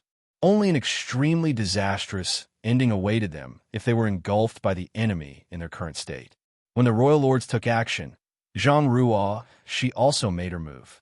She attempted to slash her way through the heavy blockade and join the human race army. However, numerous masters from the Black Ink clan fearlessly threw themselves at her to obstruct her path. They did not seem to hesitate, even though their lives were on the line. Hence, she was successfully prevented from escaping for some time. By this time, Zhang Ruo, she was exhausted beyond her limits. After she departed from the chaotic dead territory, she rushed to the battlefield without delay.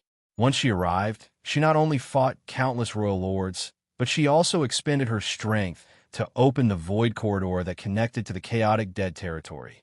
Afterwards, she delved into the depths of the opening in the primordial heavens, source grand restriction, and wreaked havoc there for some time before she engaged MO in an intense battle. It could be said that she had not rested at all since she stepped foot on the battlefield. She had simply been moving from battle to battle without any breaks in between. Therefore, she could only bring out 70% of her full strength. The most obvious change was her combat effectiveness. She used to be able to kill a royal lord in one blow, but now it took her multiple strikes to kill one. It would not be easy for her to join up with the human race army when she was being besieged by so many masters from all directions. At this moment, a figure abruptly soared into the sky. Raising both hands high, he clenched his fists and roared furiously, "Burn!" The two marks on his clenched fists flashed with a blinding light. 7 figures rushed into the sky behind him. Every one of them also had mysterious marks shining brightly on the backs of their hands. These marks indicated that these people were blessed by the sun's burning light and moon's serene glimmer. Xianxia had brought these marks from the chaotic dead territory and bestowed them to 10 divine spirits many years ago. These divine spirits have been scattered throughout the various battlefields. Thanks to the great sun and moon marks in their possession, they could mobilize and transform the power of the yellow and blue crystals into purifying light. Consequently, they were essential to the logistical support of the human race army. It was precisely thanks to this method that the threat of the black ink's strength to the human race was greatly reduced. The purifying black ink pills alone would not have been enough otherwise. Even before this incident, these divine spirits had been mobilizing the power of the great sun and moon marks constantly during the war. So many small stone ray soldiers had died on the battlefield that they could easily summon a large burst of the purifying light without much effort. In this way, they could not only purify the battlefield, but they could also cause great damage to the Black Ink clan, killing 2 birds with 1 stone. When the human race army charged in Zhang Xi's direction, the divine spirits with the great sun and moon marks quickly activated the marks on the backs of their hands under Yang Zhao's leadership. Zhang Xi, who was besieged by countless royal lords, saw the scene from a distance and immediately understood their plan. A smile appeared on her exhausted face. Feeling the strength of the people around her, she knew she was not fighting alone. It was just that she had never even contemplated what they were about to attempt, much less tested it. So she did not know if she would succeed. "Seniors, please assist me." Closing her eyes, she gripped the heaven's order sword tightly with both hands and pleaded. The sighs of Big Brother Huang and Big Sister Lan sounded in unison, but they did not refuse her. In the next moment, the wings behind Zhang Xi's back glowed in 2-colored light. When she opened her eyes, the color of her eyes had also changed. One eye was yellow, and the other eye was blue. It was a strange sight to behold. At the same time, with Yang Xiao in the lead, the 2 marks on the backs of the hands of the divine spirits abruptly burst forth and transformed into a 2-colored light that enveloped their bodies as a powerful divine sense simultaneously penetrated their knowledge seas. It was the divine senses of the burning light and serene glimmer.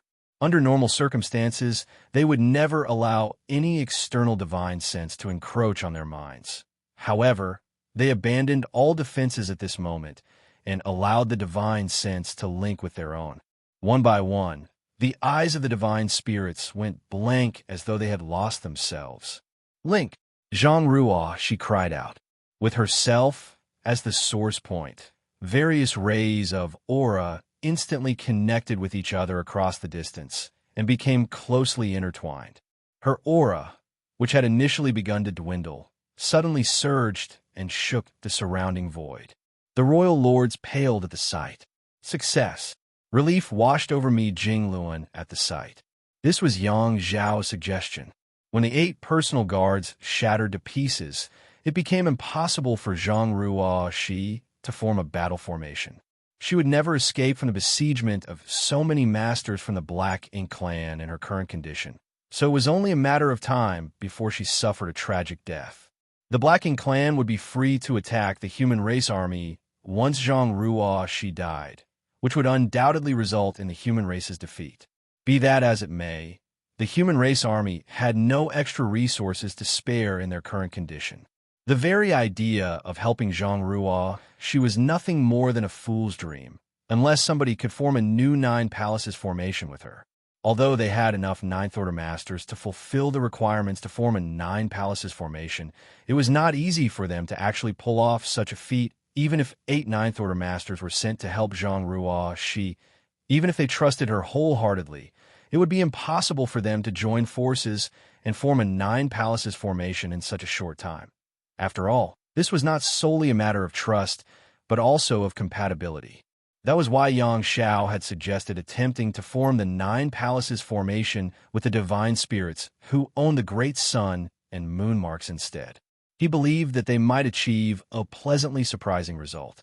The Great Sun and Moon Marks were derived from the burning light and serene glimmer sources. Since Zhang Ruo, she had united the power of yin and yang with her bloodline. Her body was brimming with the source strength of the burning light and serene glimmer. In other words, to her, Xianxia and the other divine spirits should not be that much different from her destroyed small stone race personal guard. At this point, their only option was to attempt this unprecedented feat. If they succeeded, then it would be a joyous success. If they failed, then there was nothing that could be done regardless. In any case, they would only know the result after they made the attempt. For that reason, Mi Jinglin ordered the entire human army to charge out and separate from the ranks of the small stone race army. It was their final desperate attempt to overturn their current predicament. If this plan failed, they would not only fail to rescue Zhang Ruo Shi, but also face the imminent destruction of the human race army. Fortunately, the plan had worked. When the power of the Nine Palaces formation enveloped the enormous void, Mi Jinglin smiled from the bottom of his heart.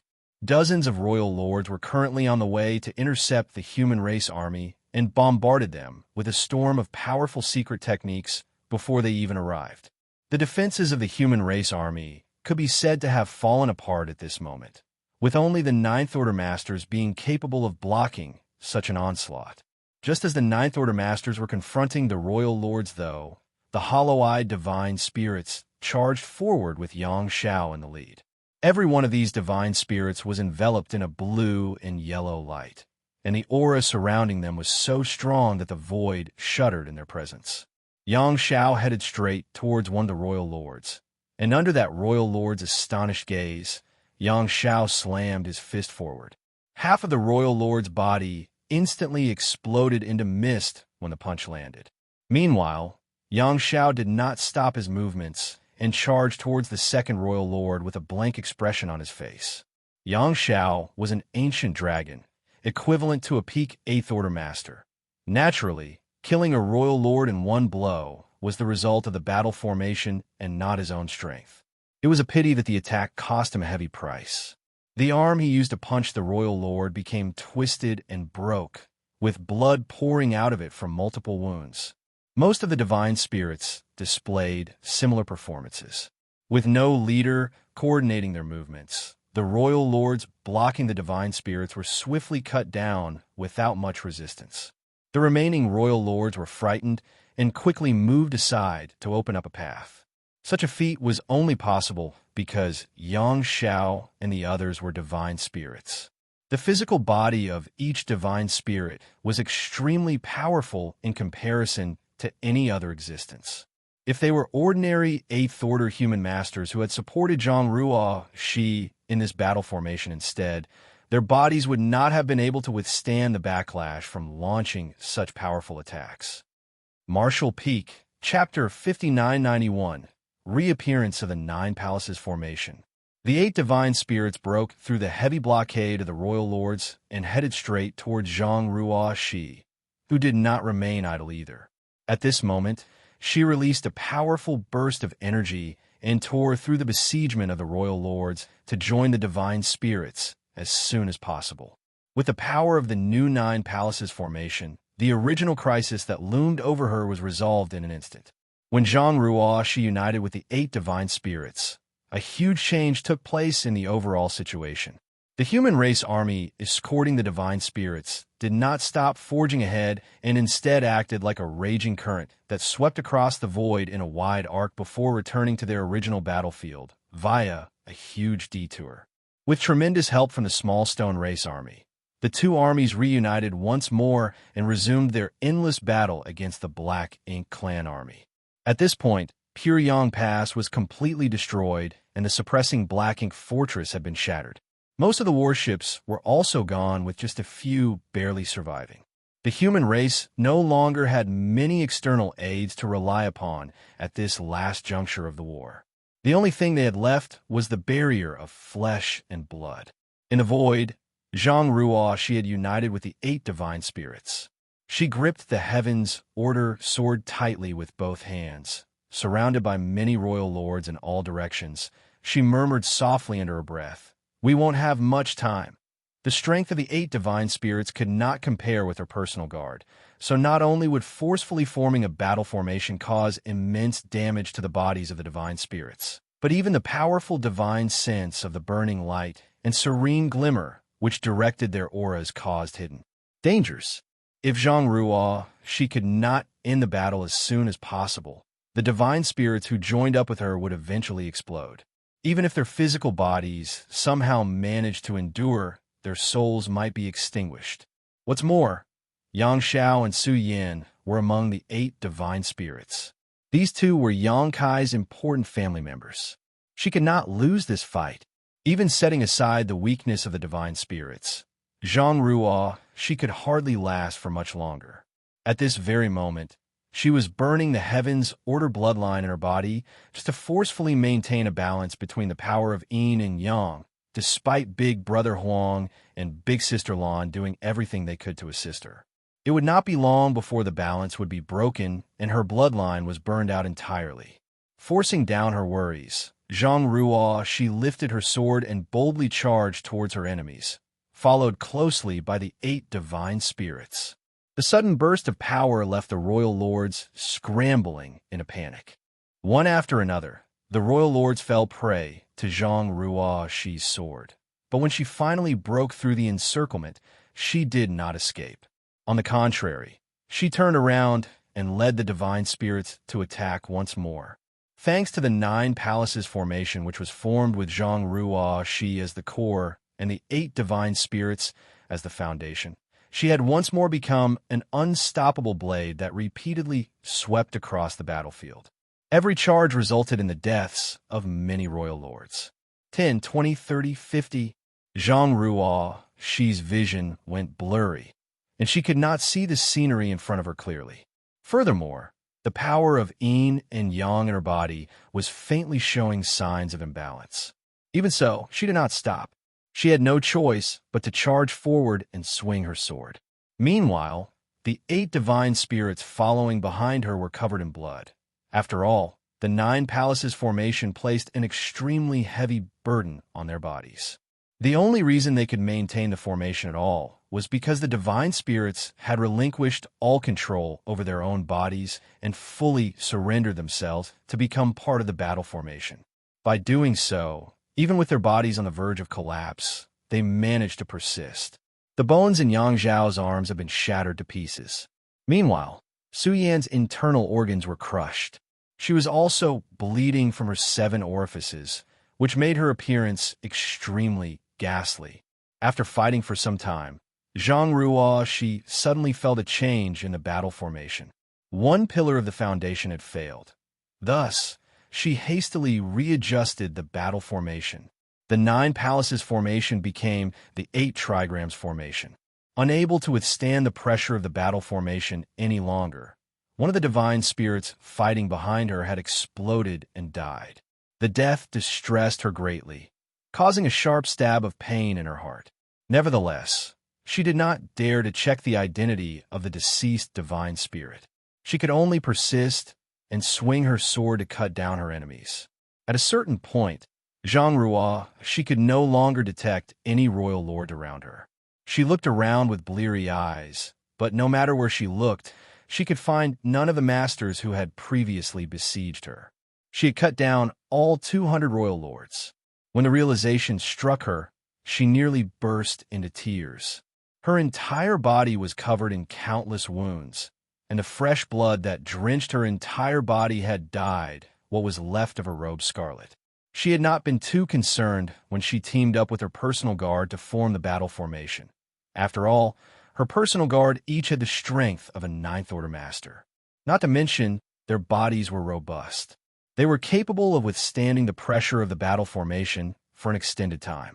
However, there were too many things to worry about when she entered a battle formation with the divine spirits. There were times when she could not dodge the attacks from the royal lords, so she was forced to bear the brunt of these attacks, or the divine spirits would be killed instead. In this way, she had taken more damage in this shot battle than in all her previous fights. It was not until this moment that she had the time to check on the condition of the divine spirits. 8 divine spirits had forced their way through the enemy blockade to help her, but only 3 remained behind her. Even so, the aura of these 3 was weak and unstable, like they could be snuffed out at any moment. Although she was heartbroken by the losses, Zhang, she was relieved to see that Xianxia and Su Yin had survived. The Dragon Clan and Phoenix Clan were certainly worthy of being the strongest among the divine spirits. Besides, both Xianxia and Su Yin had been at the peak of their cultivation for a long time, which was another reason why they managed to persist until the end. Seniors, please release the battle formation. Zhang, she anxiously urged. Big Brother Huang and Big Sister Lan immediately released control over their source strength at the same time. In the next moment, the 3 hollow-eyed divine spirits regained consciousness. 3 muffled groans of pain sounded in unison. They had not been aware of their states when their consciousness had been taken over, but a wave of boundless agony washed over them when their consciousness was restored. All the bones in Yang Zhao's body made cracking sounds as he revealed his true form without hesitation. Changing into his dragon form would give him greater endurance against his wounds. The injuries might be fatal to his human form, but the same degree of injuries would only be considered critical in his dragon form. Still, his 90,000-meter-long ancient dragon form was tattered and covered in terrible wounds. Moreover, the aura around him was weak and unstable. Similarly, the other divine spirit revealed his true form. He was a Paixio who had survived for innumerable years and was thus an old veteran with an incredibly solid foundation. Neither of these 2 suffered from major problems. Although they were very heavily wounded, their lives were not in danger. Then, Zhang, she turned to look at Su Yin, and her eyes immediately widened in horror at the sight. Su Yin's body was breaking apart and crumbling into dust. Like Yang Kai, she was originally part of the human race and only became part divine spirit after obtaining her phoenix source. She had repeatedly entered the phoenix nest to cultivate over the years, and in the end, she completely integrated the 3rd-generation Phoenix Emperor source to become a pure blood member of the Phoenix clan. Be that as it may, her foundation and physique were still inferior compared to someone born and raised in the Phoenix clan. Yang Xiao and Paixio just barely survived the ordeal, but Su Yin failed to pull through until the end. Yang Xiao evidently noticed Su Yan's condition because he released a sorrowful wail at the sight. Su Yin, who was covered in various wounds, looked down at her hands, which were beginning to disintegrate into ash. A look of remembrance flashed through her eyes at the sight. Raising her head once more, she looked at the weeping Zhang and smiled. Please don't blame yourself. The Phoenix clan has our Phoenix Flame. There might be a chance for me to revive from death. But if I fail, please pass a message to him for me. Tell him that meeting him was the greatest blessing in my life. Zhang, she nodded desperately, her tears streaming down her face uncontrollably. The Phoenix clan's Phoenix Flame was also known as the Flame of Rebirth. It was only natural for Su Yin and Zhang, she to know about such things. Unfortunately, the Flame of Rebirth did not always succeed. It was simply a possibility of rebirth. After all, the Phoenix clan would be truly immortal if their rebirth succeeded in every attempt. If the Flame of Rebirth failed, their Phoenix source would return to the Phoenix nest and be reborn as a new member of the Phoenix clan. Martial Peak, Chapter 5992, The Hope of the Divine Spirits. After the battle, Zhang Ruoxi's crisis was resolved. Unfortunately, the price of her rescue was not small. 5 out of the 8 divine spirits who came to help her had lost their lives in battle. Only 3 of them had survived to the end. Be that as it may, Su Yin had already set 1 foot across the gates of death.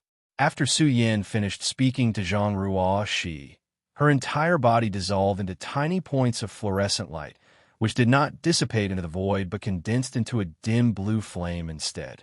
It was her phoenix flame, as well as her phoenix source.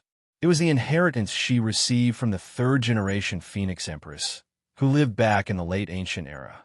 Zhang Ruo, she anxiously stared at the small ball of fire. The phoenix flame flickered, going from light to dark. In just a short moment, the dim blue phoenix flame became dim and dull, as though it would be extinguished in the next moment. Despite facing hundreds of royal lords without the slightest change in her expression, Zhang Ruo, she now was as pale as a sheet. Moreover, her body was enveloped in a layer of boundless chill. The extinguishment of the phoenix flame would mean that Su Yin was gone forever. Even if the phoenix flame returned to the phoenix nest and produced another member of the Phoenix clan, that person would no longer be Su Yin. Hey! Big Brother Huang's voice abruptly sounded in Zhang Ruoxi's mind, causing her to snap back to her senses. Grab that ball of fire, Big Brother Huang urgently urged. Although Zhang Ruo, she did not know what Big Brother Huang was planning. She quickly did as she was told. She stepped forward and wrapped her hands around the weakened flame. In the next moment, she clearly sensed Big Brother Huang and Big Sister Lan pouring power from their sources into the phoenix flame. She immediately understood their plan and hurriedly activated her Heaven's Order bloodline to help balance the flow and harmonize their power. The flame that was on the verge of being snuffed out slowly stabilized. In addition, faint hues of yellow and blue gradually seeped into the flame. The hues of yellow and blue were none other than the source strength of the burning light and serene glimmer. Shortly after the primordial light left its birthplace, the power of yin and yang were split from it. The primordial light later collided with the divine spirit ancestral land, and the dissipated energy transformed into the various divine spirits. In the end, its remaining essence turned into a woman bearing the Heaven's Order bloodline. Strictly speaking, the burning light and the serene glimmer originated from the same source as all divine spirits. Although they could be classified as divine spirits, they were different from ordinary divine spirits. That was because they were the first to split from the primordial light. Be it in terms of the purity or strength of their source, ordinary divine spirits were simply incomparable to the burning light and serene glimmer. Even the dragons and phoenixes were no exception in this regard. Therefore, the pure source strength of the burning light and serene glimmer was a great supplement to the divine spirits. Their source strength could help in the refinement of a divine spirit's source and enhance the bloodline of these divine spirits. Xianxia was the best example of this. When Xianxia first met Big Brother Huang and Big Sister Lan, he had only just become a 10,000-meter-long grand dragon. But after receiving a gift of source strength from the two of them, his dragon vein improved at an astonishing pace, allowing him to grow into 20,000 meters in just half a month. What's more, the gift of source strength from Big Brother Huang and Big Sister Lan was nowhere near exhausted and had helped Xianxia several more times over the years, eventually allowing him to become an ancient dragon less than 1,000 years later. This rate of growth for a member of the Dragon Clan was unheard of in history. At this moment, the same effect took place when they injected their source strength into the Phoenix Flame. The Phoenix Flame reacted as though it suddenly received significant nourishment and began burning brighter and stronger until the small ball of flame gradually resembled a blue-colored great Sunday. Zhang Ruo, she watched the flame intently. Then, she vaguely noticed the figure of a Phoenix clan member flying about within the flames. When the burning brightness of the Phoenix Flame reached a certain point, the blue-colored great sun abruptly expanded and exploded.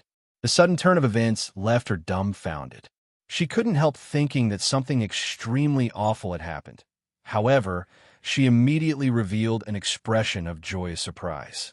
That was because a clear and striking phoenix cry resounded throughout the void when the blue phoenix flame erupted. It was followed by the unfurling of a giant pair of dazzling wings, then the gradual appearance of a beautiful and graceful figure. Having received help from the source strength of Big Brother Huang and Big Sister Lan, Su Yan had succeeded in her rebirth. Zhang, she wept tears of joy. A phoenix's rebirth generally came with great risks. If they failed, they would lose their life on the spot. On the other hand, they would receive immense benefits if they succeeded. That was because the strength of the Phoenix clan members would improve significantly with each rebirth.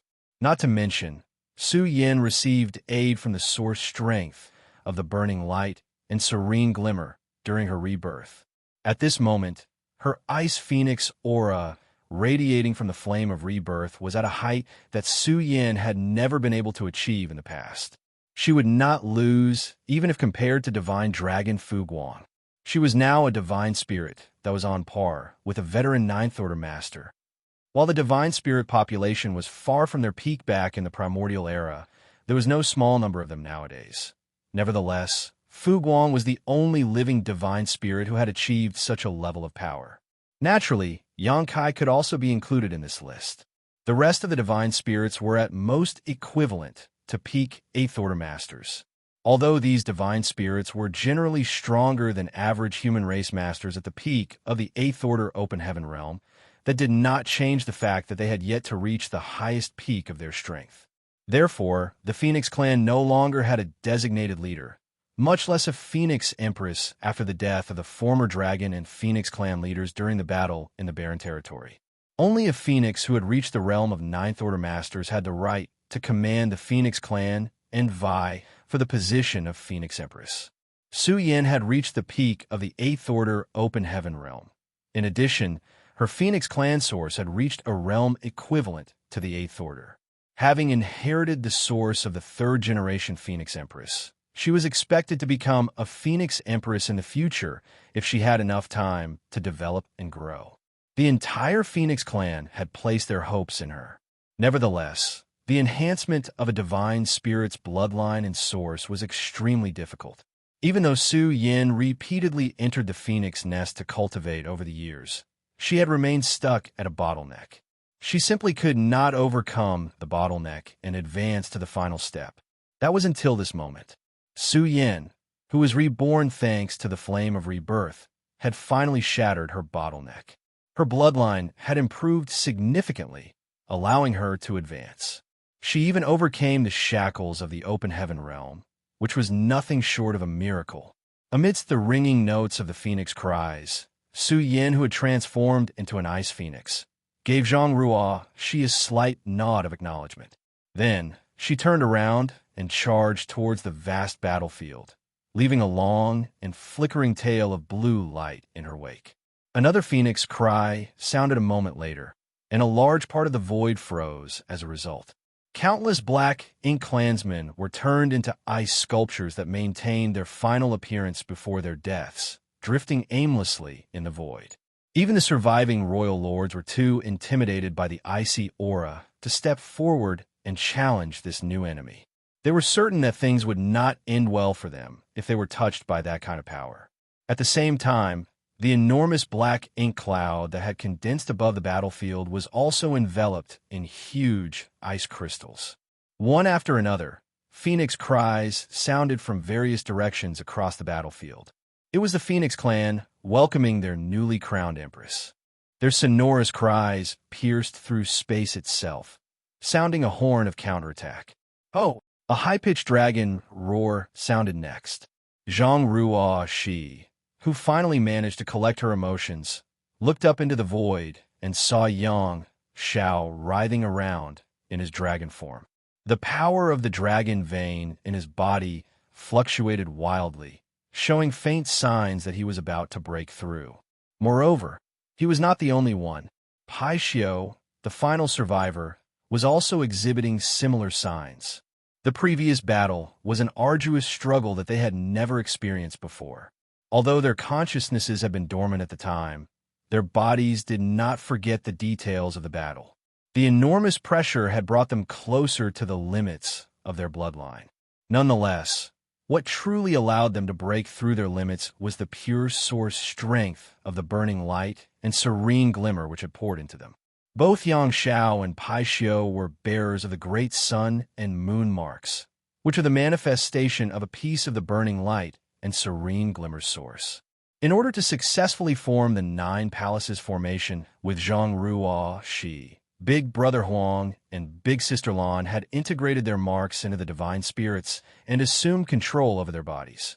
Hence, all 8 of the divine spirits received the blessing of the burning light and the serene glimmer's source strength, which stimulated the growth of their bloodline greatly. The benefits that they obtained after surviving their near-death experience were unimaginable. The power of Yang Zhao's dragon vein boiled. He roared endlessly, filled with the faint realization that he had touched up the barrier that hindered his growth. As long as he could break through this barrier, he would be able to successfully become a divine dragon. He had been under tremendous mental pressure ever since he returned from the universe furnace. Although Yang Shui had advanced to the 9th order, he remained stuck as an ancient dragon. Consequently, there were many occasions in which they could no longer fight side by side with each other. The main reason was the difference in their strengths, which caused him to become a burden for Yang Shui. For this reason, Yang Xiao had been desperately trying to improve his bloodline. He had asked Fu Guang for advice on countless occasions, but the path to becoming a divine dragon was not easy. Even with Fu Guang's careful guidance, he simply could not find a way to overcome his bottleneck. The number of people in each generation of the Dragon Clan who could successfully advance to become divine dragons could always be counted on one hand.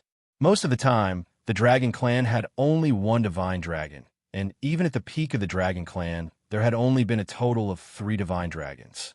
At this moment, Yang Xiao could almost see his breakthrough on the horizon. He knew that this might be his opportunity to overcome his bottleneck. Therefore, he could not afford to miss it. In order to break through the shackles of his bloodline, he was willing to sacrifice everything. The same was true for Paixio. While the Dragon and Phoenix clans generally had the protection of a Dragon Emperor or a Phoenix Empress in each generation, no equivalent divine spirit had appeared among the rest of the divine spirits since the end of the Primordial Era.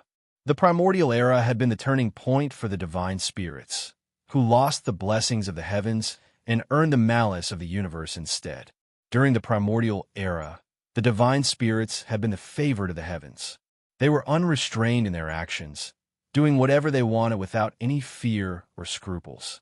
Their reign came to an end after countless years of warring against each other for dominance, and they were eventually supplanted by the monster race. By that point, countless divine spirits had perished.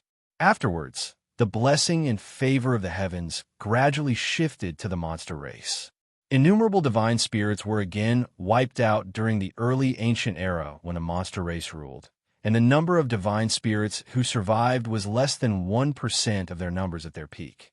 If the monster race had continued to reign over the universe, the divine spirits would have gone extinct completely. Even the Dragon and Phoenix clans would not be an exception. What happened next was amusing indeed. The monster race ultimately walked down the same path as the divine spirits after they overthrew the reign of the divine spirits. Once again, the blessing and favor of the heavens shifted, now falling upon the human race. It was for that reason that the divine spirits cooperated with the human race. By taking shelter under the wings of the human race, they managed to preserve the lives of the surviving divine spirits until today. In short, the divine spirits lost the favor of the heavens after the primordial era and could no longer reproduce the glory of their ancestors. The greatest sign of their decline was the huge reduction in the number of divine spirits that could touch what was equivalent to the Ninth Order open heaven realm. Only those born in the Dragon Clan and Phoenix Clan had produced such masters after the primordial era. It had to be said that every single divine spirit clan had the protection of their respective Ninth Order divine spirits during the primordial era. In fact, their numbers could range from a few to several dozen in each divine spirit clan back then. Countless eons had passed since then, and at this moment, there was a Paixio who finally experienced the opportunity to overcome the shackles of his bloodline on this vast battlefield. He was ecstatic beyond imagination. Forcefully enduring the damage caused by his injuries, he pushed his bloodline power with reckless abandon. The vitality surrounding his body became more and more intense as time passed. All over the battlefield, the divine spirits revealed their true bodies and roared in excitement. If Su Yan's transformation was a joyous event for the Phoenix clan, then Paixio's current state was a joyous event for all the divine spirits. Regardless of whether he succeeded in overcoming his bottleneck or not, he had already given the other divine spirits a glimpse of hope.